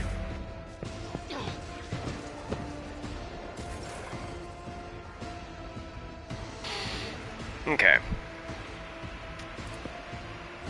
Bonus HP.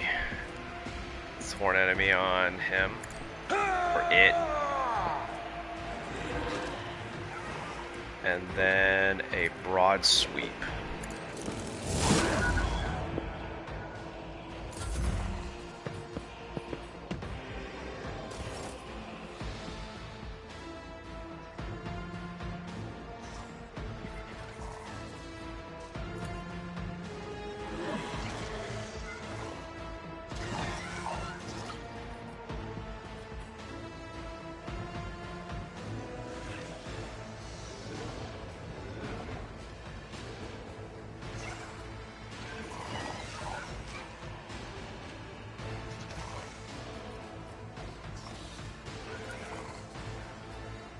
Running binary command line.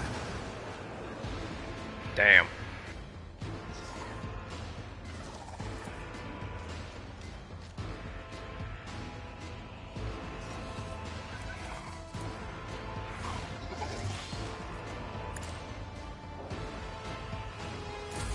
I serve the ruinous powers. Death to non-believers.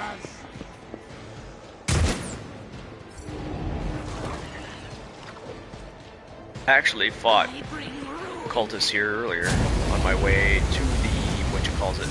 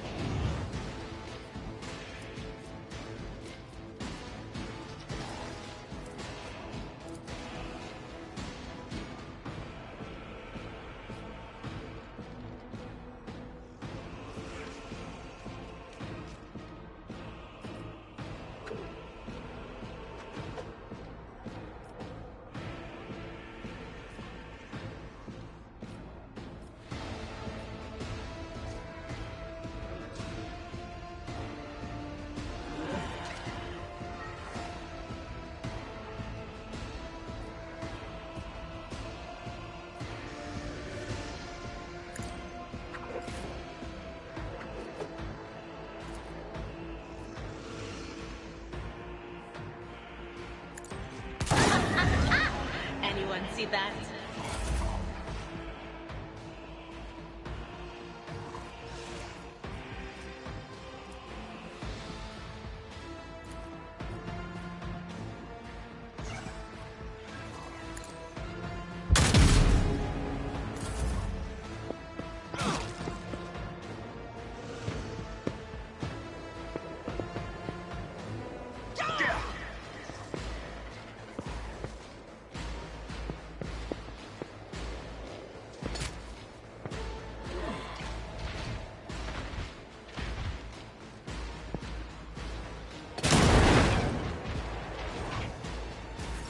High momentum. For the throne's glory.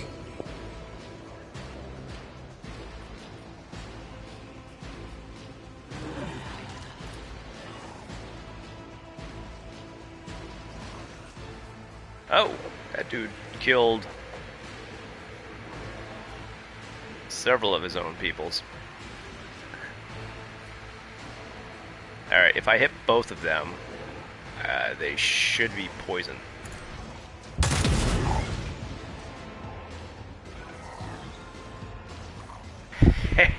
Yeah. Yes.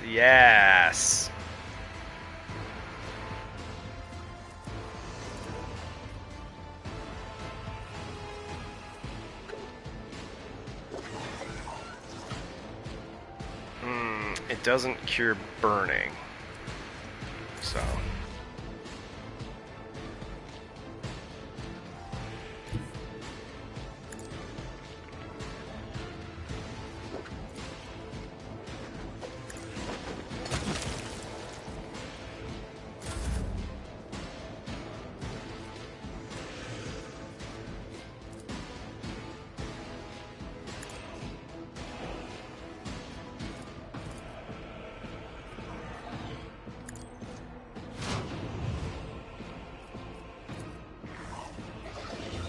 But of course.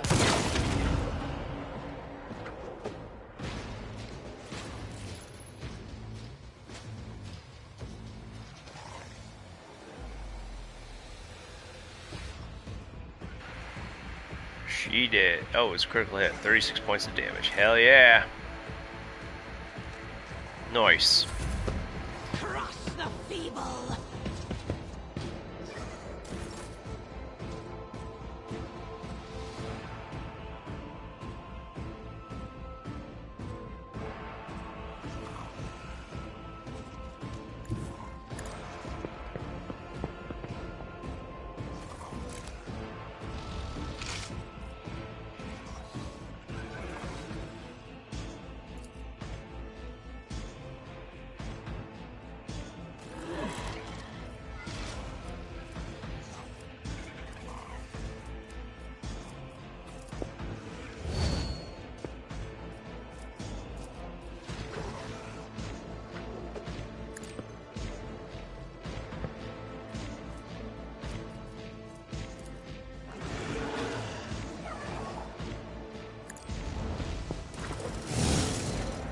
Get it, Abby.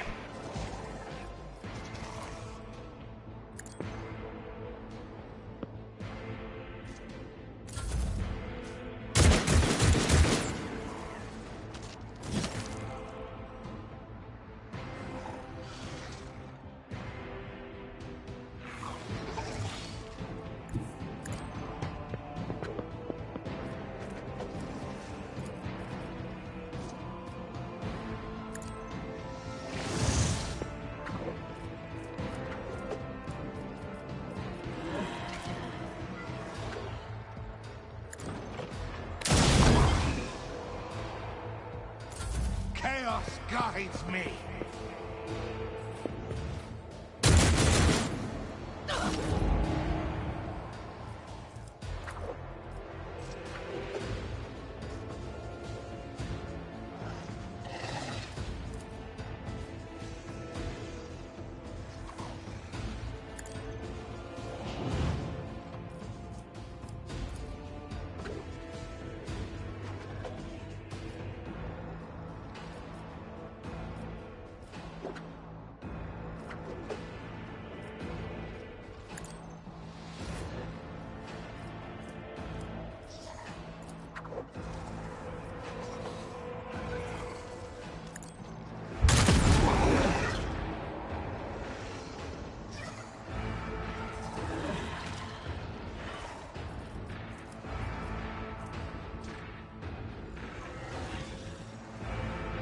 Okay, so it doesn't stack. That's okay. That's good to know, but it's okay.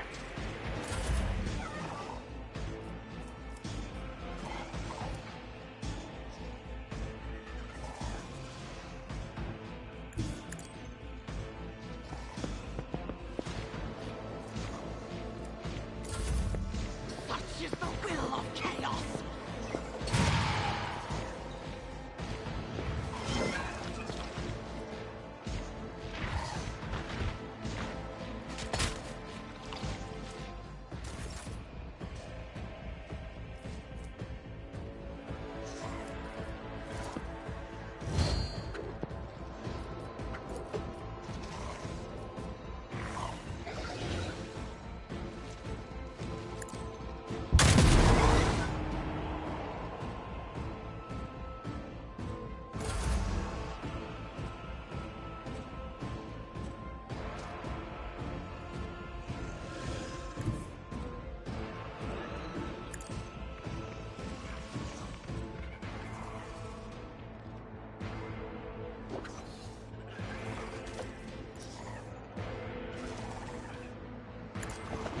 My blade whispers your name.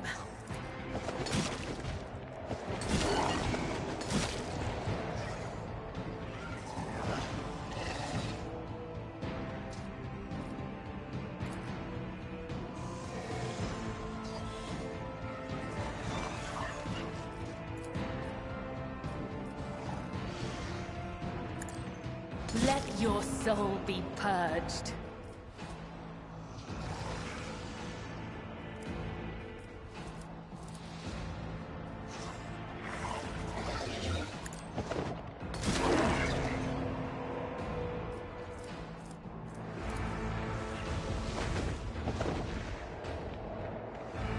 Oh, she didn't repeat her attacks. Fudge. I thought she would. Maybe I dunk. Oh, I think I have to use the heroic first.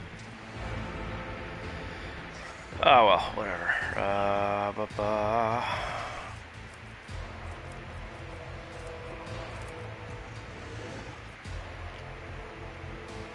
There are heretics over here. Where's that other one? There it is. I don't think we can shoot them from here.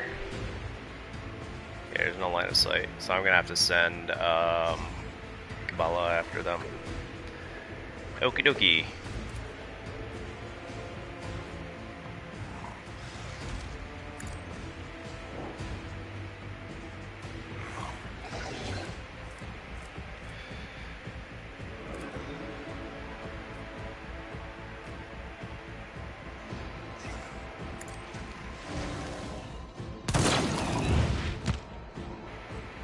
Oh snap, that was good.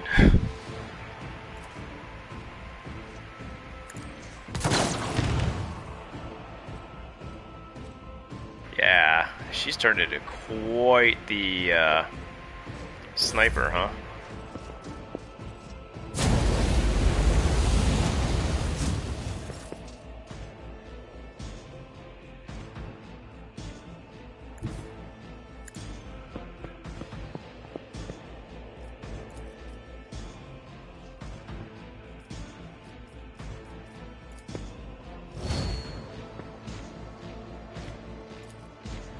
Victory is imminent.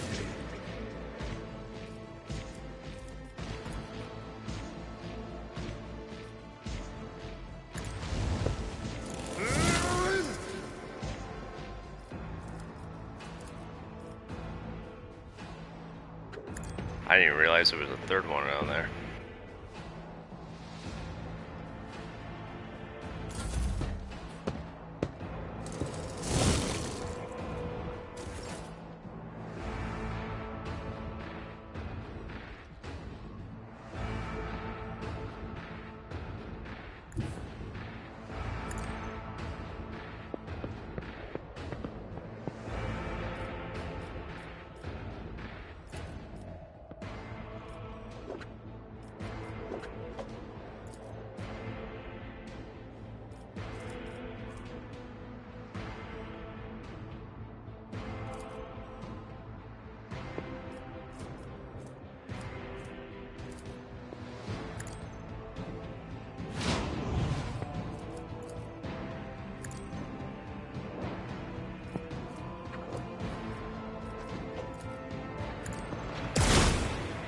Yeah, whatever. Death to the weak.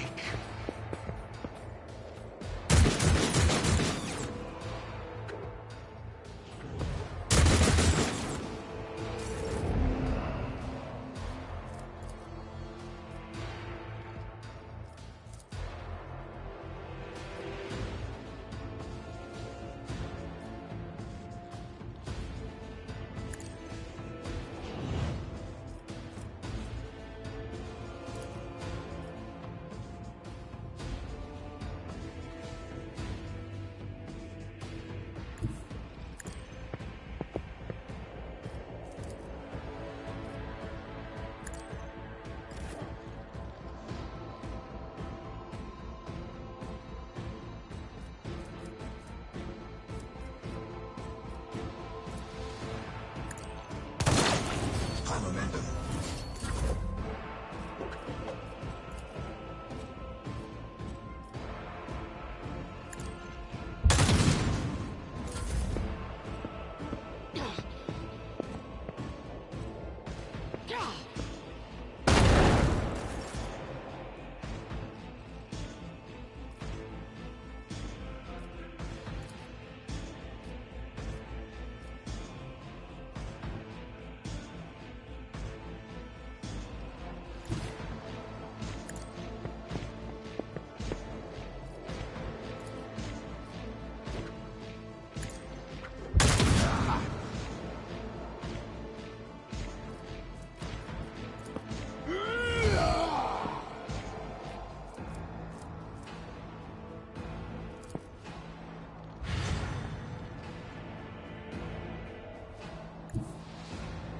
I'll put my psychic abilities to use.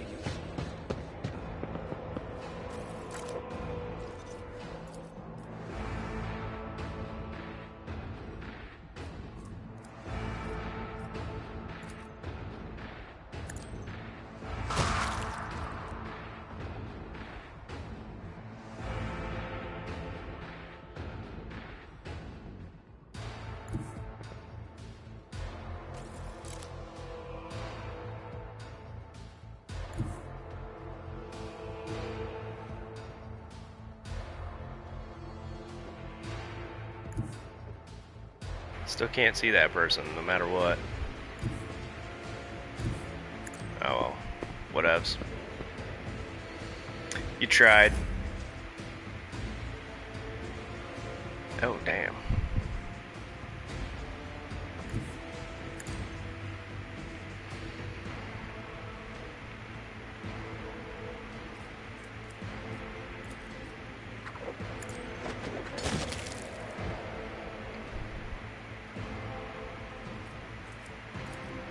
Okay, jump over here. And that's it.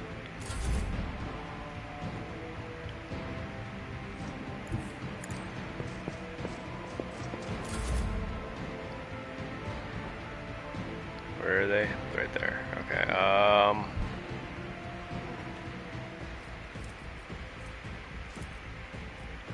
It will be done.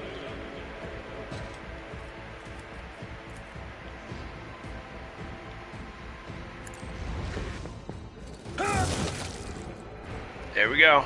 There should be the last one. Yep.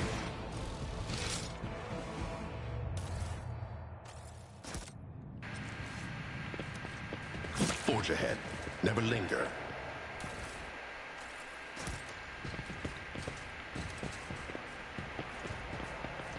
So it doesn't look like Chaos Spawn ever have loot, but you know, whatever. How much XP did I get out of that?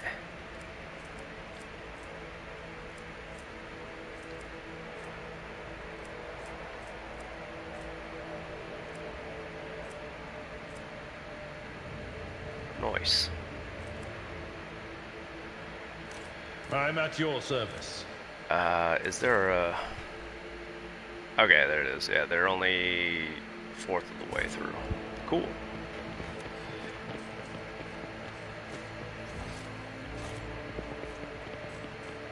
Oh, there's some bodies down there I didn't loot.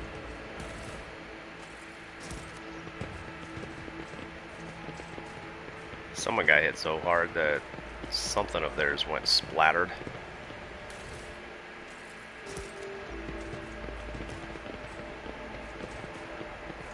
Onward to victory. Okay. I'm gonna go ahead and save again.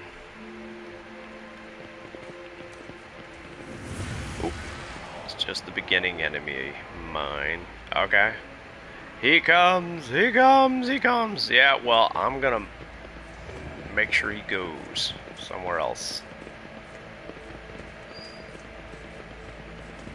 Not with my weapon, someone else's weapon. Probably Avalar. He's a real good tank.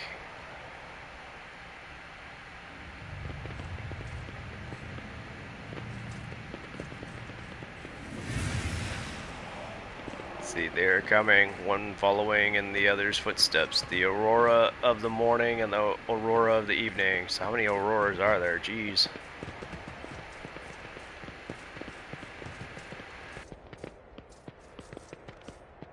You can have aurora for breakfast, you can have aurora for supper time. Oh, I used to eat bagel bites a lot when I was a tween.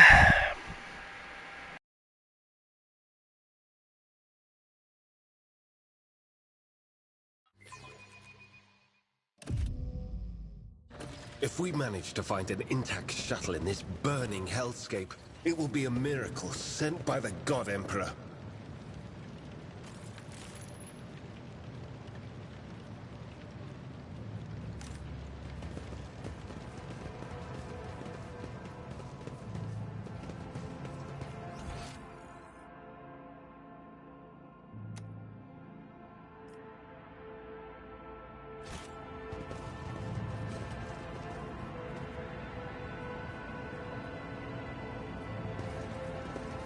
Died of sniper fire.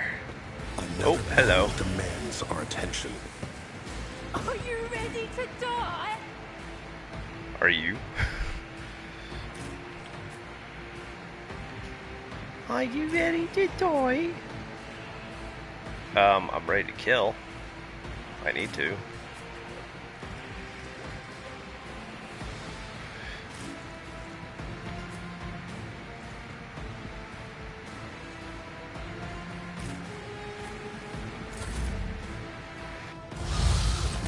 Oh, hey, he became a thing.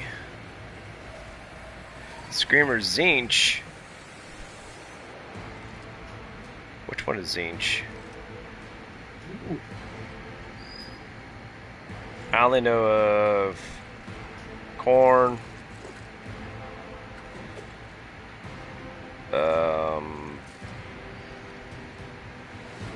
Nurgle.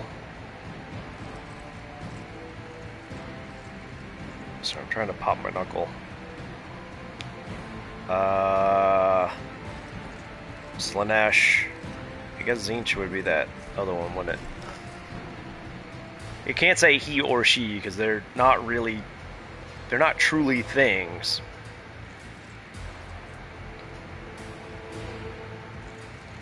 Oh. I'm stab right now. Oh, Heinrichs. Let's move Heinrichs over here.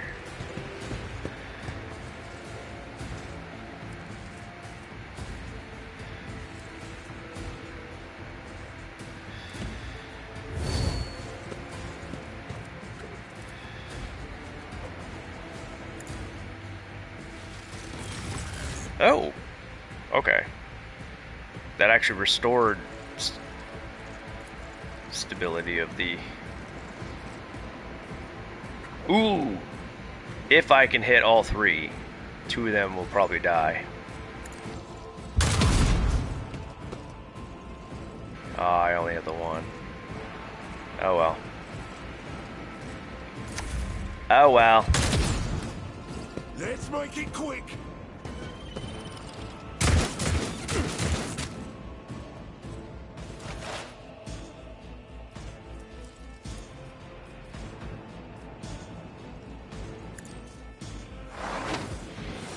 Yep. My psychers are restoring the stability of the thing by using their psychic powers.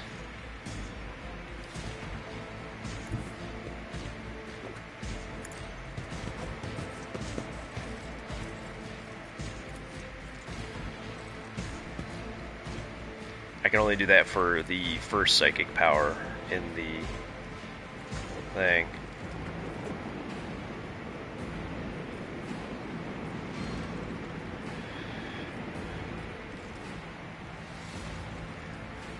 Ooh. Just as I foretold. I didn't even hit the second one. Damn it. Oh well. The weave. I'm at the veil. Here we go.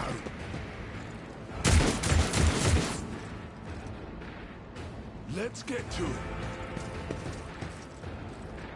Hold on.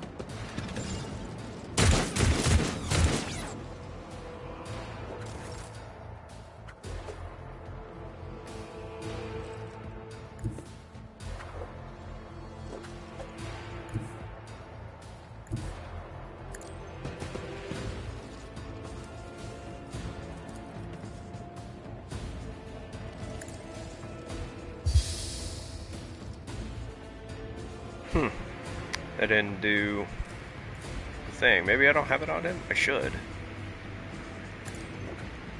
Well, maybe I don't.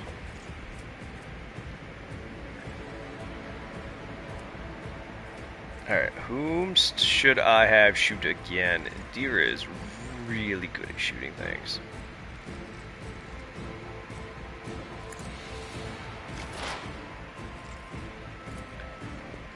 Go for these two again.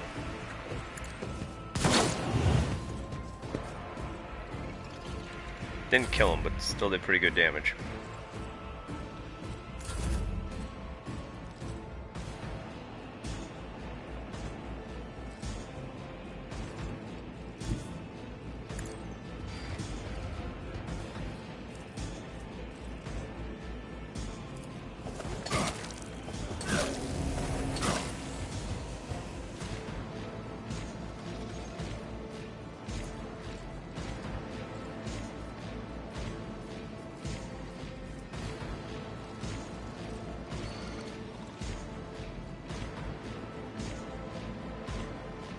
I should have used it before that, but whatever.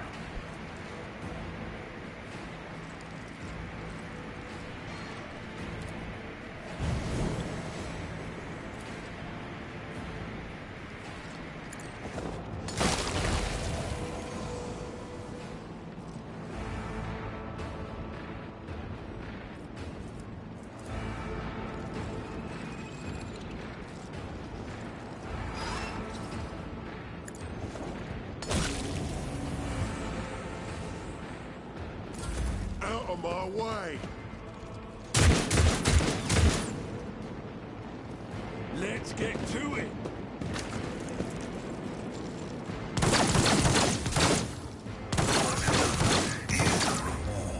They're just mostly shooting each other. Let's make it quick.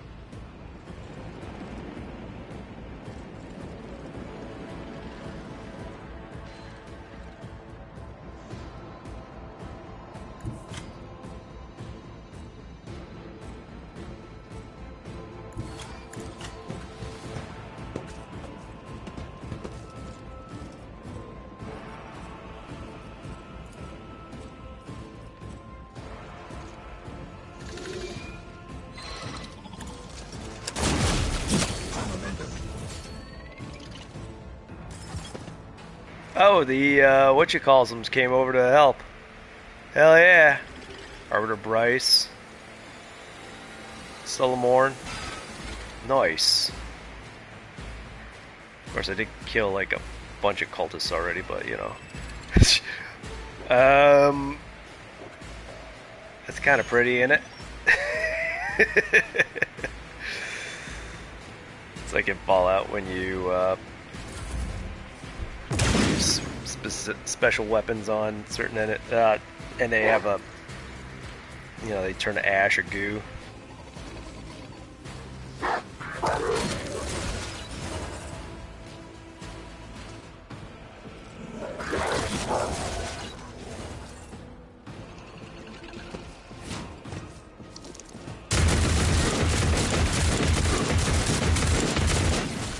Holy moly! Here we go.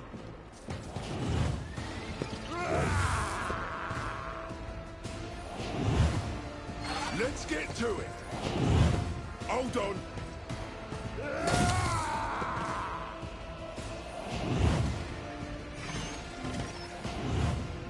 Out of my way.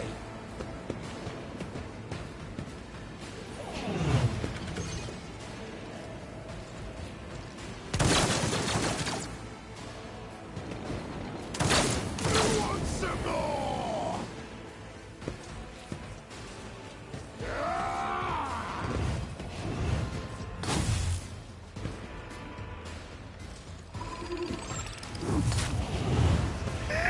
They just wrecked that thing the first chance they got.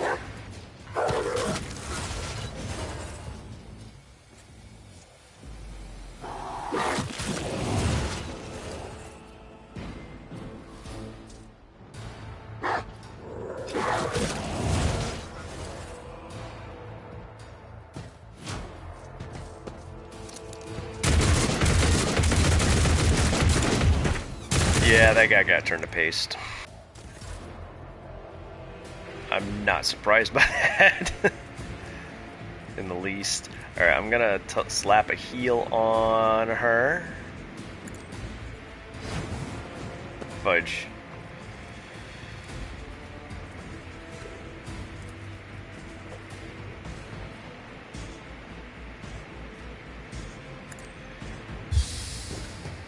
There we go.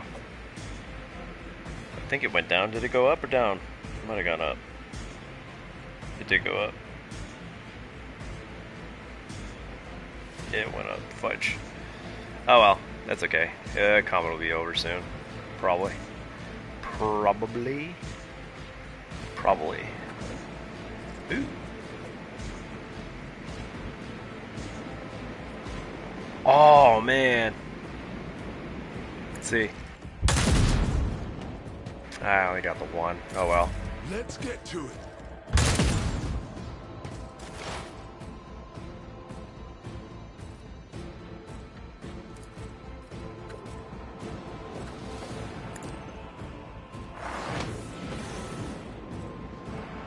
That did not change the degradation. Whatever. Ooh. Will I still hit other people? No.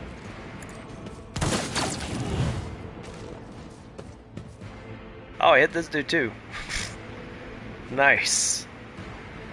I missed that guy. Or I did very minimal amount of damage on him. Whatever.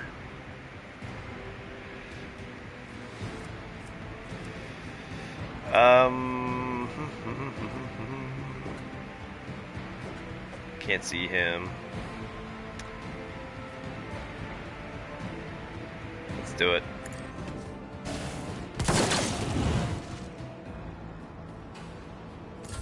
Let's make it quick.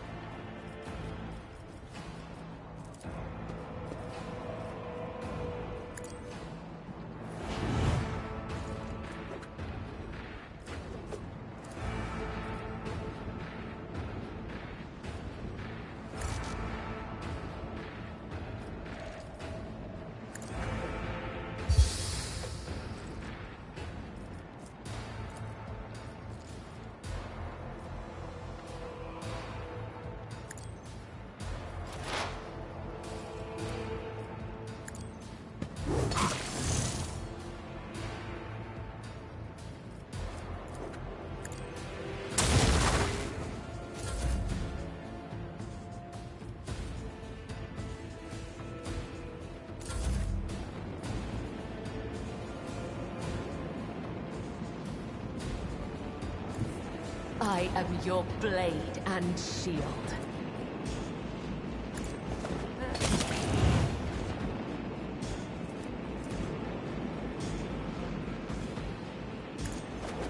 Death is a blessing.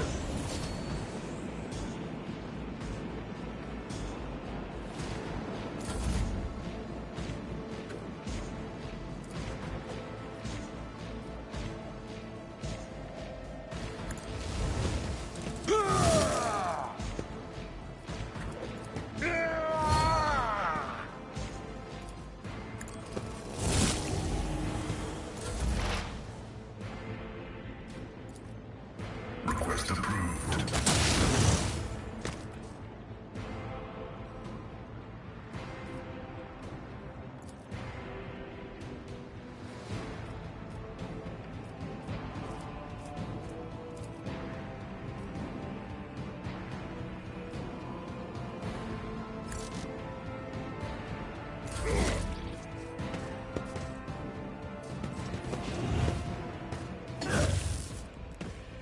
Oh, I should have used the secondary weapon. Whoops, whatever. It doesn't matter. I've won.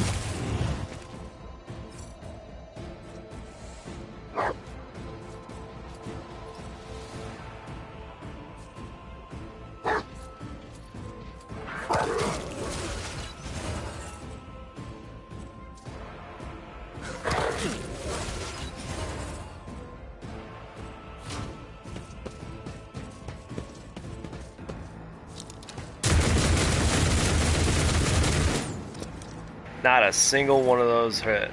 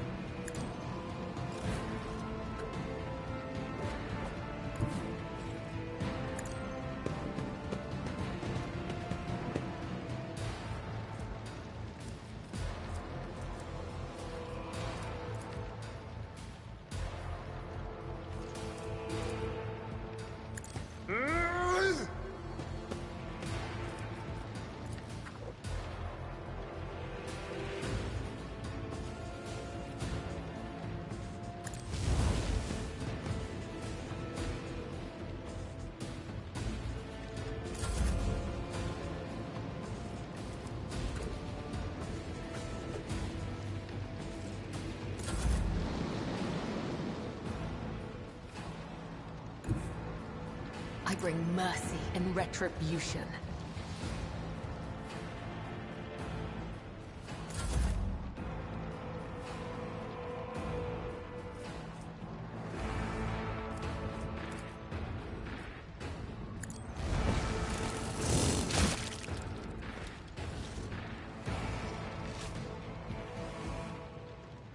Solomorn's chest plate is punctured in multiple places and his face stained with blood, but his gaze remains clear and firm. Still alive, Rogue Trader.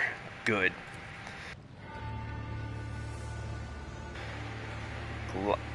Glyto. I think that's the name of the dog. As in, I think I pronounced that correctly. You spot just as many wounds on Glido. There are burns and cuts all over the coat, and one of the visors is broken. And yet, there's been nothing in the Cyber Mastiff's straight posture that would indicate pain, if pain is even something this dog can feel. Where's the governor? I don't know. He waited for you under Arbides? I forget how to pronounce that. Escort. To burn the heretic's body and conclude the ceremony, but then the sun went out and the enemies came for us from every crack in the rockery. He panicked and ran. Not the smartest choice. He would have been safer with us. What's happening in the starport? Panic and heresy. The people are ready to crush each other to reach the shuttles, which makes them easy targets for the enemy. These ones look bad. Let me offer you first aid. I would have accepted your offer, but we still have med kits. Not many, but it should last us until we get the shuttles. To get to the shuttles, which is all we need. Appears your investigation has hit a dead end. Not yet, it hasn't. A crooked smile crosses his face. We did find something on the port terminal. Shortly after the tithe was hauled away, a suspicious ship took off from the planet. I already know how to track it. Track it, damn. Captain Minoris is doomed. There is no time for heroics. We need to leave. I see you are not trying to flee and have chosen to fight instead. I commend your resolve. Actually, our plan is to retreat. The rebels are one thing, but there is nothing we can do against the warp forcing its way in, and that's a fact. Solomon spits out a mouthful of blood. This battle was forced on us. We had to keep the heretics away from the terminal until the machine spirits finished transferring the data to our shuttle. Speaking of shuttles, the ship we hired has turned tail and left orbit. So I must turn to you with the request. Take my squad aboard and we will disembark on the first world station with access to a void ship. We cannot die while whoever stole the tithe is enjoying their freedom. Very well, you and your people come with me. I could use a personal lawman at my beck and call, especially one who is in my debt. I'm just going to do it this one. We need time to dress our wounds and regroup. We will cover your retreat and make sure there is no attack from the rear. Get to the shuttle first, and we'll be right behind you.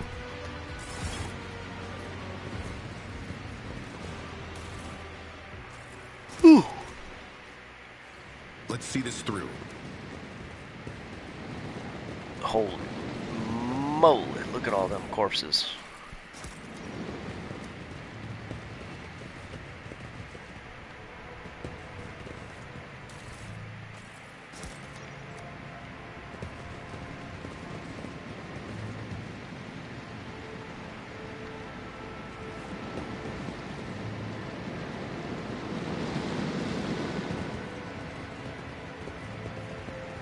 What if this is like it on the other planets? Jeez. So much chaos. And I do mean chaos, like the forces of chaos. This is where, what's his face, blew up that machine, wasn't it?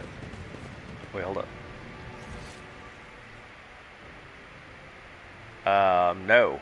He blew it up. I fought here before, I think. Actually, maybe it was where he did that. I'm going the wrong direction. Yeah, I'm going the wrong direction. Okay, so Venture forth. Sorry, folks. I lost my heading. Arbiter Bryce. My wounds will not stop me from taking a few of the heretics down with me. Hell yeah. I get wanting freedom, but chaos is worse than that. Here it is. No, Let's see. He did it right over... I was right. He did it right here. That's the one.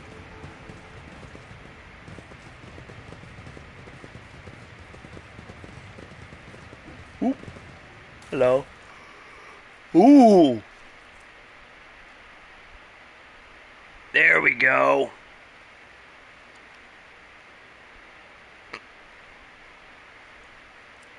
I'm gonna replace tech pre. Ooh, shield. Yes. Yes. Yes. Yes. Yes. Yes. Yes. Yes. Yes. Yes. Look no further.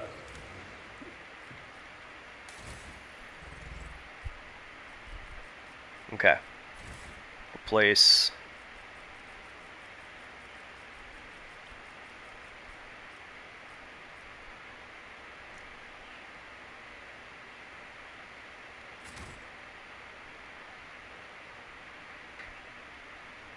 Hell yeah.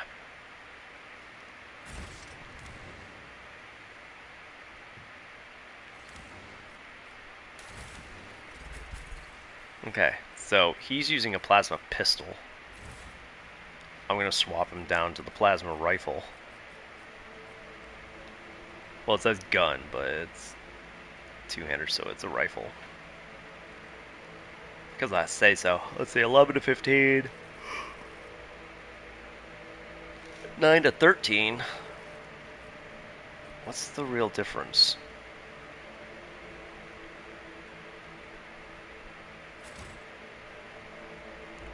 Whatever.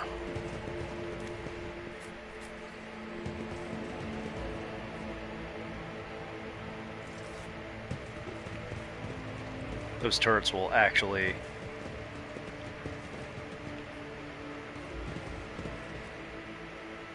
be of significant use. I thought I already looted this. Did it respawn? It might. Ooh. Medkits. Oh, there's a guard still. Oh.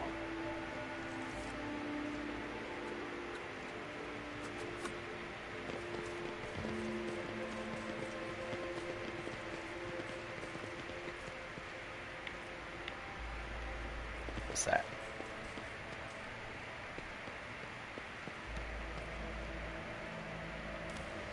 All souls cry out for salvation.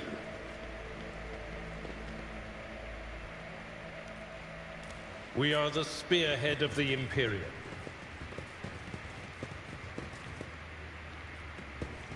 See if I spotted any. Nope, not yet.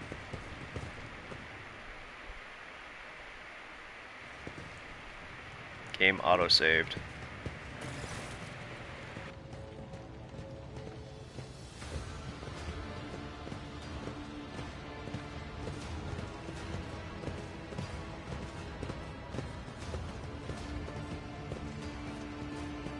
That looks like Governor Medina, doesn't it? The stench of Physaline and blood blankets the starport. Echoes of shouts and gunfire drift over the landing pads. The shards of plexiglass crunch underfoot. You recognize Sergeant Malgar and the crowd huddled next to the shuttles. He was the soldier who greeted you upon the planet, or upon your arrival to Rykab Minors. I know who he is. You don't need to remind me. Sergeant Malgar, or Malgar, sir. Yep. A group of bloodied and frightened people is wedged between Malgar's wardens and the shuttles. You recognize them as the governor of the planet and the members of the high-ranking entourage. Their expensive attire has been torn in the fight, and many bear wounds left by bayonets.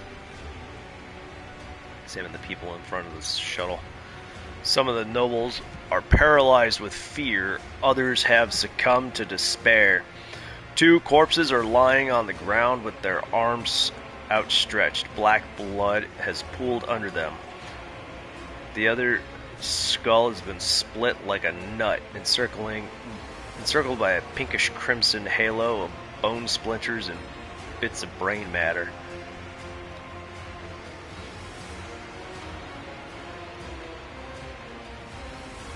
Point your weapons at the sergeant. How dare you treat highborn officials in such a manner? Nope. Sergeant Malgar, I demand an immediate report. What is going on here? Sergeant spins around his face spins around to face you. His face twisted in grimace of anger. Our esteemed governor and his gang of cronies. Damn. Did he just stab? Been cowering behind us, and now, when things get rough, they thought they could scarper? I don't know that term. And leave us here to die. We've shed our blood for him and broken our backs to provide him, and this is all. And after all this, you think it's fair, you piece of grokshite? Malgar's stun baton hits the governor on the chest, causing the adornments of the governor's uniform to jingle in unison. Idira flinches and starts babbling desperately. No, no, no, no, no. Don't say anything. Don't say anything. Don't say anything. The governor spits out blood and opens his mouth to respond when his head explodes. His body falls limp to the side, his remaining eyes staring upward. The chorus of the noble screams cannot drown out the sergeant's spiteful whisper. Enough, you've said your piece. Abelard looks at the governor's body, his brow furrowed. Madness, punishable by death. We don't have time for this. We need to get to the shuttle now. Persuasion. Another in your position would have forgotten that the Emperor protects all his subjects, but surely you, not you, it is your duty to help anyone you can. Sergeant Malgar. The sergeant frowns at you. I don't know why you stick up for these parasites. They never would have helped someone like me. But they don't deserve to die either. You're right about that. Not all of them, at least. A dull thud comes from the deep within the starport. Heavy footsteps shake the rockcrete, raising an unpleasant tremor in your bones. It's gonna be a giant chaos beast, isn't it? Holy fudge! False believers, tremble, for I am Aurora. I am the herald of change. Behold the final dawn, and die!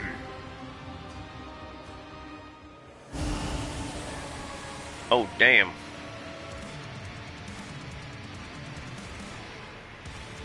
Okay, there are dudes all around. So I'm going to have Abelard tank him. And then maybe have what's-her-face.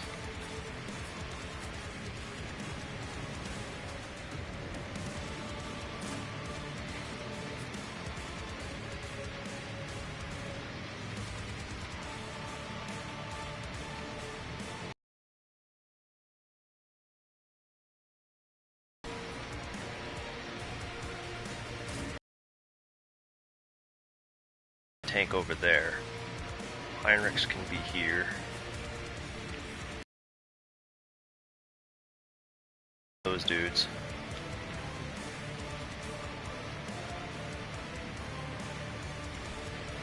Hopefully my guy will be okay. Actually, you know what? I'm gonna swap Heinrichs. You can be out here because you can heal. And do temporary wounds on yourself. Get my guy over here. There we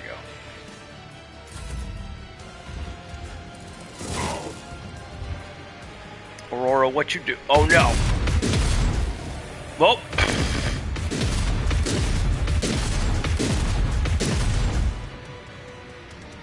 Okay. There you go.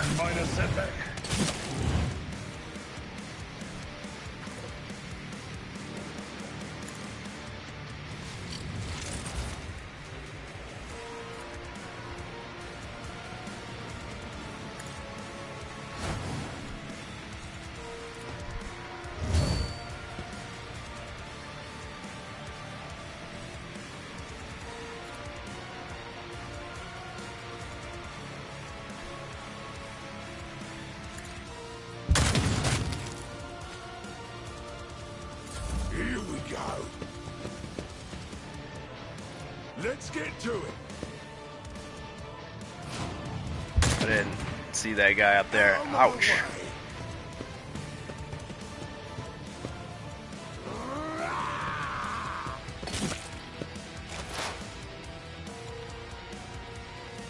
Y'all don't know this, but she likes that.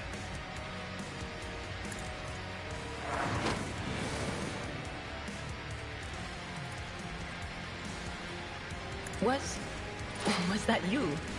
Or...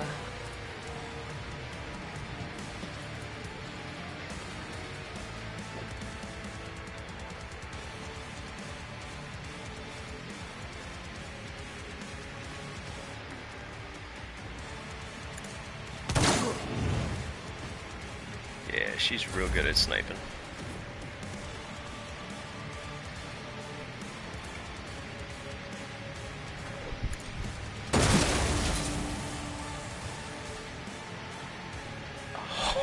Okay then.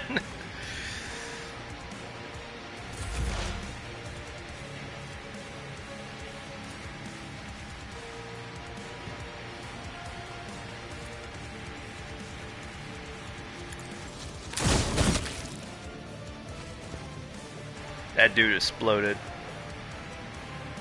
and turned to goo. He goo-sploded.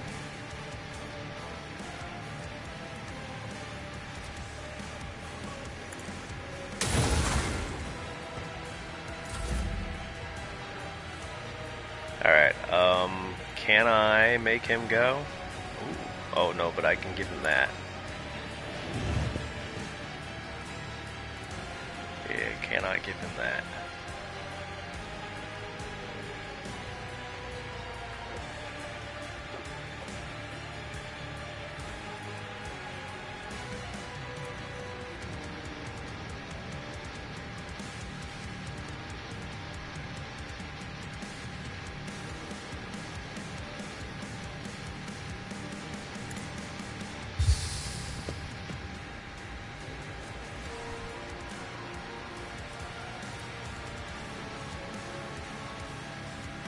Okay.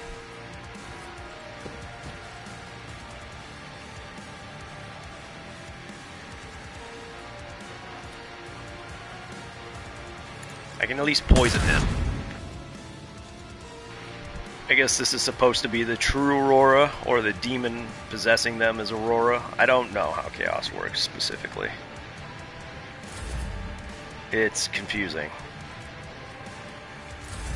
Which is, I guess, the point. Scorn the pain. Gosh darn. Oh, you got back up. That's good. I'm a member.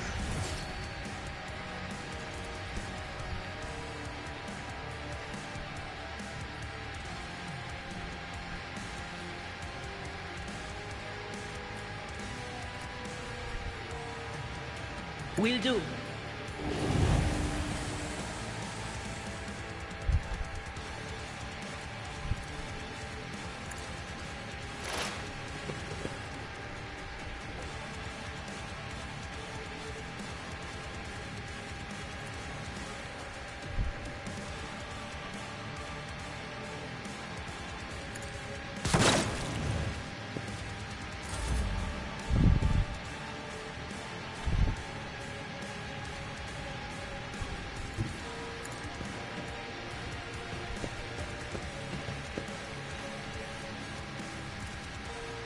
At your beck and call.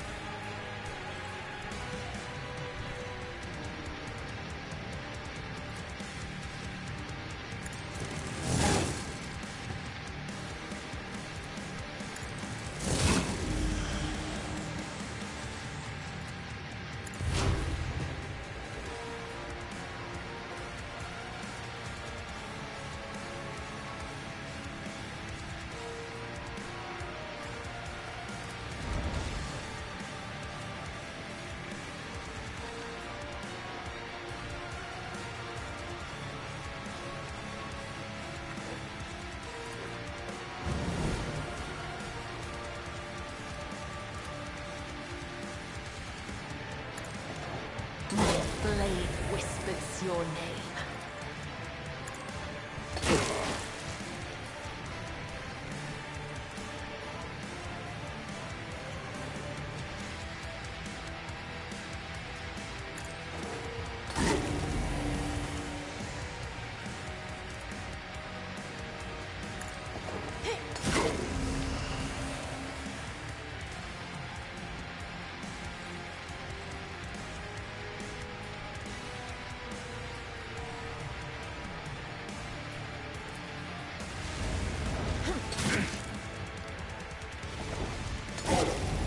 There we go.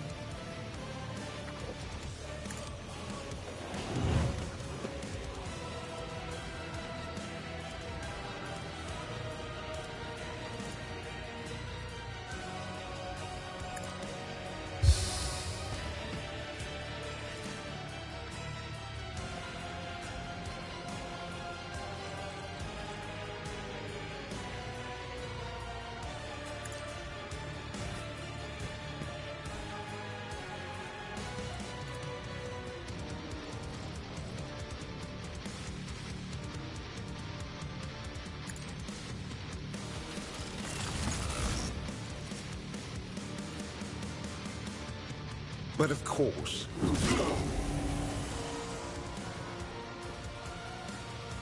I probably should have made. Nah.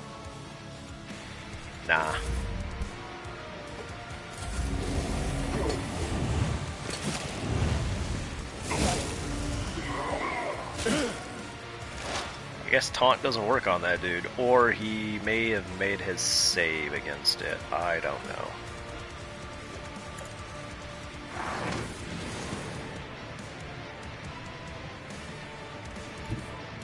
Cover me!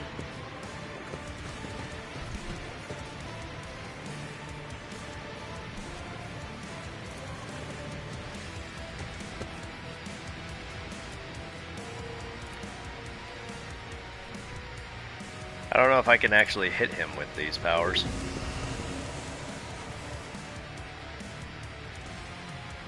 I think he saved. Oh, he failed.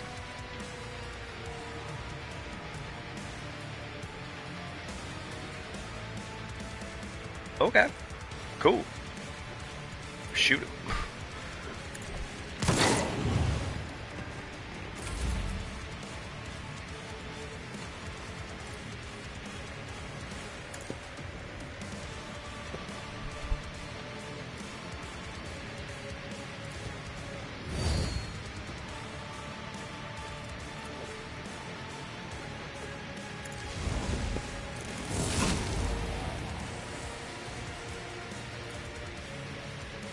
It will be done.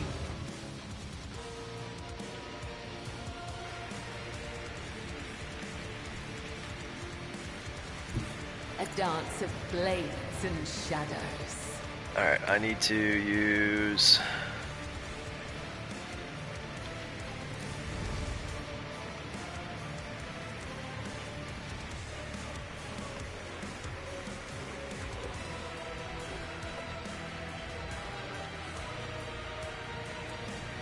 I don't know what that does. But... Caught by the web. Whoops.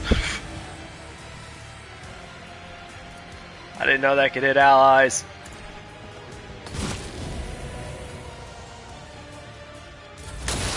High momentum.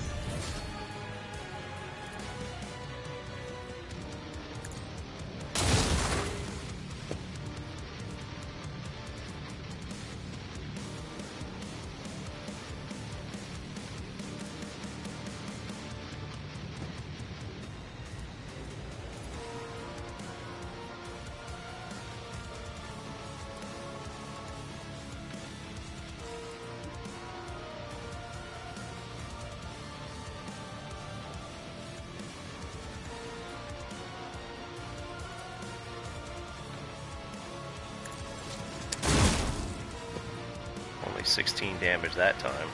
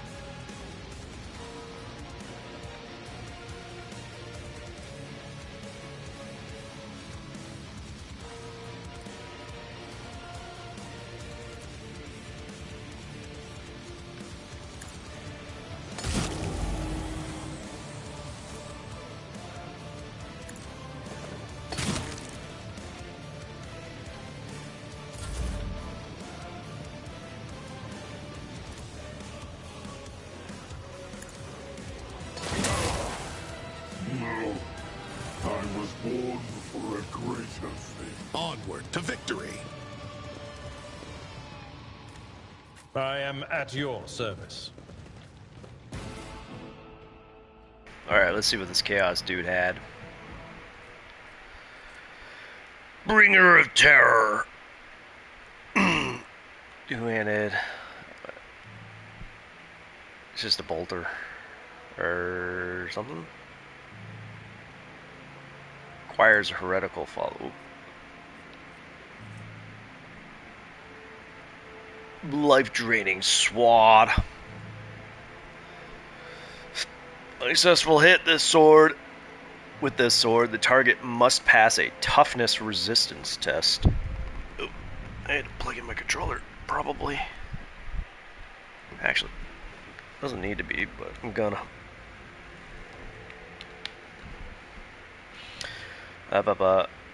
Pass on a toughness resistance test with a -5 penalty. On failure, the target suffers the bleeding effect and veil degradation is increased by +1. Conviction heretical. The wielder restores wounds equal to 25% of the damage dealt to the bleeding target. Most warriors prefer change. Blah blah blah blah blah. Okay. And what's this? Dark Gem Vitality.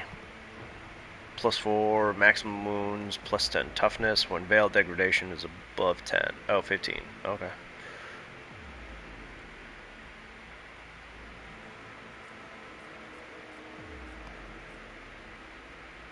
Why does it say 0? Is it because none of us are heretics?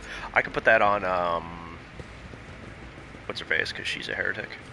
Stay sharp. She's actually a nice person, though. So not all heretics are bad. But a lot of the ones you run into tend to be.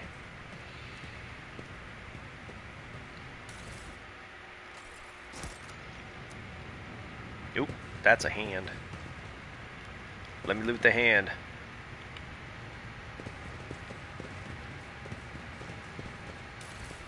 There we go.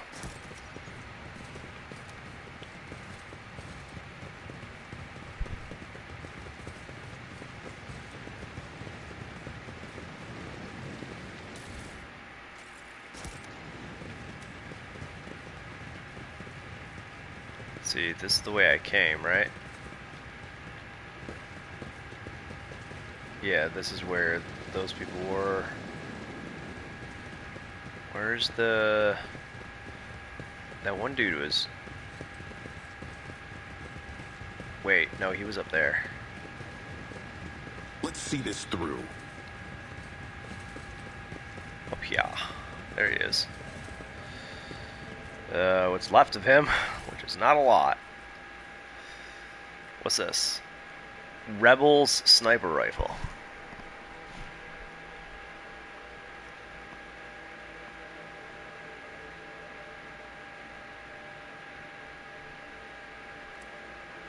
And mesh vest.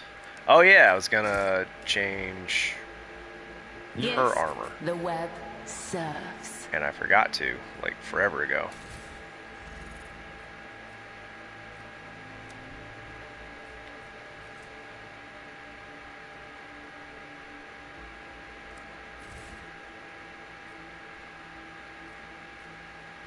Oh, I would have been much better. Oh well.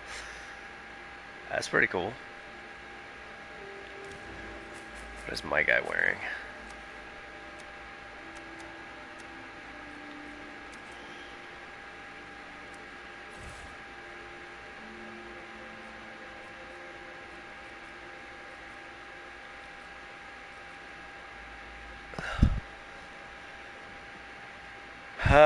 Base armor, property, agility plus dodge, extra property plus 5 agility. Ooh. I will wear that then, I guess.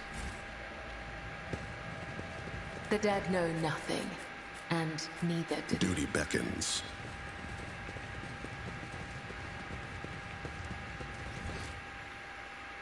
I think that's all. Okay, I'm gonna go ahead and make a new save slot.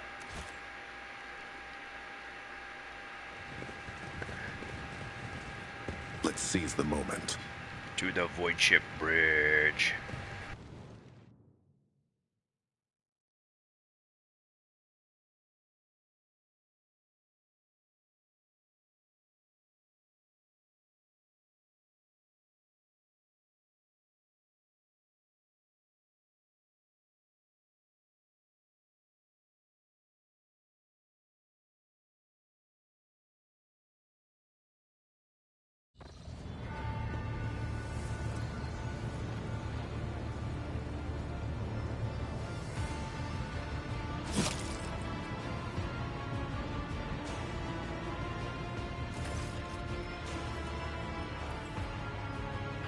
Boxmaster Vigdis.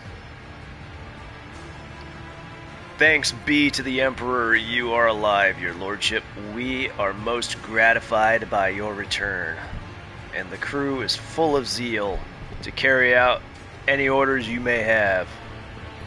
Before anything else, I will hear an account of what happened to the system's sun. Boxmaster falters. Lord Captain, we saw a number of ships approach the sun, black creations of inhuman make, amalgams of sharp angles and edges. They surrounded the star, and then, my apologies, but I struggled to find words that could describe the terrible sight. The Xenos made the sun vanish into the void. The interrogator closes his eyes and grimaces. Drukhari. I thought they were... One second. I gotta look that up again.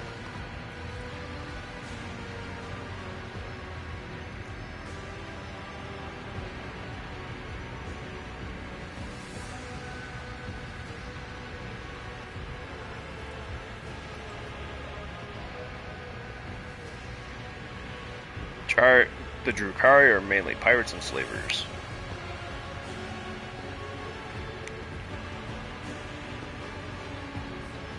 They look like Dark Elves.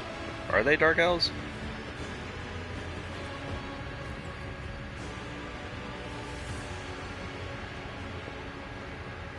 The Dark Eldar.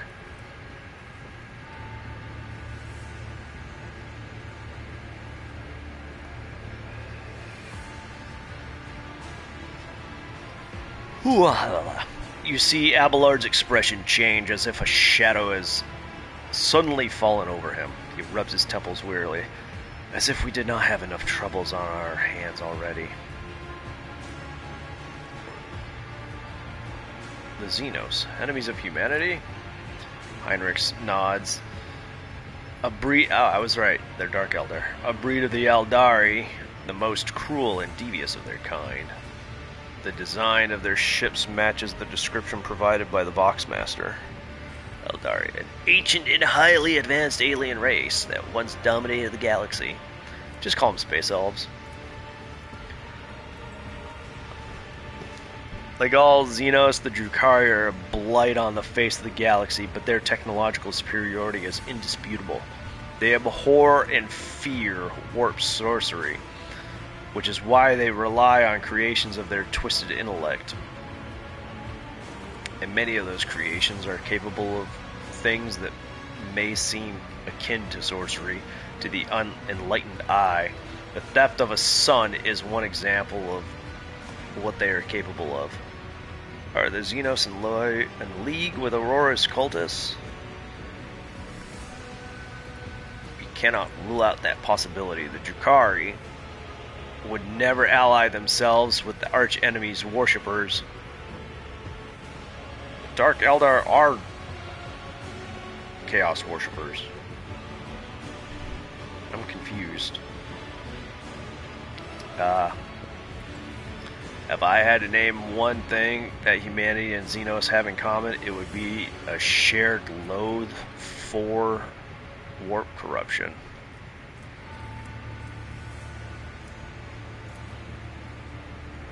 Heinrich's glances around the situation calls for immediate action, Wilbur. We can continue this conversation later if you wish, right now. But right now, he gestures at the deck teeming with tumultuous activity. I believe you should assume command. What's the current situation on board? Navigator Sanctum is no longer empty, but the warp engine is still refusing to obey the engine seers. Without it, we cannot perform a warp jump. Pascal's voice buzzes anxiously from his Vox. Hold on a second.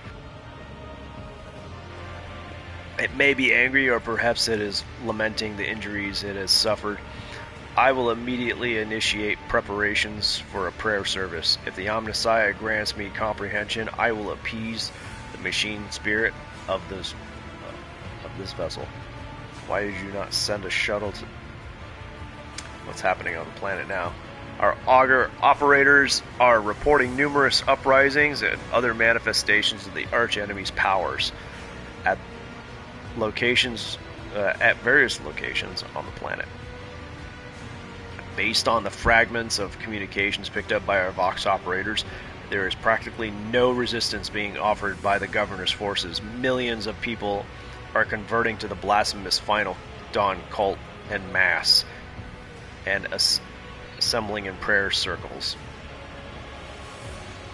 Do we have any hope of retaking the planet? I fear that Rykad Minoris is lost. The situation is deteriorating by the minute. We must leave this system as soon as possible. However, there are still people on the planet who have not succumbed to heresy who are worthy of rescue. Besides the small number of our shuttles, we have the shuttle salvaged from the starport. Argenta. The dark eyes of the Sister of Battle. Let's see what that says. Devout warriors who serve as militant arms of the Adeptus Ministorum. They're basically lady monks. Or you could call them nuns as well. They're a little bit of a cross between warrior monk and nun.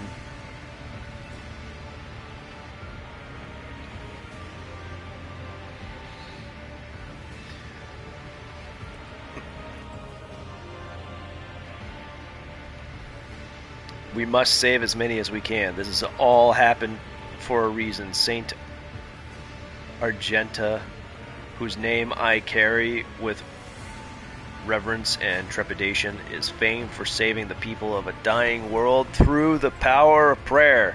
The God Emperor himself sent a star from the heavens that lifted the saint and her followers up to the sky, away from corruption and death. We must do as she did, direct all our efforts to saving those people who, at this moment, look to the heavens in hope of salvation. The lives of peasants are little value. Our prime objective is to save the holy relic, the miraculous fusion reactor, and the electro priests who guard and tend to it. Abelard furrows his brow. Every moment we spend in proximity of the dying world, we are putting ourselves at risk. Your life, Lord Captain, is far more valuable than all of Rykad Minoris. The Von Valencius dynasty cannot be allowed to perish, and so lamentable though it is, we must rule out the idea of any evacuation. Heinrich's eyes, like two deep, dark pools, are resolutely fixed on you. The world is doomed, and its inhabitants along with it. The disappearance of the star was the final nudge toward death, and the finale of the cult of the Final Dawn's plans. I once witnessed a similar event. A world that had surrendered to the servants of the archenemy and permitted corruption to enter too deep.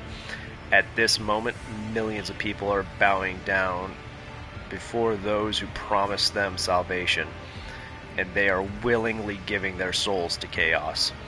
A sacrifice great enough to bring forth a demon world.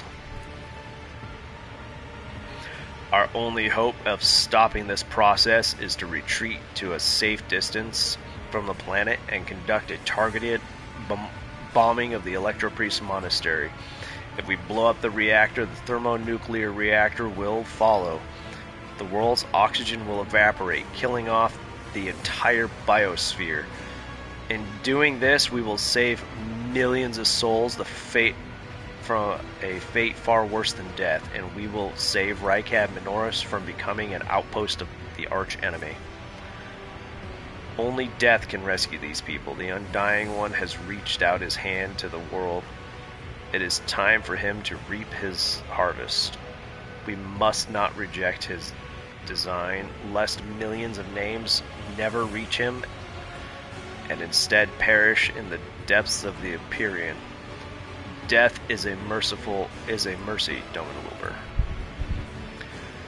Whatever fate you choose for this world, I urge you to make haste, Lord Captain. I didn't even know she was here. I should have figured that. Everyone's here. The Smash Brothers. Make haste, Lord Captain. The planet is burning in raging flashes of crimson and purple. I can see it even from orbit. As do I see the storm is already upon us. With every moment that we waste, it grows ever more difficult and perilous to steer the ship through the warp's turbulent currents. I'm with the lady on this one. Enough talking. We need to get out of here while we still can.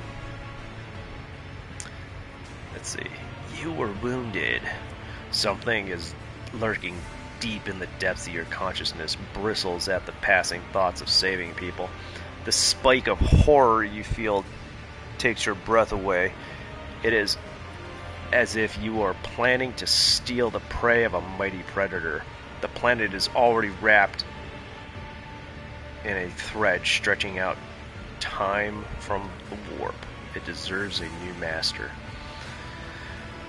Why can we not try to evacuate at least some people? Which of planet's inhabitants can we evacuate? Set an optimal course, carry out an orbital strike on Electropriest Monastery. Rykad Minoris must fall. That's dogmatic. We will not waste any time on this world. Pull back and begin preparations for translation of the warp. Give me a second.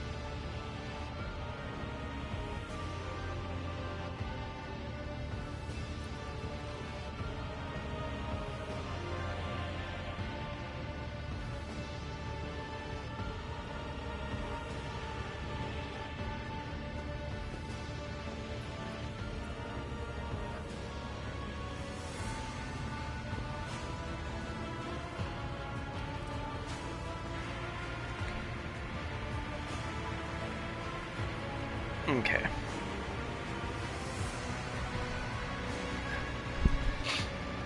Which of the planet's inhabitants can we evacuate? The nobles you rescued at the starport have given the coordinates of shelters were called Erscat families. As for Sergeant Malgar's troops, they will help control the crowds of frightened commoners and prevent the shuttles from being overloaded.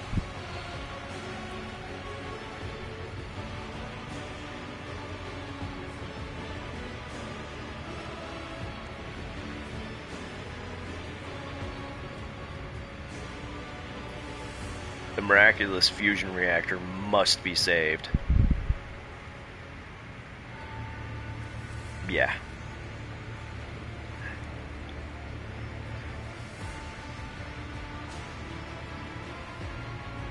I did just save, right? So,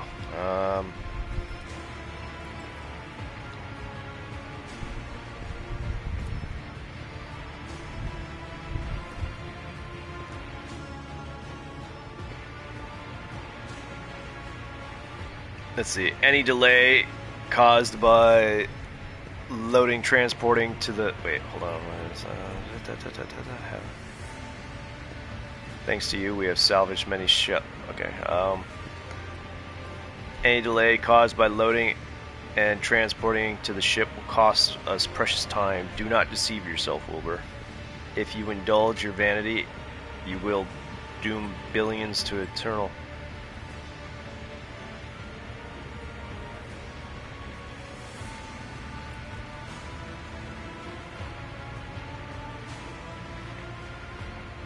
I am acting. Perhaps I am in the eyes of the book. That is my decision to make. You detect a flicker of something beneath Heinrich's sanguine mask. Anger, bitterness, whatever it may be. It does not seem to seep into the interrogator's dispassionate voice. In that case, I consider it necessary to point out that the mark of the archenemy could infiltrate the ship along with any rescued people. Keep that in mind for the future. Consider it done.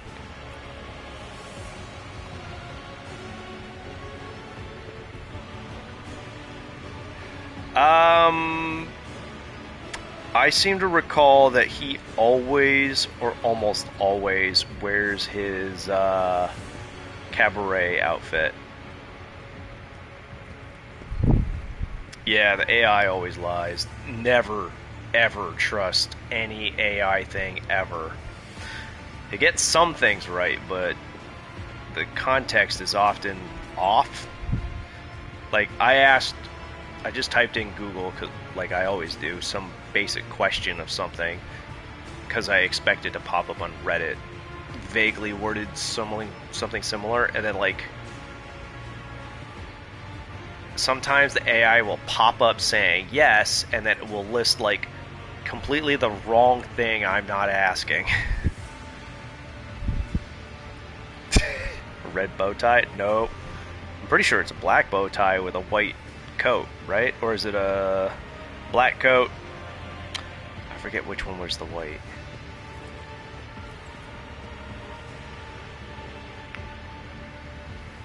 And then I was surprised to see that same cabaret in Yakuza 8 or 7. 7, not 8. 7. My bad. I miscounted. Could be an 8, but I don't think so, because that one's supposed to take place in Hawaii, I think. Something like that. Yeah. The white suit is Kiryu's. Yeah. But, no, I think Goro wears pretty much the same outfit the entire game, or most of it. Maybe not towards the end. I don't fully remember. Consider it done. It is likely our shuttles will have capacity to evacuate more people.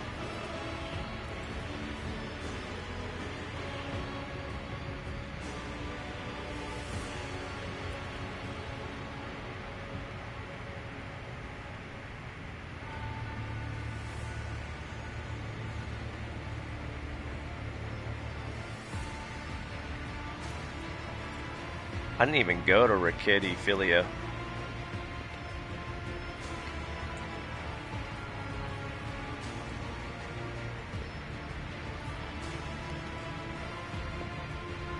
It's been a really long time.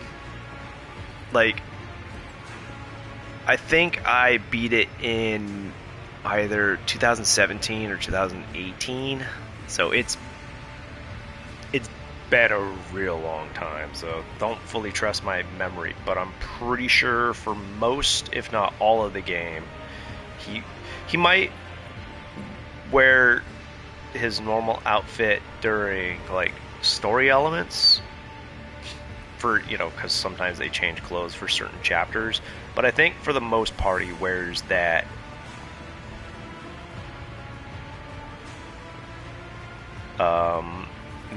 maybe at the very end. I don't remember the ending too well.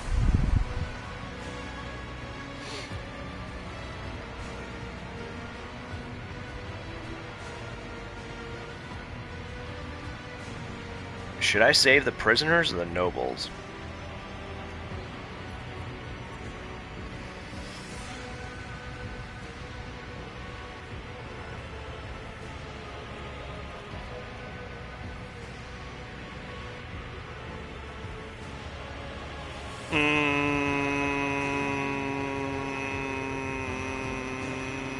Because I'm gonna blow up the planet if I can.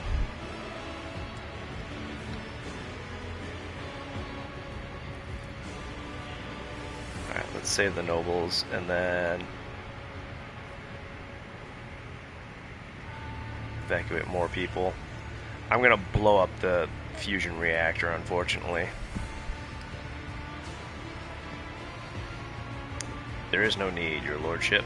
During the recent battle, our augurs recorded the emergence of a vessel from the asteroid field. It approached Rickety Philia, sent down several shuttles, and then retreated. It seems the prisoners decided to capitalize on the fact that all the eyes were not fixed on them for a time. Alright. I would like to get the miraculous fusion reactor, but I'm gonna blow it up.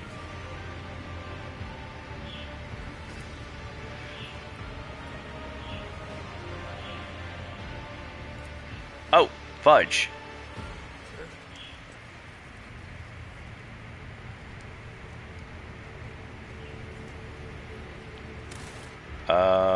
Quick load.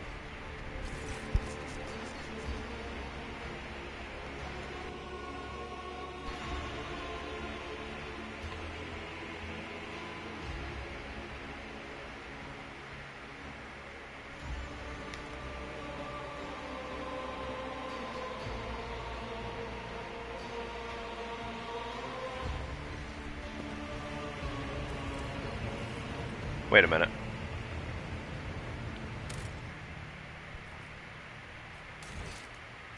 What? Why did it load that ancient save?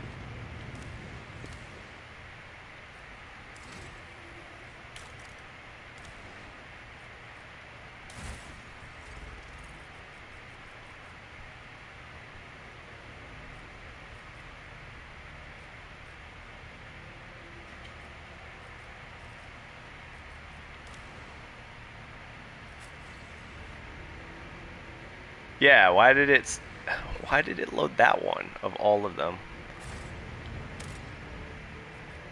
That's so weird.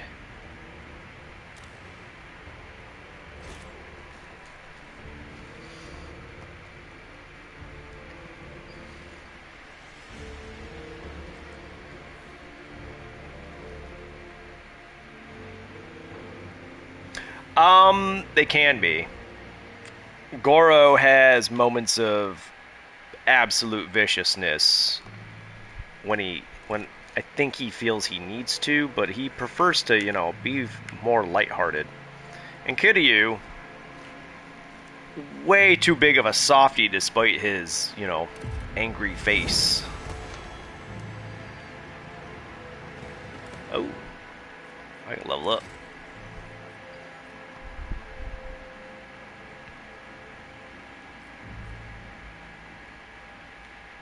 2 archetypes. Oop. Oh, I can level up.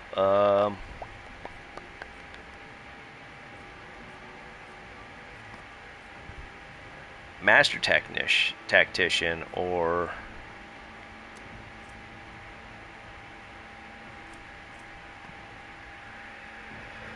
let's see.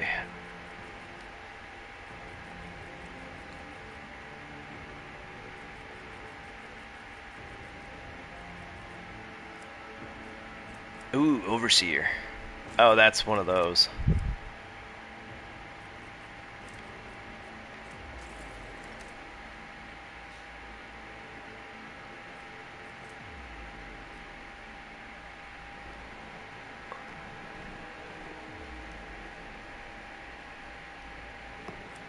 Alright, so a master of battlefield positioning for themselves and their allies. The Grand Strategist is able to increase the battle effectiveness of their party by designating and strengthening important parts of the battlefield. What is combat tactics? The Grand Strategist analyzes the battlefield and can create specific areas. Ba, ba, ba, ba, ba.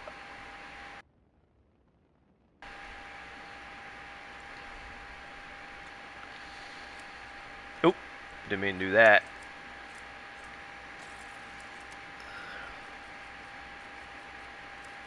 Taking hold.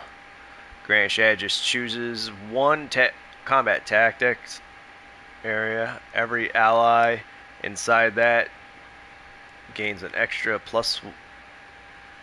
turn with 1 AP and 2 MP at the start of the Grand Strategist's next turn.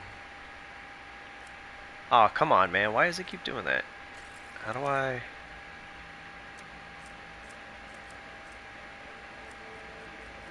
Fellowship Intelligence. Persuasion, Lore, Imperium. I think I'll go with...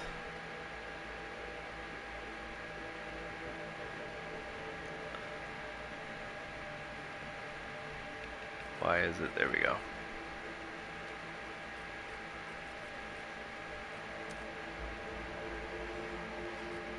Okay.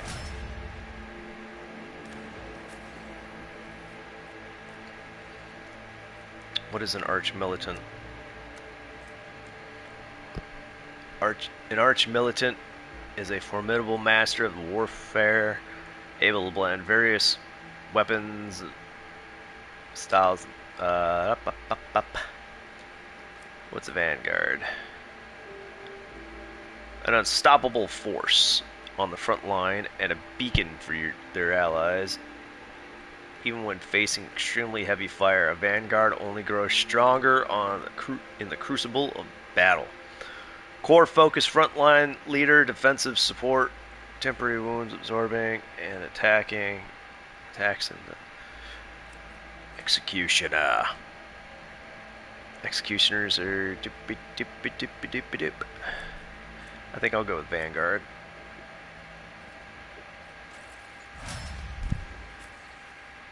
So she's an operative. It's Bounty Hunter. Bounty hunters are methodical killers who leave trails of dead bodies in their wake. A bounty hunter chooses their next target before the previous one has even realized it's dead.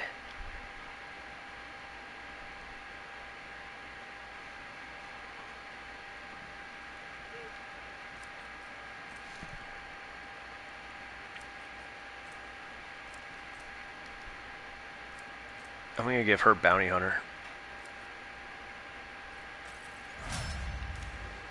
And he is also an operator, but I think I'm going to give him... Maybe I should give him an Overseer? Uh-oh. Oh, I thought my thing died. Is my internet dying?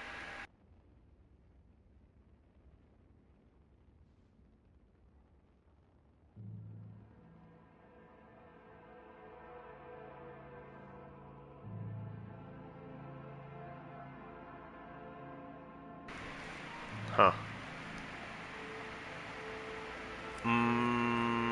Maybe I should give him Grand Strategist. Or Executioner. Carnival of Misery. That imagery is very morbid. Damage over time, effects melee, negative effects, crowd control, large number of wounds. Alright, let's just go ahead and give him Executioner, why not? Forced Repentance. Whenever the Executioner inflicts a damage over time effect on a target, which is already suffering from an effect of the same type, target immediately suffers an additional instance of damage from the initial effect. Oh.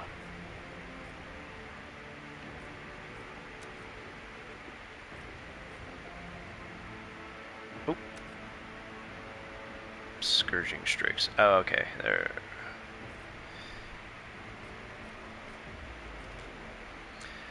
The Executioner's melee attacks inflict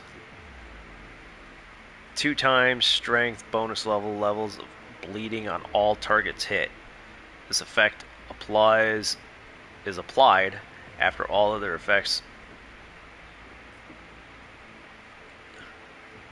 Jeez. Okay.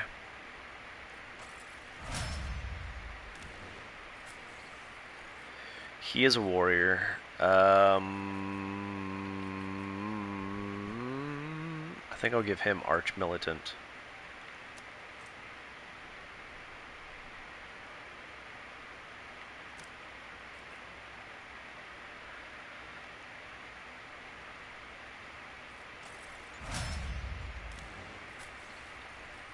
And of course I'm going to give her Assassin as well.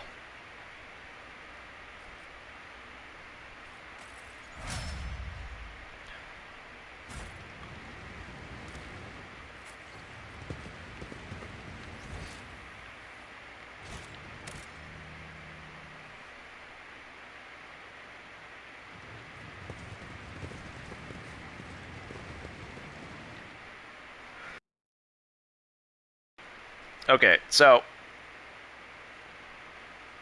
it's not going to let me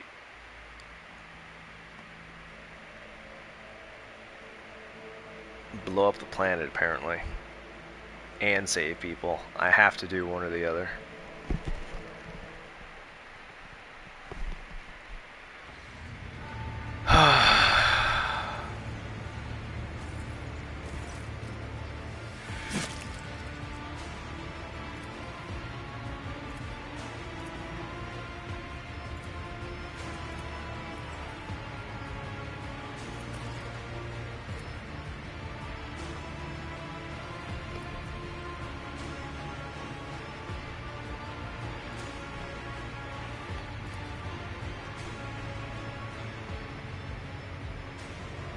Do we have no hope of retaking the planet? If you're...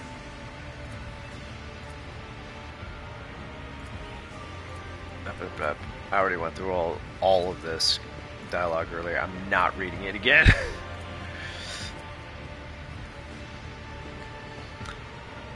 Set an optimal course and carry out an orbital strike on the Electro Priest Monastery. Rykad Minoris must fall. That really sucks. But I can't... I honestly can't let it become a Chaos Stronghold.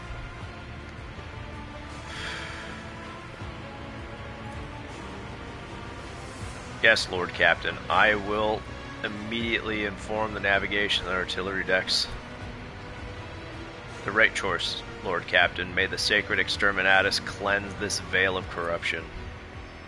I don't like that decision, but it's actually, honestly, the best one.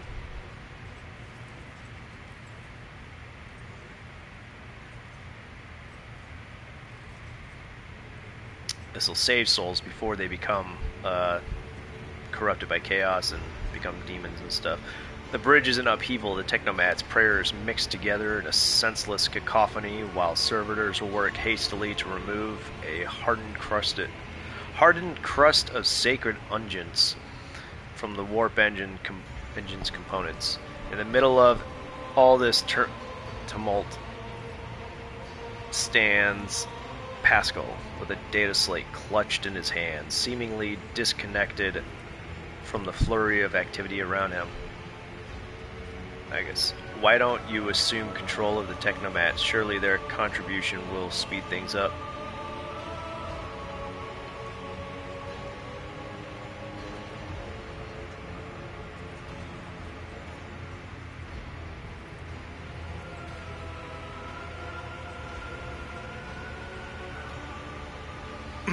Crew, heed the word of Magus Hanuman.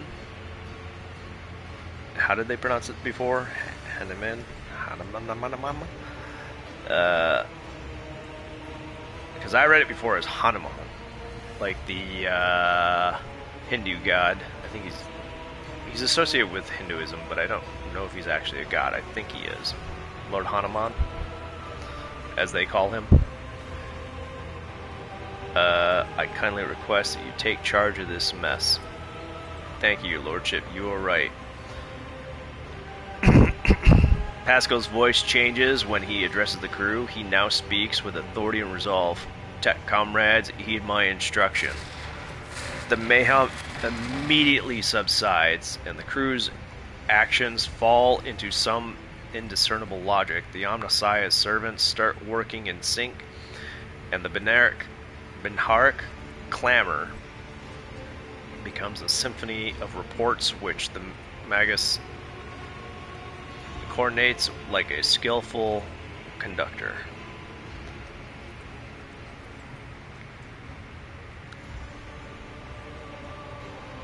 Admirably done, Pascal. The Omnissiah guides me. The prayers of the tech priests surround the cogitator, almost drown out the sounds of the bristling bridge around you. Pascal, poring intently over the data slate in his hands, extends a mechandrite toward you. Please take your place at the cogitator, Captain. Step up to the cogitator. Beep, beep, beep. That was not very smooth, but whatever. Look at all them screens. The huge machine in front of you is lit with dozens of screens and hundreds of lumens. The blinking lights, an endless rush of symbols and digits in the green background make your eyes water, and the vague sense of alarm simmers in the depths of your mind. The typical reaction of a layperson when confronted with the magnitude of the Omnissiah's creation. Among the numerous controls, you see the mouth of a cyber gargoyle, the same as at the warrantive chamber. Ooh, I'm going to stick my hand in its mouth. Pascal's voice becomes imbued with imperious force. Servants of the machine god, heed my command. Acolytes, prepare the incense instrumentation for the liturgy of machine spirit propitiation.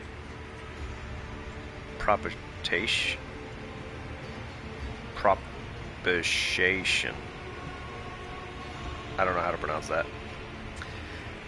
Senior Technomats, recite the prayer to generate a current data report. Operations will be marked with the companological protocol Omnissiah Rejoice. I must inform you that for the purpose of safety, complete reassembly of the warp sextant and updating its data smith blessing are required. If this is not done, then at launch, the volume of aggregate calculation errors could result in the destruction of the data crypts. That's really bad. But as we do not have 100 hours at our disposal, we must omit this procedure. Pascal looks down at the data slate and in his hands. A minor deviation from the rite of operation for the sake of appeasing the spirit.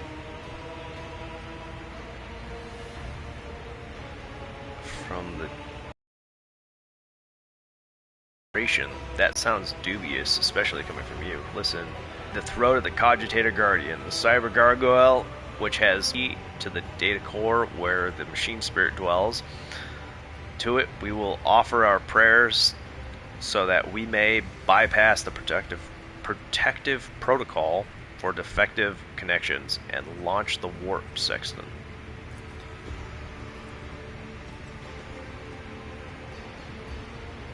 Pascal's voice grows quieter.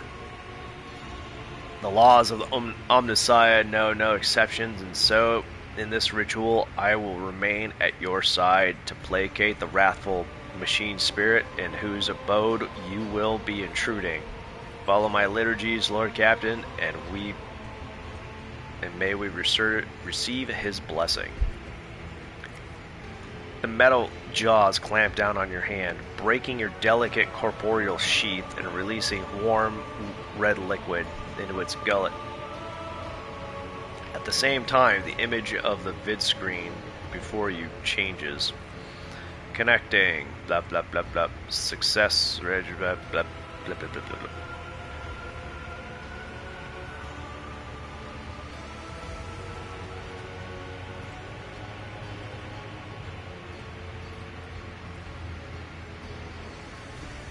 Gesture at the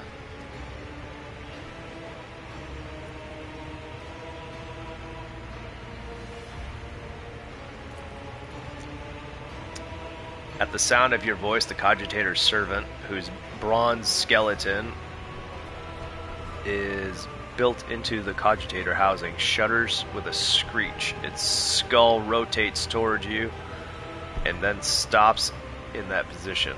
Where is it located? I don't see it on the... Oh, there it is. On the left. With all that candles and stuff. Benevolent code of voice receptor.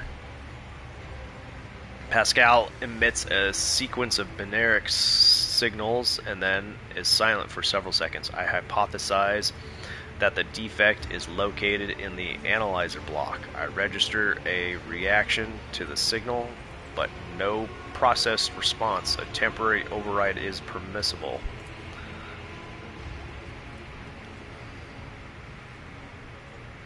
The Magus intently studies the vid screen. The shell was created on a forge world unknown to me, initiating standard invocation of the machine spirit. Pascal leans over the adjacent instrument panel and sets his hands on the controls. At the same time, a quiet stream of machine code begins pouring forth from his box. What should I do now? Lord Captain, I now ask you to... Oh, I could have just done that from the beginning. Lord Captain, I now ask you to address the machine spirit. Speak the following command. By my authority, I revoke inviolability protocol of the warp engine. The voice receptor will receive the vocal entry without your sanction. The machine spirit will not accept the data of the warp sexton. One of the cogitators' vid screens turns red. Pascal sees this and raises his hand, signaling to the rest of the tech priests. Then withdraws a connector from his sleeve and connects it to the machine. Servants of the Omnissiah, make now the offering of cleansed data crypts to the machine spirits so that it may be filled with their true and calibrated data. May the Omnissiah have mercy on our souls. In meek solemnity, the acolytes offer up the cleansed data crypts to the warp engine one after another, repeating prayers of exaltation after anointing the contacts with sacred unguents. Pascal inserts them in the cogitator slots. Your head begins to spin from the holy sensors, foul-smelling clouds of smoke, and from the loss of blood. The cyber gargoyle continues to drink from you, and the world swims before your eyes. Let this mechanism awaken in renewed purity. Pascal enters a sequence of commands and raises his head. Watching the vid screens, suddenly he stops dead. No! His fingers fly over the command runes, entering command after command. His mechandrites clicking their pincers pull at one lever or another. The vidscreens fill with strings of symbols completely incomprehensible to you, but clearly conveying something to the mages. What is happening? After a few seconds, one of the data crypts mounted on the cogitator begins to emit sparks. A moment later, another data crypt does the same. The next bursts into flames and gives off foul-smelling smoke. Around you, the Omnissiah's servants break off from the prayer, and someone bursts into frantic pleading. Pascal mournfully grates out. The mass of errors in the warp sextant's calculations is destroying the data repositories. The offering did not appease the ship's spirit. The warp engine cannot be filled with the motive force. We are trapped. Perhaps later... we are trapped. A moment later, I've skipped the line by accident.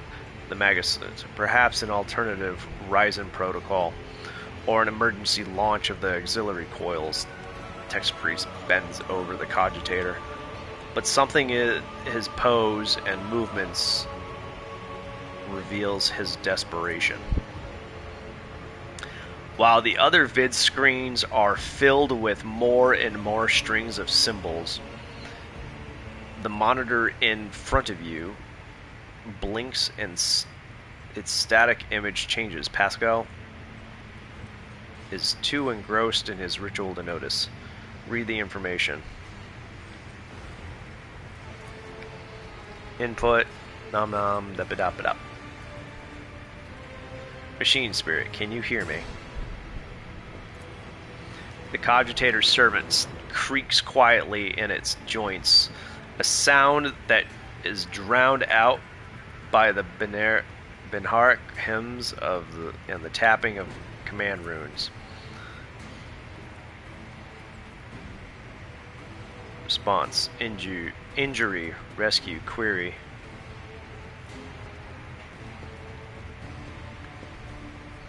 O hallowed machine spirit, in the name of the Omnissiah and the Emperor, reveal unto us the power and guard us against our doom.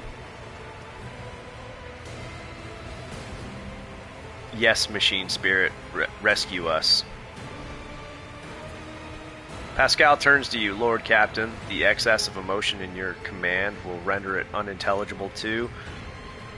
Pascal's next vocalization goes unsynthesized as he sees the vid screen begin to stabilize one after another, the strings frenetically galloping across the green background are replaced with stable images or regularly updating status reports. Only one monitor remains inexplicably red.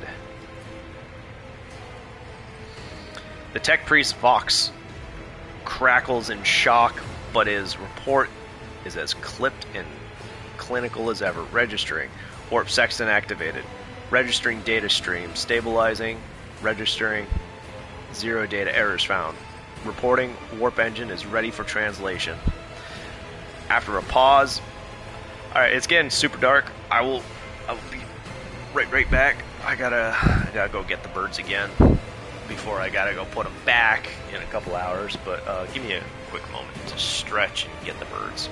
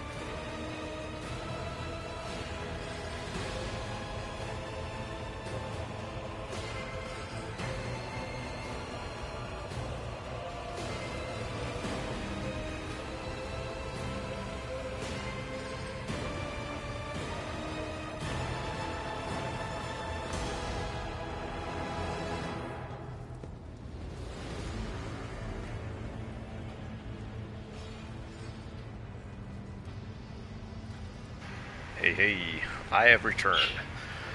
After a pause, Pascal adds, I am also reporting evidence indicating a Category 3 miracle fulfilling the criterion. Thou shalt witness the mechanism that toils in glorification of its function and in defiance of deactivation.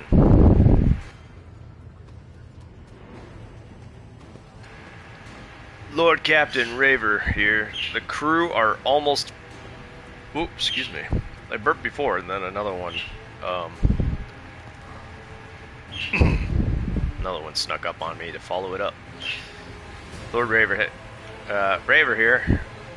The crew are almost finished carrying out the orders given earlier. And I've just received confirmation from the engineering halls. I don't know what you did, but the warp engine's up and raring to go. We're ready to begin the translation of the warp, your lordship. Contact Raver. Lord Captain speaking. I give the order to commence translation to the warp.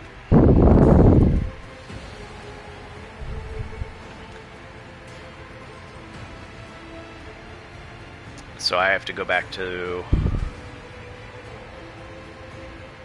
my seat. Oh.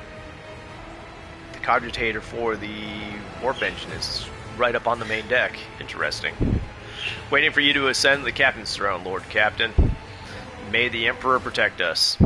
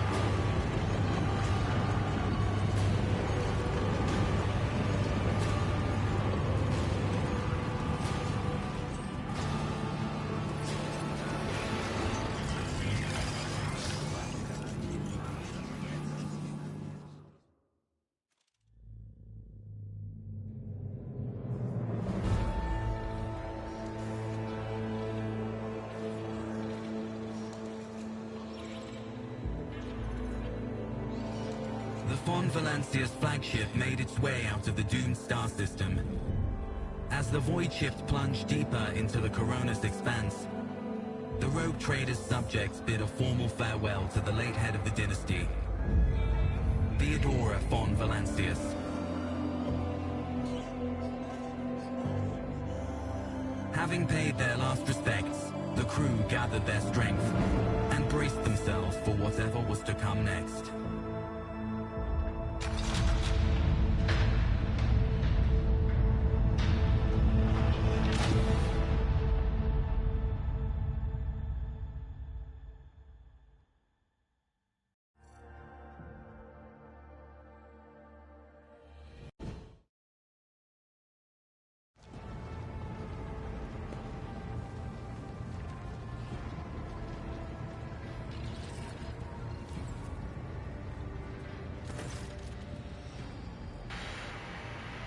Lord Captain, allow me to report.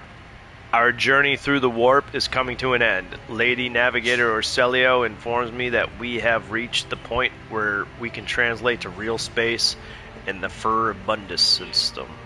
The Lady Navigator and her pilots are awaiting your permission to begin the process. Furibundus is home to Footfall. Let's see, Footfall. The massive void port on the edge of the Coronis expanse, and a notorious hotbed of vice, trade, and rogue trader intrigue. The only Imperium outpost with a functioning wharf in the Coronis expanse. The tech priests are begging you to have mercy on the machines. On the machines worn down by the warp, and will allow the servants of the Omnissiah to inspect and heal the void ship's wounds in the dock. The prayers and rituals will take some time, which our astropathic choir will use to establish a connection with the prime worlds of your protectorate, Dargonus, Janus, and Kiavagrama. Dargonus? Janus is the one that, what's-his-face is from.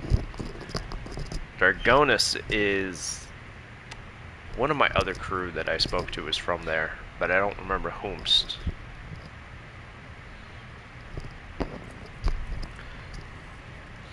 Master Zachary Wise has recovered an invitation previously adrift in the Immaterium. The Liege of Footfall has humbly requested an audience. Which one's Zachary Wise? Why is that name familiar to me?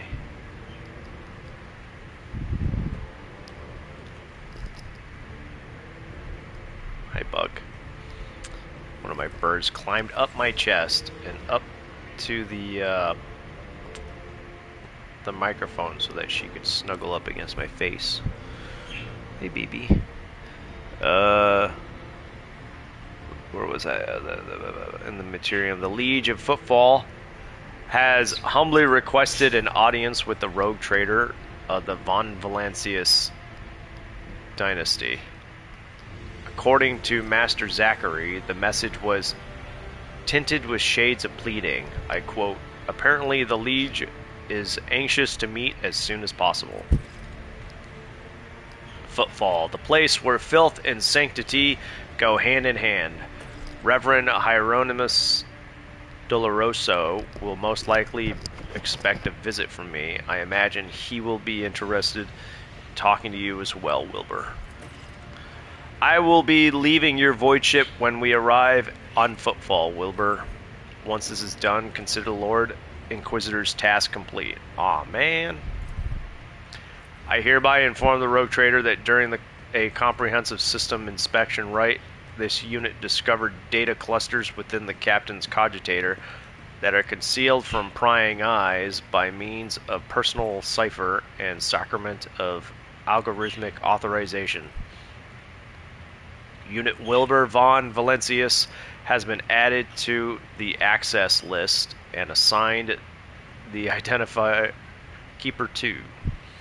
The unit can access the data in the captain's cogitator, provided that he possesses the decryption key. You detect a hint of something resembling curiosity in Pascal's mechanical voice. Thank you once again for rescuing my squad, Rogue Trader. We will disembark on Footfall, and the trail of the evidence leads to the docks, and it wouldn't hurt to pay the Liege a visit. I am sure he will graciously extend his cooperation to our business. Are you leaving us, Heinrichs? The arrangement has been between Lord Inquisitor and your predecessor was that I be transported to Footfall and no farther. I dare not take advantage of your generosity and patience any more than I already have, Wilbur. Finally, my benevolence and patience were both about to run out. You were a skilled fighter. I hope we meet again. True servants of the Emperor are always welcome in my ship. What do you say we extend your stay in my retinue? Thank you for your offer, but I must decline. I am afraid my duty to the Golden Throne comes before everything else. That is fair. That's fair. I hope you return the stuff you took that I put on you. Solomorn, is there any assistance I can provide in your investigation?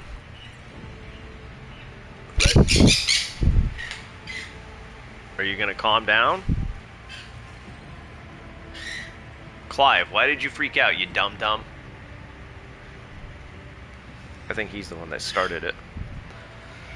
Right at this moment, unlikely. We have a considerable amount of dirty and routine work ahead of us. such as checking cogitator logs and questioning the station's residents, including its less palatable. Shoot, get off of my chair, stupid.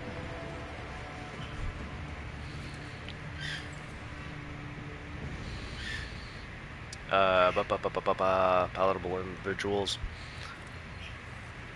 None of that is worth the rogue trader's time, I assure you. Still, should circumstances change, I will absolutely welcome the aid of such a dependable ally as yourself. Argenta, who is this Reverend Hieronymus? Isn't he the guy from that's searching for the Gray Fox? He is the head of the Drusian mission on Footfall, and one of the most prominent clergymen in the sector. Paying him a visit is a good thing for any loyal servant of the Emperor to do. I assisted his mission before I joined Lady Theodora on her voyage. I need his blessing to accompany the new rogue trader of the Von Valencia's dynasty. If you wish to have me aboard your void ship, I request we meet. Yep. Okay. The shed blood has washed away the taint from our bodies. It is only right that we now wash our souls with the blessings of the servant of the Undying One. The Drusians, like the Bloodspun Web, are devoted to asceticism, rejecting wealth and luxury and surrendering themselves to his service. Though their thread is different from ours, the first spinner spoke of them with respect. Vigdis, tell me of the system we're arriving in. Furibundus is valuable due to its close proximity to the Maw, the gateway to the Imperium. Well, come back here, dum-dum. Come here, boy. Or girl, whatever. One of you. Hold on, I'm gonna go get him. He's upset. I don't know why.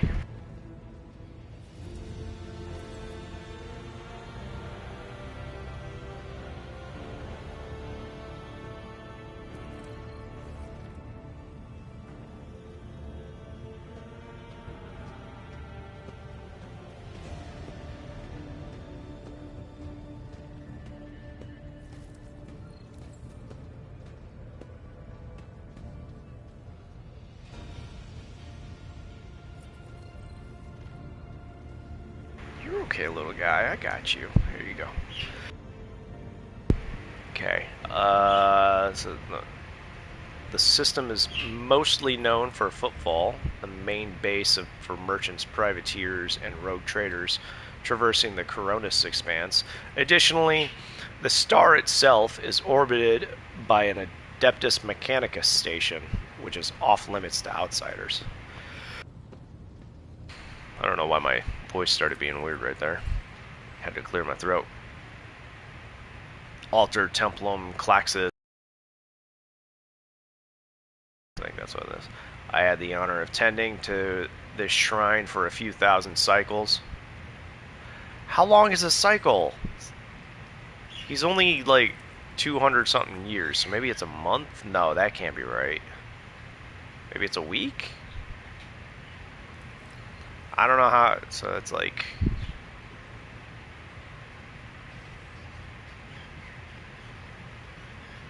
No. That's still too much. I don't understand. How many is a cycle? I don't know how they keep time in the Imperium of Man. They throw out these words and there's like no context for what they actually mean. Come here, buddy. Come here.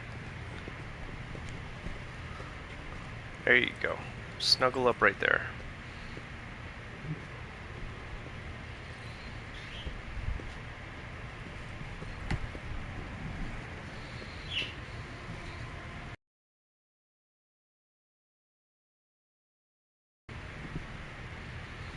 Okay, I just put him in my shirt for some stupid reason. Now he's all calm. Until he starts trying to crawl into my armpit, then I'll have to evict him. But he should be okay for now. You okay, buddy? Maybe he just wants a nap.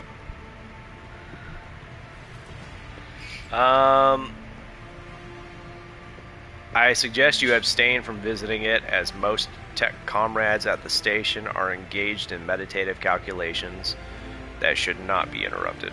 That's fair enough. What do I need to know about Footfall? It is the largest port and the trading capital of the Coronis Expanse. It has a dockyard that will allow us to inspect and repair the Void Ship. And it boasts its own astropathic choir, the Coronis Expanse Communications Nexus.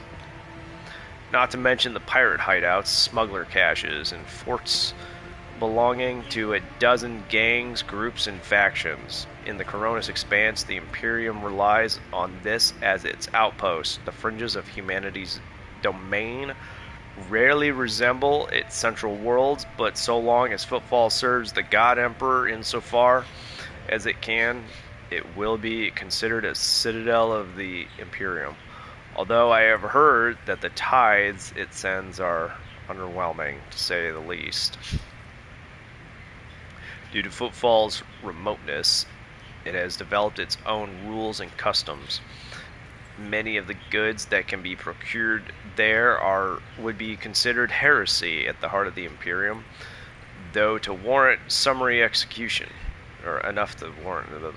Moreover, Footfall is the domain of the rogue traders, who transcend certain imperial laws by virtue of the warrant they bear.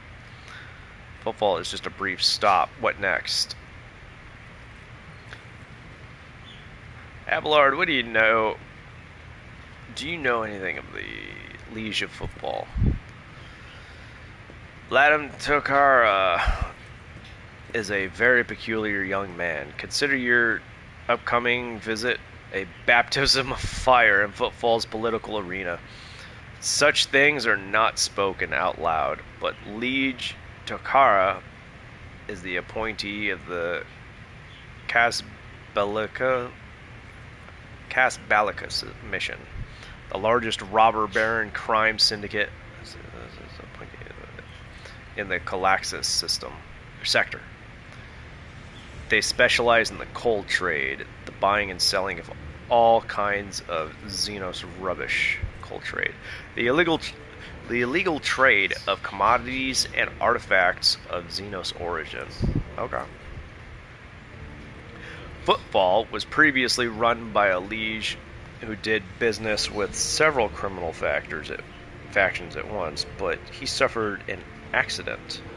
The reins of power were picked up by Valadam Takara, whose appointment benefits not only the Casbalica, but also their most powerful ally in the Coronis Expanse, rogue trader Caligos Winterscale. The Winterscales always pop up. There's another one that I think there's 3 primary rogue traders in this area: myself, Caligos, and then I forget who the third is. I think that's correct. And then there's the 4 kind of factions: the Tech Priests, the I think there's 2 different criminal factions, and then I forget which one is the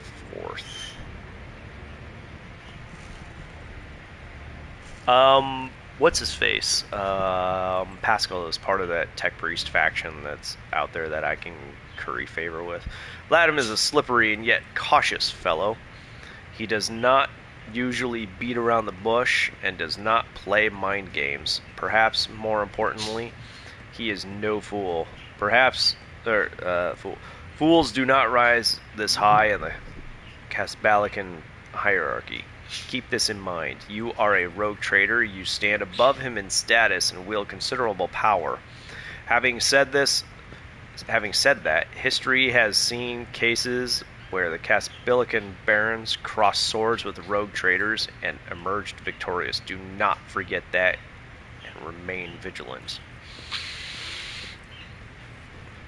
The Casbilica, vile tech thieves. Pascal's Vox barks out the last word, the last word like a profanity. Why does the Liege want to see me so badly? Not you personally. He wishes to meet with the rogue trader of the von Valancius dynasty. Tokara does not know about Lady Theodora's death and is simply seeking an audience with the powers that be. My gut is telling me that something must be very wrong on Footfall if our astropath managed to read such strong emotion in such an anodyne message. We have no information. Lord Captain, the broadcast from Footfall Astropathic Choir was the only missive Master Zachary has received lately. Oh, okay. He's the leader of my Astropaths. What are you doing, Bug? There you go, buddy. Hey. Shoot. Don't be pooping on stuff. He managed to escape through my sleeve. I hope he's feeling better. You okay, bud? Oh, yeah. There you go.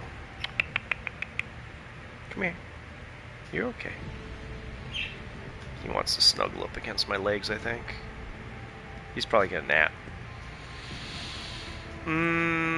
Tell the Lady Navigator I give her leave to make the translation from... Okay, well, let's go with...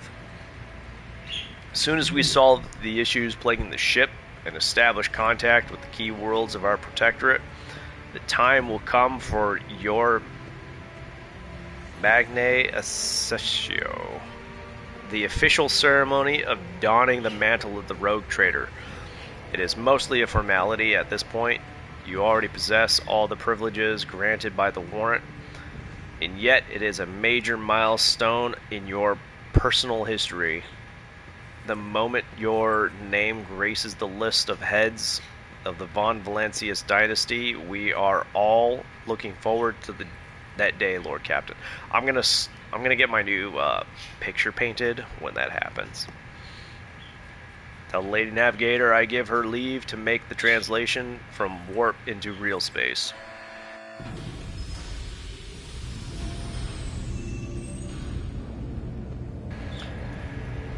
Vigdis begins issuing instructions. The massive ship appears to change with her every word. The bridge is set in motion as hundreds of people start to prepare for the shift to real space, and measured chanting fills the corridors to safeguard the vessel and its crew. Vigdis turns to you again. One more thing, Lord Captain. No one in the station knows about Lady Theodora's pet demise and you inheriting the title. Liege Tokara will be informed. It is required so we can use the dock.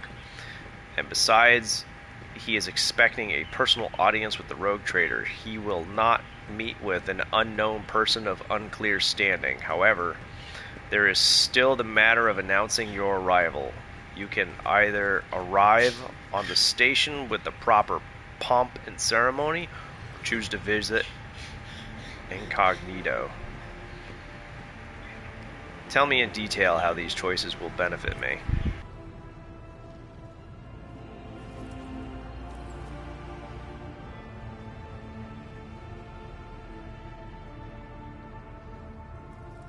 Excuse me. Had to sneeze. And it spooked Loki. You okay, girl? According to Footfall's unwritten laws, rogue traders enjoy special privileges that exceed even the power of the Liege.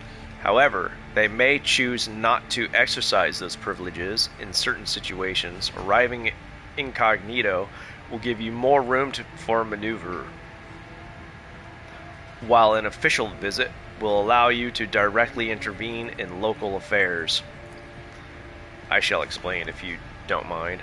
As per this unwritten rule, every rogue trader arriving at the station has the right to veto any liege's decisions. But there is a catch. The Coronis Expanse is home to several influential rogue trader dynasties, and footfall is where their interests intersect. Of course, that does not prevent certain persons, namely Caligos Winterscale, from subtly pulling the strings on footfall. If you, as a new rogue trader, start your career with an official landing and a parade in your honor, the other dynasties may see this gesture as the newcomer challenging their spheres of influence. I do not see that as a bad thing necessarily. Old man Winterscale. It's funny, he would call anyone else old man. This dude's about to retire. Despite the fact that he's also like the toughest person in my party, like physically. Old man Winterscale may take slight offense. Corda will be put on her guard, but you have just risen to prominence, and most people in the Coronis Expanse have not even heard about Lady Theodore's departure yet. It must be made clear that the banner of Von Valancius soars as high as ever. If I may, I would recommend arriving incognito. You will have plenty of opportunities to savor the sweetness and burden of power, but right now is the last time you can take refuge in obscurity. This way, your arrival will not draw much attention, and the people will treat you as a person and not the almighty sovereign anointed by the Emperor. It could turn some situations to your advantage.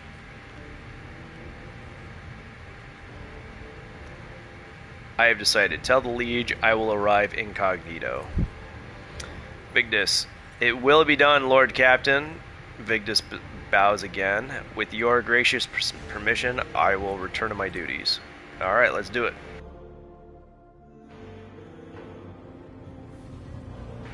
Oh, I thought there would be another cutscene or something. It's just a fade to black and then... Alright, I'm gonna save in a new spot.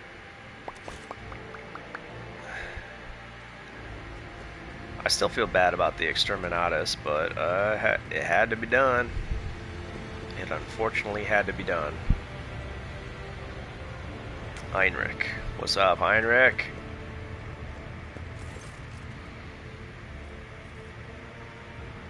Have you made any confessions lately? Sounds like the start of an interesting conversation.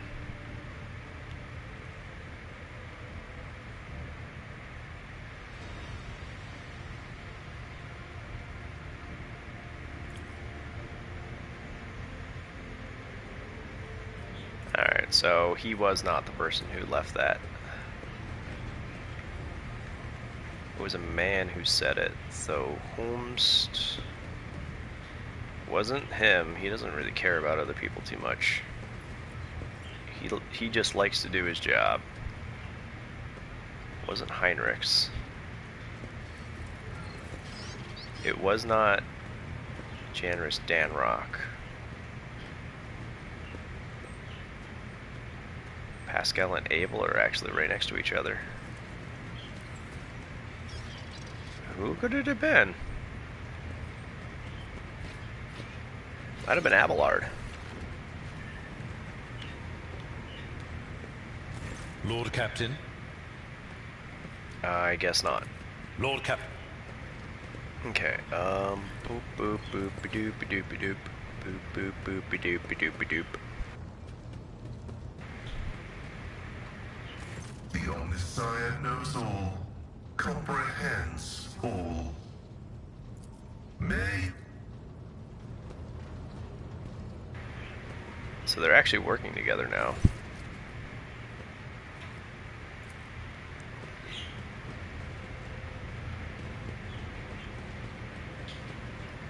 I still find it goofy that there are these giant freaking gears on my ship. Like, why?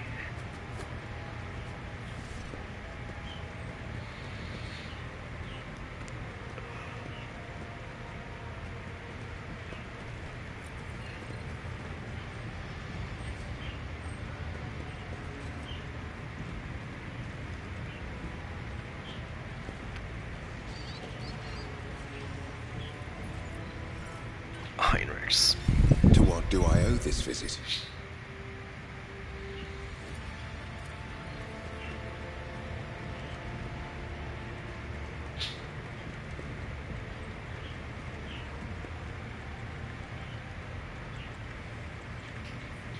Valet.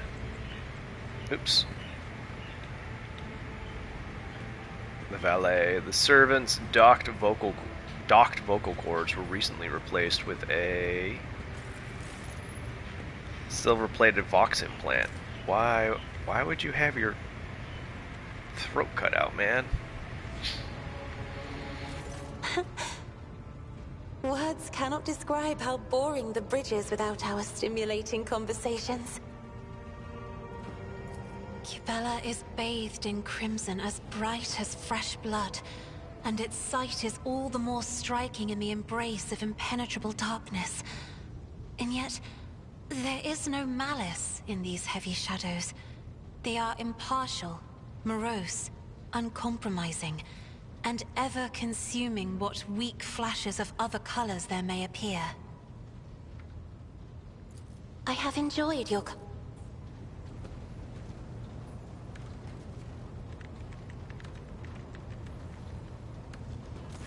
Greetings.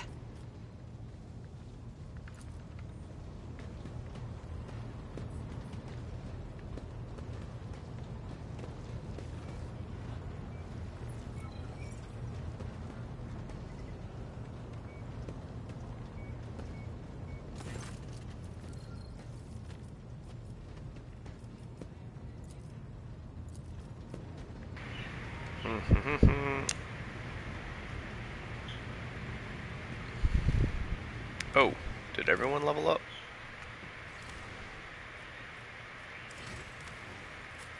No.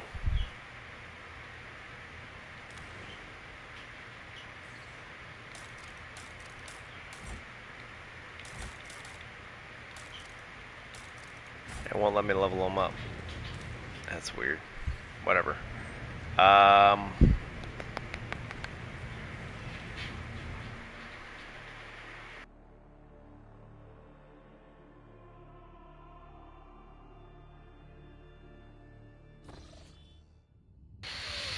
Lord Captain Raver's voice over the Vox sounds weary rather than annoyed.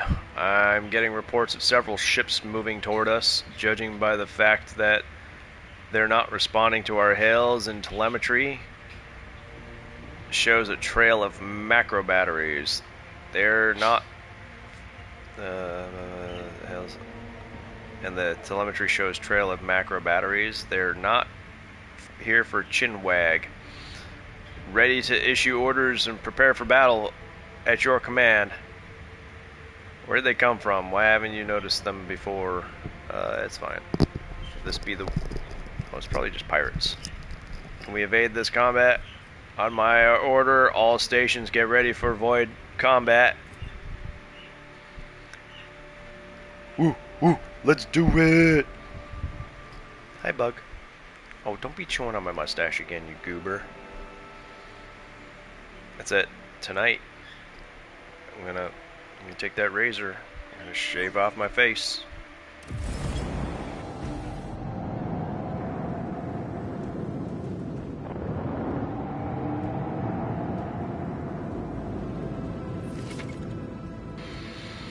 You have engaged the enemy in space combat.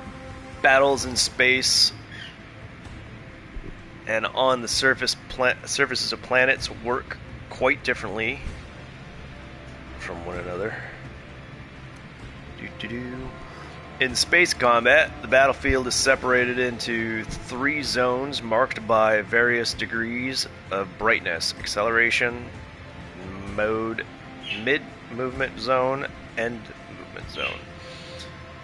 Ships travel at high speeds even during combat, which is why both your ships and those of your enemies move a certain distance each round.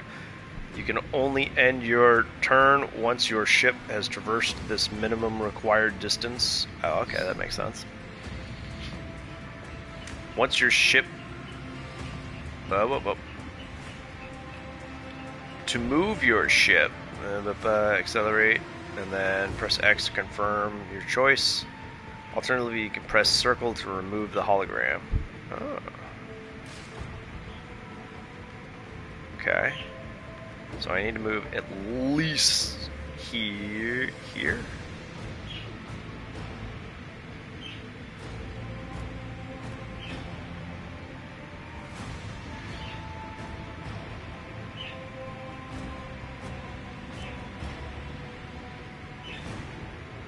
Wait, can I?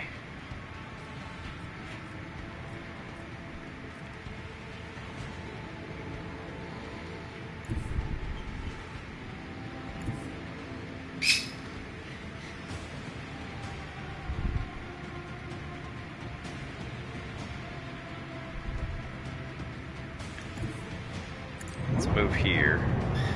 See how this works out.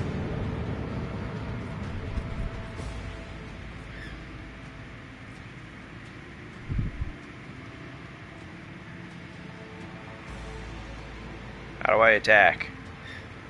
Weapons, square, there we go.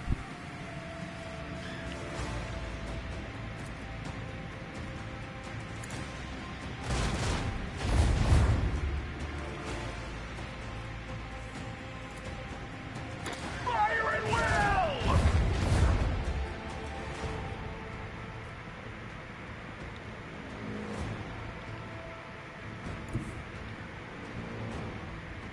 Destination locked in.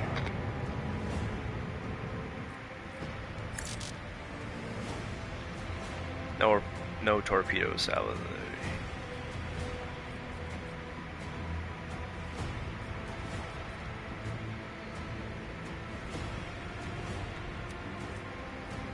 Restart shields. Initiates the process of restarting the shields. The shields will be restored at the start of the flagship's next turn. Rerouting. Okay, I don't need to worry about that.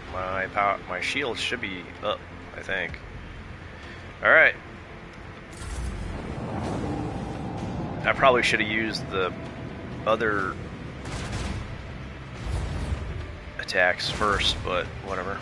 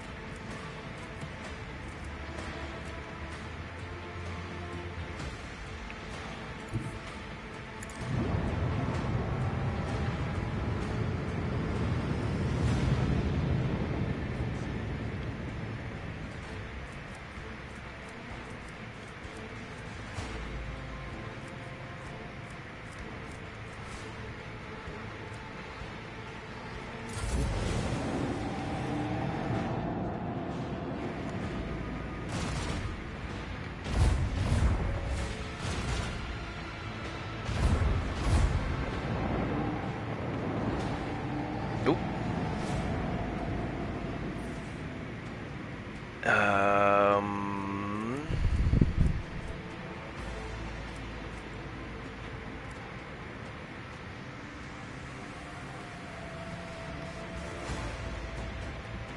I think I can go here.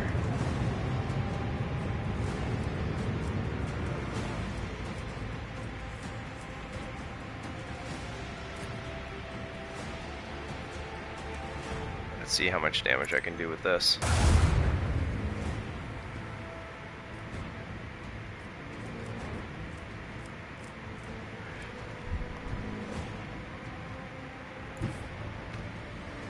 Adjust heading.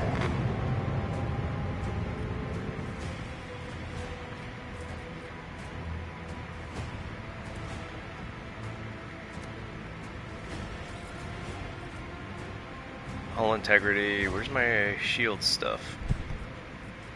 Oh, there we go.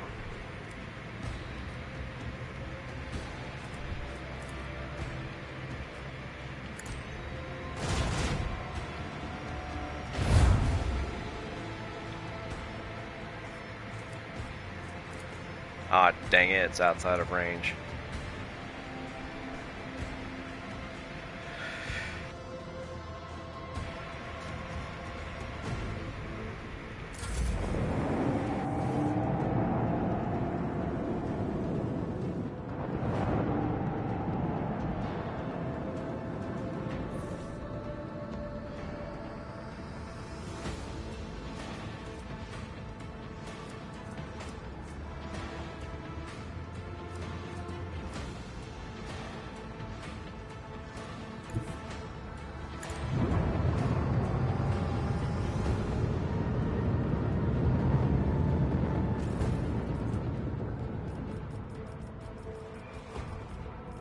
Maybe I should restart my port shield.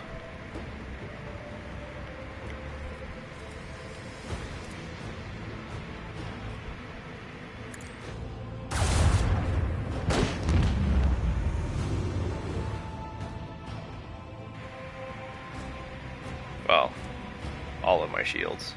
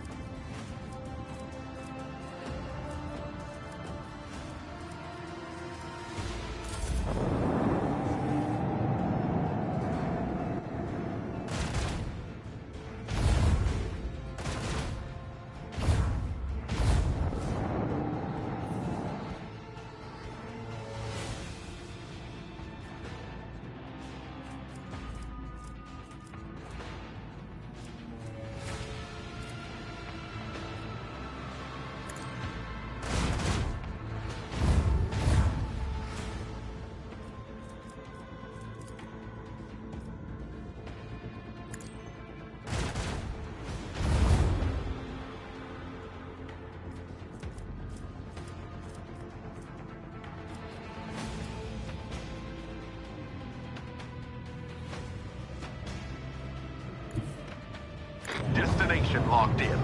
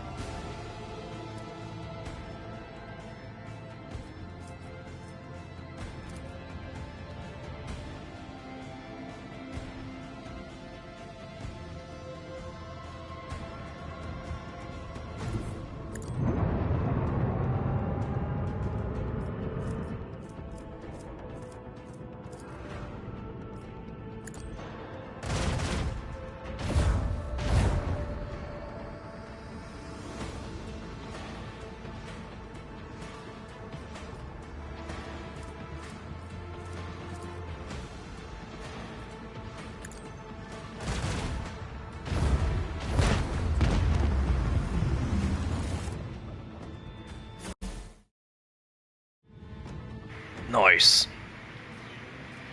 What's this? Ancient machinery, hell yeah. 30% of void pirate trophy cargo. Whatever that means.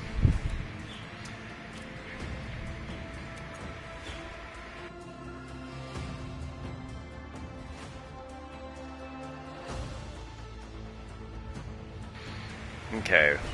I never got to see the other stuff in that other system. Maybe I should have done those things. Hull repair. Let's go ahead and repair.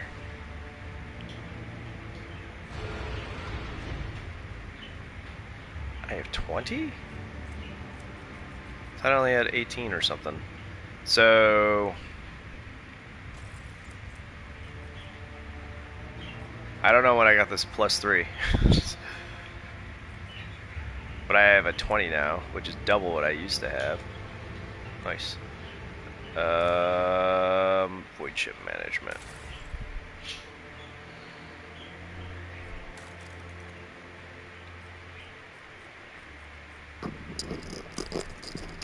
Oh yeah. No, everyone is pretty much where they can max out. Nope, nope, nope. Do not poop on me. You pooped on me, you little butthead. Hold on a second.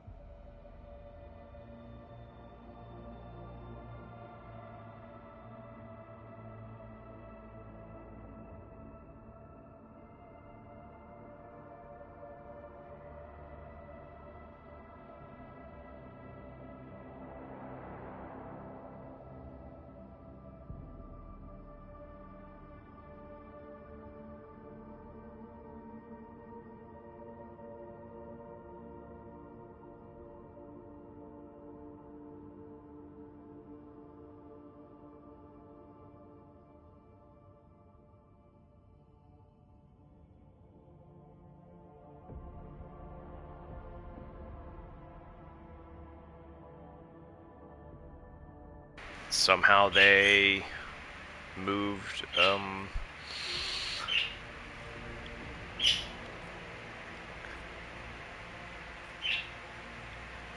Oh, she got better at it. She used to only be at 50.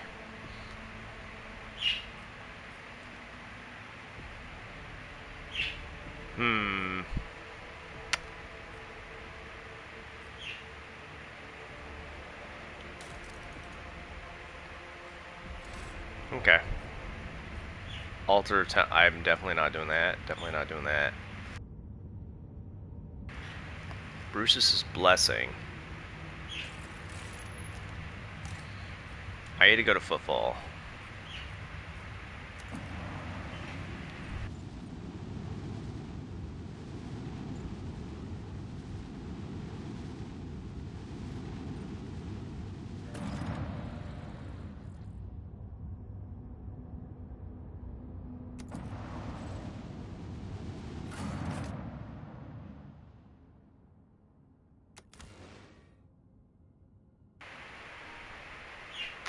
Oh, Heinrich's left. Rip. That's okay.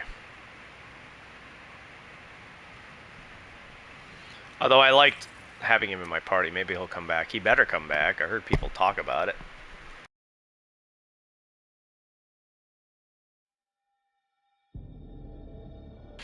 I'm only going to play it for a little bit longer. So I'll dock, look around, and then... because there'll probably be dialogue and stuff. Road traders are powerful servants of the God Emperor, vested with sacred mission to bring the light of humanity beyond the edges of the Imperium and expand its territory in the process. Oh, my back just popped.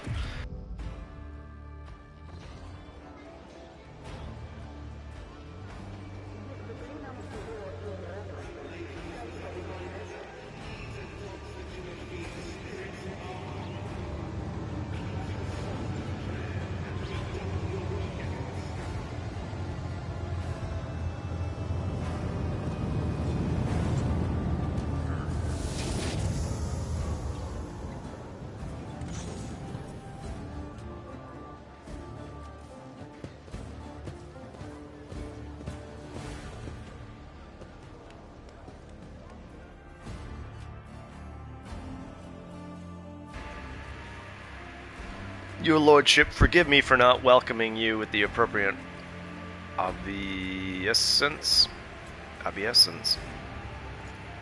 We were told that you would prefer to arrive on footfall in incognito. You arrived on it, so we are trying to attract as little attention as possible. I'm here on the behalf of the Liege of Footfall, Lord Vladimir. I think that's how you pronounce that. Vladimir Takara. The Liege awaits the chance to speak with you at his residence, but if you happen to have other business to attend to, I can serve as your guide and tell you about the station. Adira jerks her head, shakes it, and hisses through her teeth. Someone's coming, and they're coming for us. Watch out, Lord Captain. Abelard sighs and casually places his hand on his weapon. Address Adira. Who's coming? Judging by their voices, there's a lot of them. Angry. They've got teeth, but they aren't that sharp. Their strength is their numbers. Pray. Let's see. What did I do? I got buffed, but I don't know what it is. Pray. What are you talking about?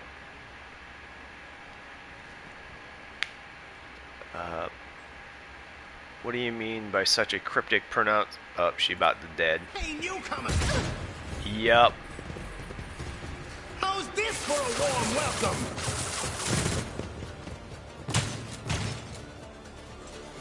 Your execution is assured. Oh, please, you try! Oh, she started me off with that. And herself. Cool.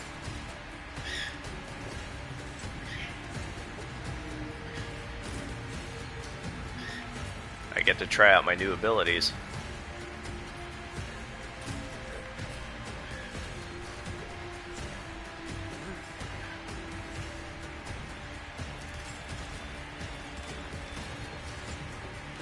See, they're all in all directions. Damn.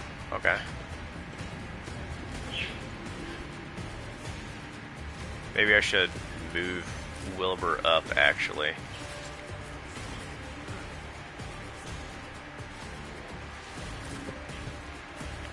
Okay, Adira. Oops, I put Adira in the wrong place, but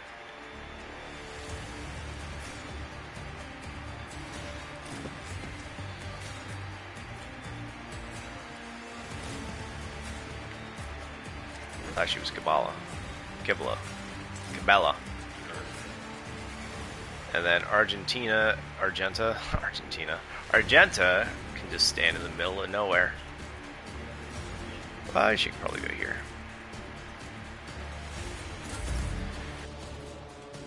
Oh, I didn't level up Argenta, whatever.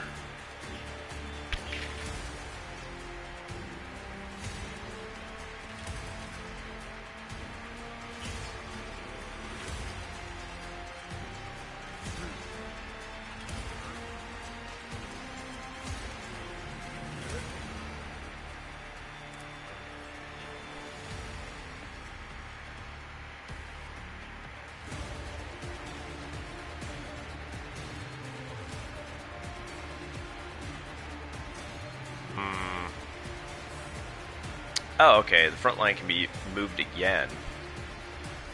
Back line. Rear. What is... Dodge chance. And... Grand Shade.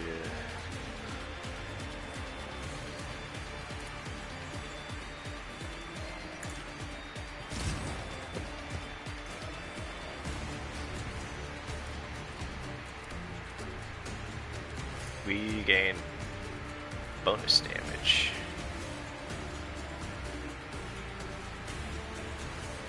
Wait, what happens if enemies are in this?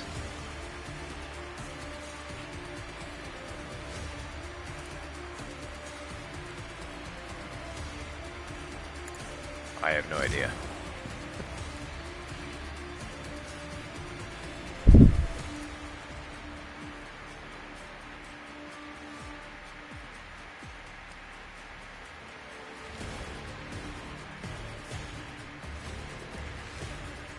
Alrighty, you get... I'm gonna put it on her.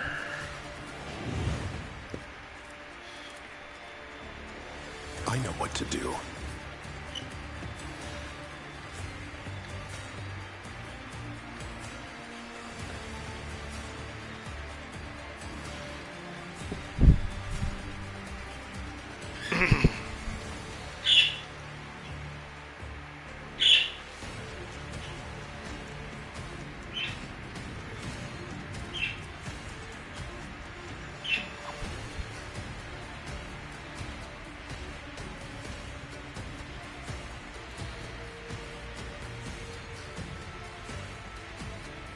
There we go.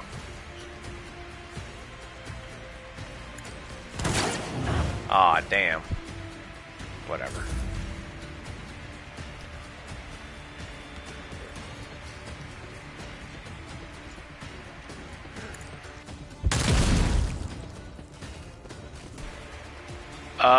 Somehow shot that person's head off and then that person's legs off. I don't know. I don't think bullets are supposed to do that.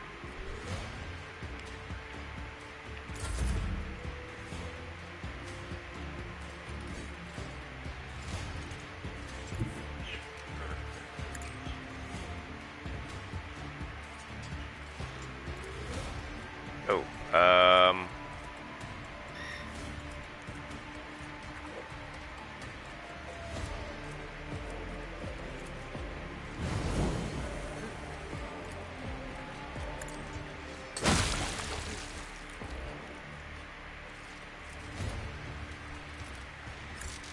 Oh, I can't jump there? Damn.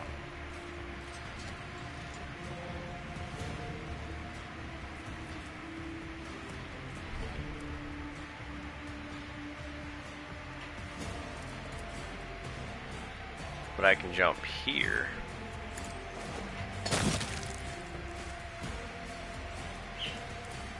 And then I can jump here.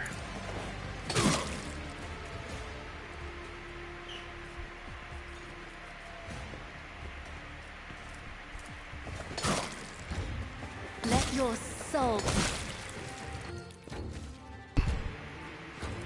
And then I can jump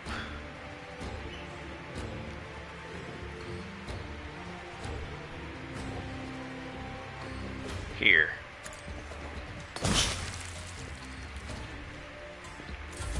Show me what you've got. Oh, this'll leave a scar. Let's get to it.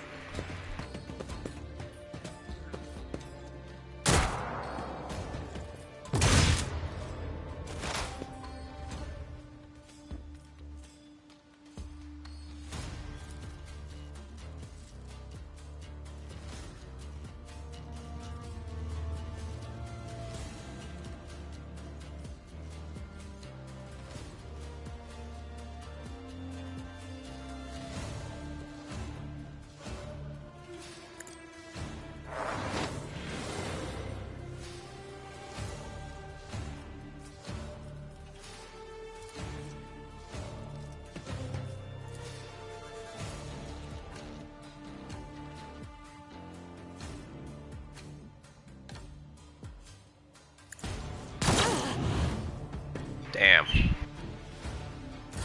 Emperor, protect me. Fully Imperium. Oh, shoot.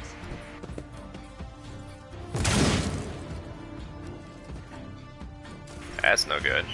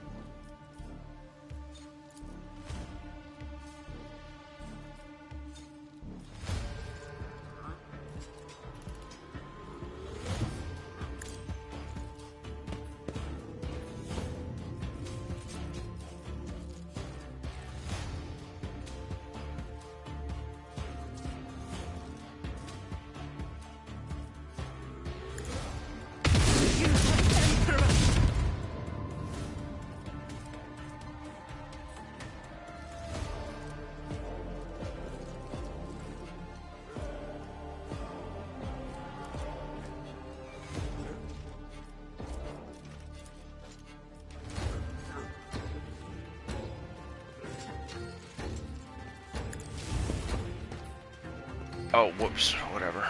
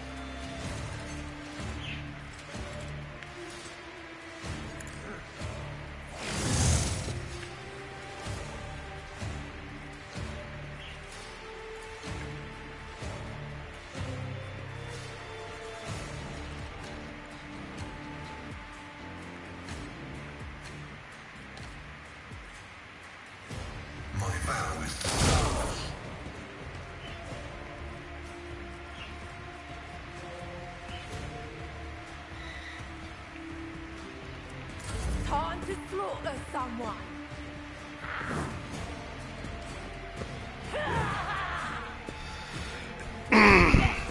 Oops, thought I was muted. Sorry about that. Let's get to it. My mistake. I need to clear my throat a lot.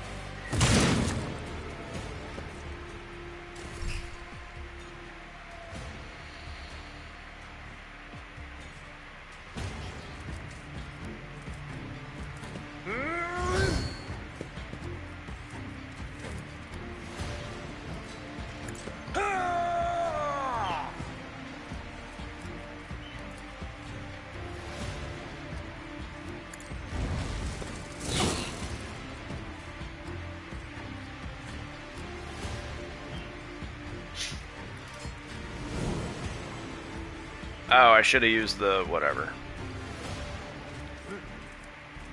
We'll rule the stars themselves. I can still do it.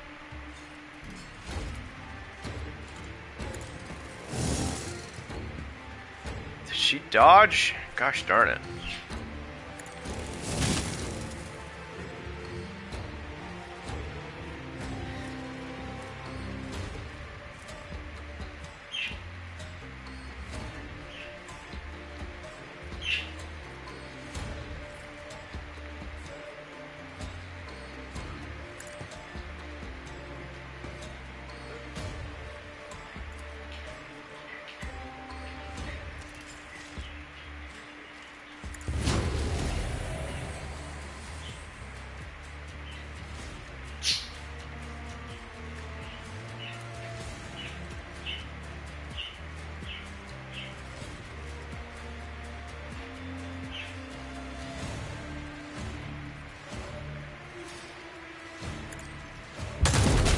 There we go, 2 at once.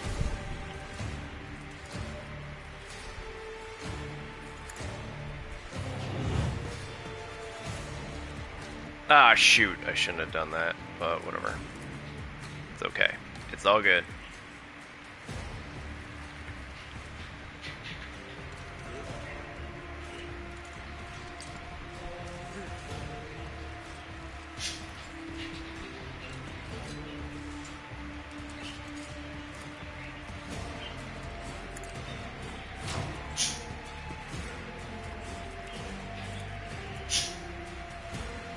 Guess what, sucker? Nothing. Just nothing.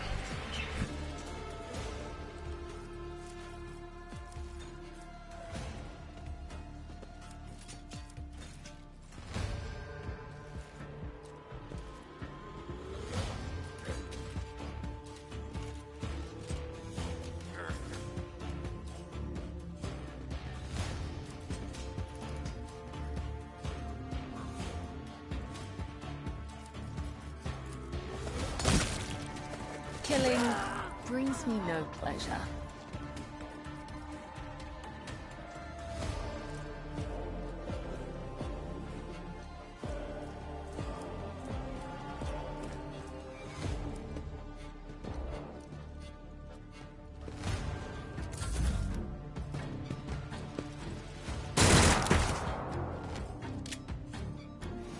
Here we go. Pain and duty go hand in hand.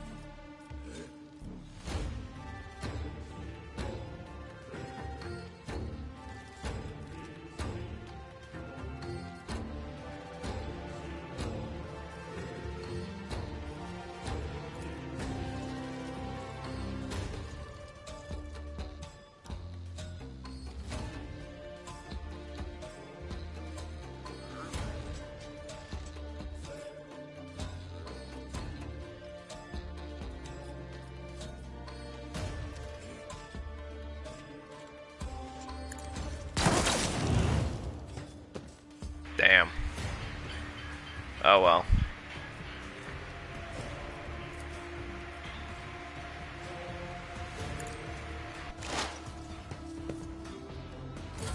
Look out. One fewer time. Okay. Show me what you've got.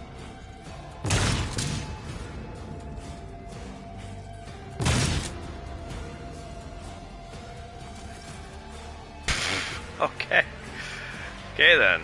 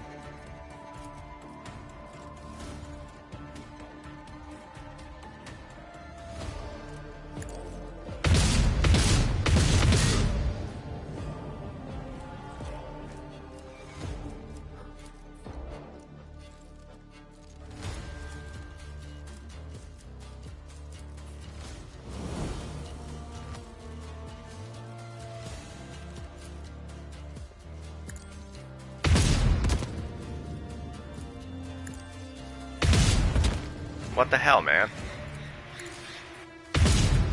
There's no way you can miss this many times on that. There we go. Jeez.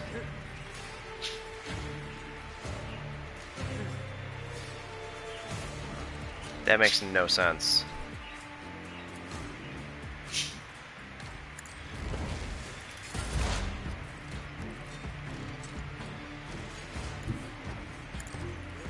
Alright, Pascal, you...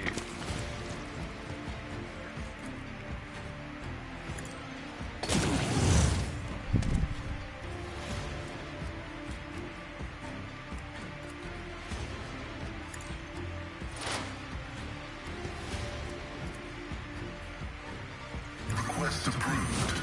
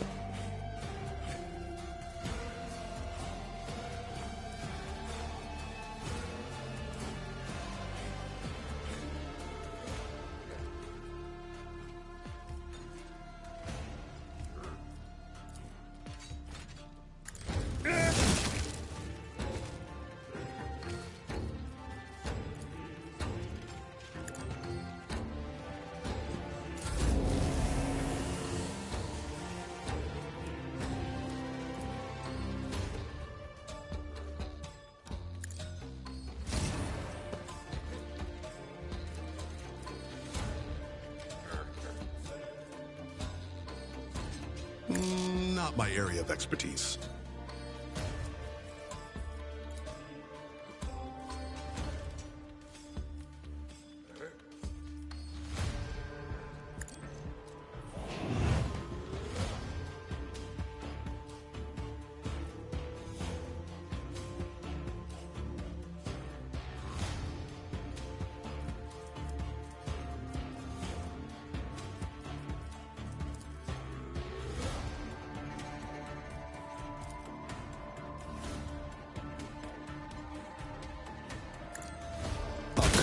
Mistake. Okay, that works.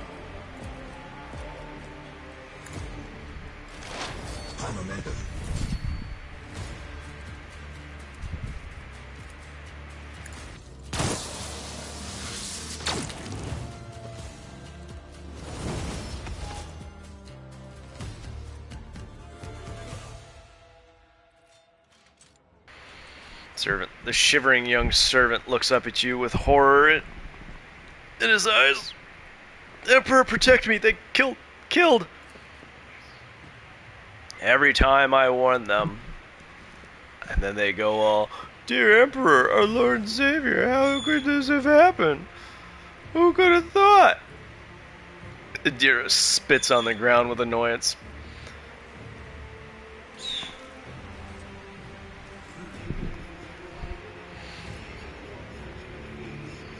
Sorry, I was burping.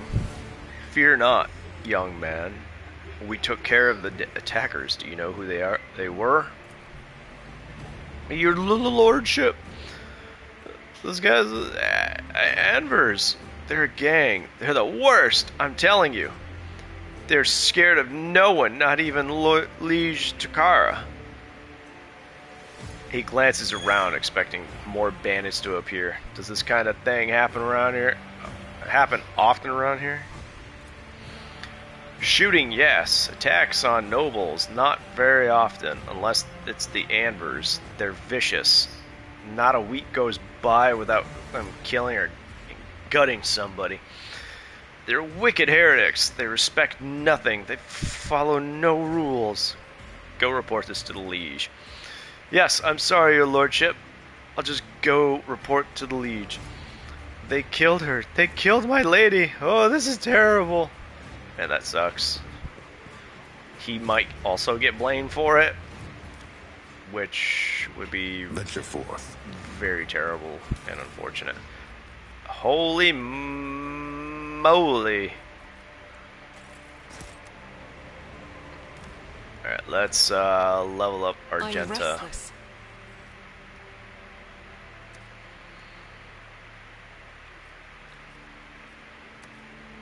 Oh, whoops.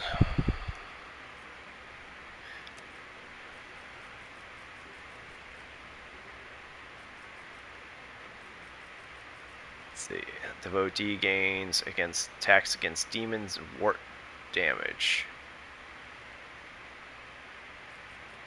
I mean, that's pretty good.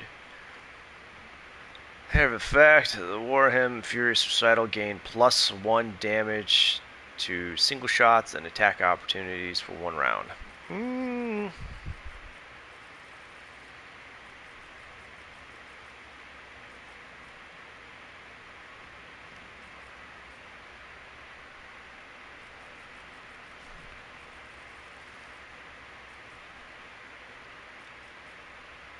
I don't have plasma on her. She uses bolter weapons anyway.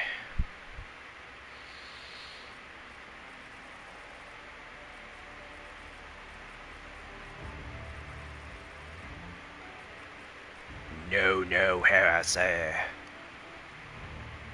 Imperial World characters gain +10 critical hit chance and +10 armor against Xenos or demonic creatures.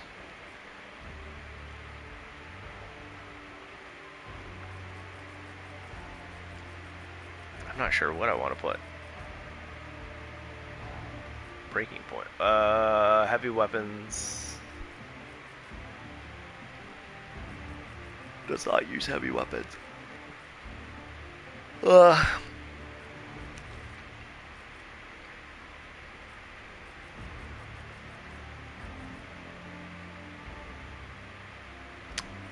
may be good. Oh, nimble. Yes.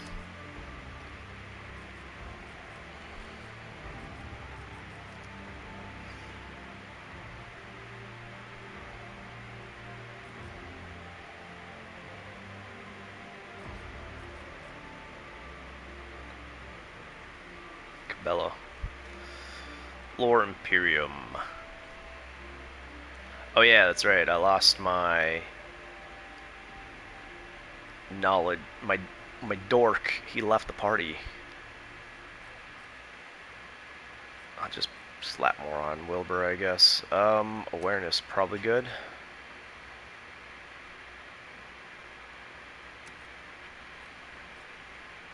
Firearm Mastery. Until the end of the soldier's turn, they gain +4 MP.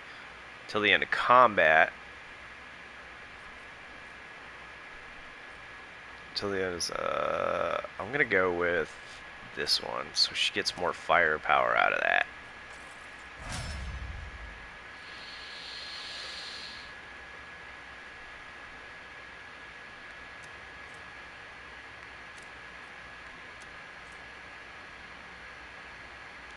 Always in the thick of battle using their, I guess I could use Tactician. I'm not sure if I want to use Tactician or Arch Militant.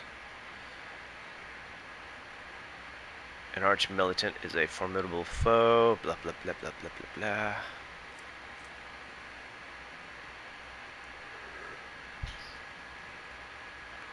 I'll go with Master Tactician.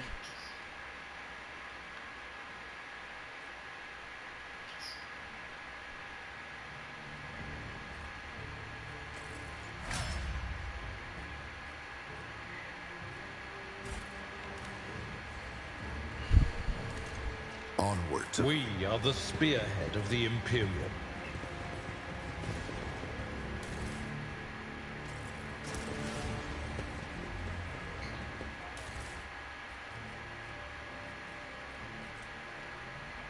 We need no rules or leaders. We are not an organization. We are a force of nature. ANV. That sounds like a either recruitment or a doctrine thing. Marching ahead. That's a servitor over there. Yeah, I was right. That's a servitor.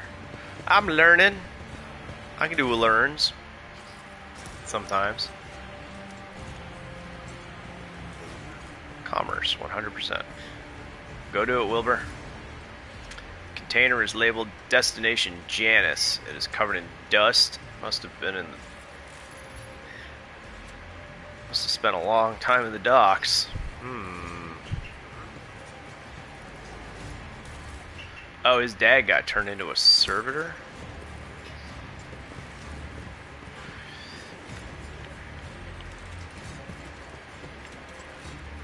Father? That's not your dad, yo. That's a servitor. Okay, so I said I was going to look around a little bit. I'm going to go ahead and end it. I'll probably be back tomorrow and try to get out on Wednesday, so I might not be on Wednesday. We'll see how the coming week goes. Anyway, I know I've had a bunch of lurkers. Thank you. I'll try to stick around. I'll try to go live somewhere around noon Eastern time tomorrow. So, unless I go out on the bike, in which case I'll be on Wednesday. We'll see how it goes. Anyway, remember, stay safe out there.